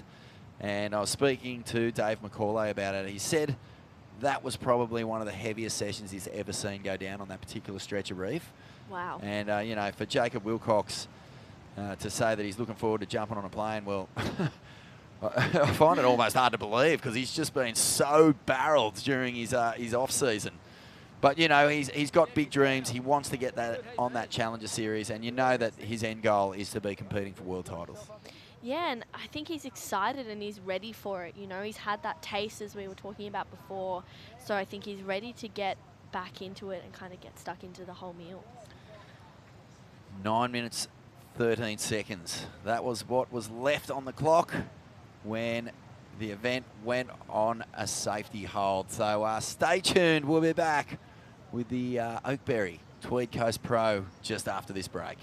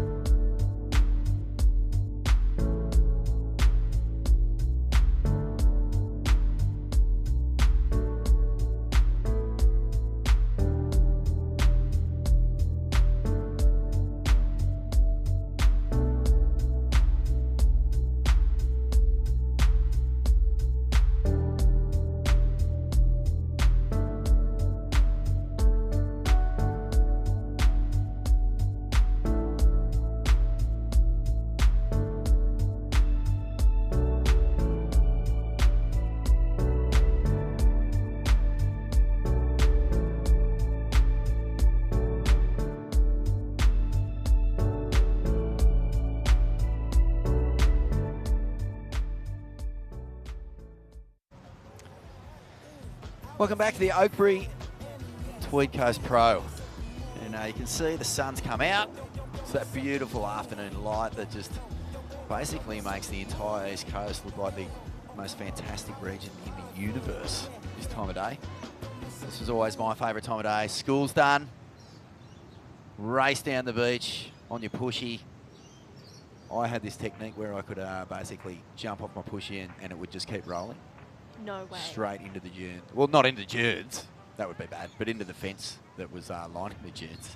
You're kidding. Well, I could do that, and then I could just keep running down the beach track and straight out into the water. But you can see the competitors there having a really good time, just waiting for this event to kick back in.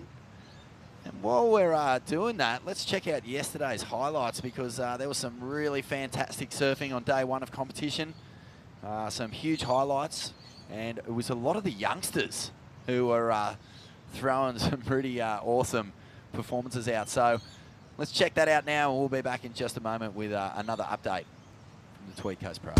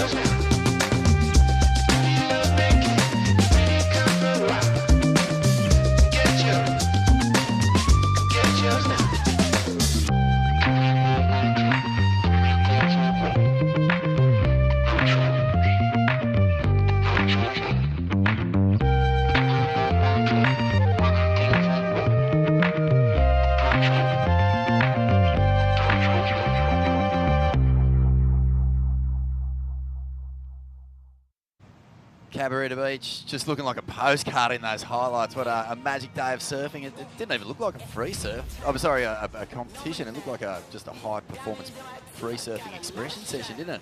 Lungi Slab on the beach. The event is on hold. We're on a safety hold as we wait for the lineup to clear. And what we're going to do is have a quick break and come back in just a moment with more action from the Oakberry Tweed Coast Pro. Starting the day with freshness, giving us the energy to paddle out and live life to the fullest. All natural and organic, a superfood bursting with flavor and taking you to your own piece of paradise. Sharing moments with friends, sharing them with Oakberry. The place that we're talking about is very special to all of our Bundjalung people, our Yugambeh mob. We had a few local community kids that really wanted to surf because they're trying to get school and they're trying to do what they do culturally. It's pretty hard for them. How can we say surfing's okay? Have a little bit of education to achieve what you want to achieve. You know, teaching people about their culture, teaching people about the land around here. I personally have learnt so much from them. It's so special that we have a strong Indigenous culture here on the Tweed Coast. Super lucky to live here. It's a spiritual place.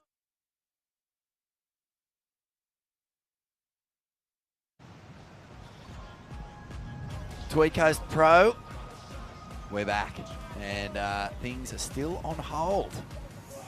It's the safety hold put into place by the WSL protocols.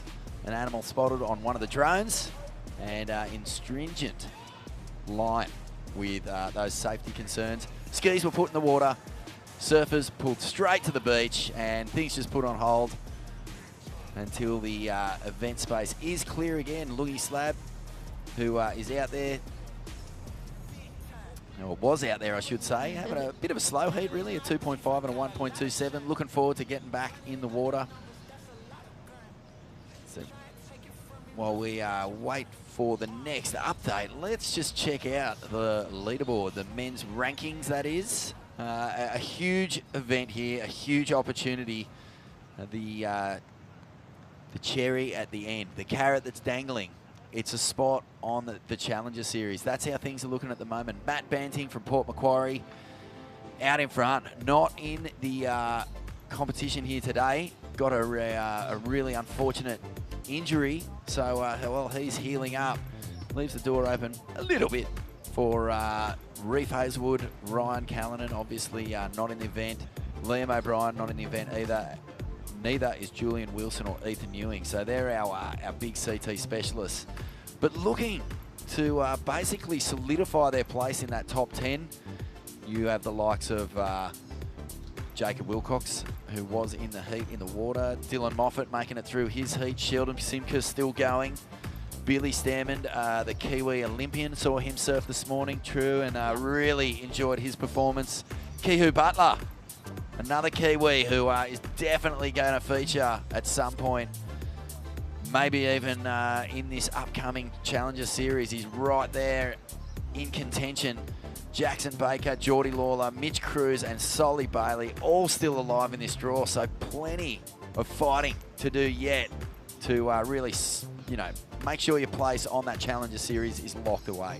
Yeah, it's such an exciting back end to the regional QS here in Australia. I mean, every single person that says yes here, they're still in the event. So it's going to be tight, and I'm looking forward to seeing, I reckon we're going to be seeing some more rivalries come out to the pointy end of the men here at the Oakberry Tweed Coast Pro, and I'm looking forward to it. I'm hoping we see some paddle battles, I'm hoping we see some hassling come through, and I think the level is going to start to lift from the next round and up. I'm really looking forward to seeing, you know, names down the back end of the ratings start making a big climb on the back of this event. Yes. Names like Jarvis Earl, who we've seen in the last 2 days of competition has been really solid. I think he's somewhere down around about 99th on the ratings, but 5,000 points. Bang, you are flying up those ratings. Oh, yeah. And, you know, he could really make a huge statement here at this event. It's such a launch pad, even though it's the last event of the season. And maybe he's not even thinking about, you know, qualifying for that Challenger Series. But to get a result here and a big one against really highly fancied rivals who are looking at joining the CT in the next year or two, that would be a huge, huge achievement. Oh, massive. And I think for Jarvis, maybe the main thing he's trying to do is make it through a couple of heats, get a couple thousand points under his belt to really get a good seeding for next year, because that's going to help him a lot. You know, he's going to miss out on those round 1, round 2 battles, which can be really scrappy, and they can get, you know, it's really 50-50 whether you make them, because everyone's scrapping through that. So if he can really solidify his spot into those round 3 seeding rounds, then he's going to make a lot more improvement. You surfed the heat this morning on the women's side of the draw. Who's looking dangerous? Who do you have to keep a serious eye on that could halt your progress in this event? Yeah, I mean, Philippa was surfing amazingly this morning. Molly Picklum, she's been surfing really well as well. So, I mean, to be honest, if you want to win, you have to beat everyone. So you've got to keep your eye on everyone, but at the same time, you want to make sure you're focusing on your own game and what you can do best and backing yourself. So I think for anyone that's competing in this, I'm sure they'd agree that you just want to focus on what you're doing and kind of, you know, take the head noise out of what everyone else is doing. For sure. Thanks so much for sharing that. We have an update. The event is off for the day. So the Oakberry Tweed Coast Pro is going to be called for the day, put on hold momentarily while the safety protocols kicked in. Animal spotted on one of the drones, believed to be a shark. So the skis were sent out, surfers brought in. Surfer safety, the absolute priority at every single WSL event. And basically, things were put on hold, just waiting to see what would happen there.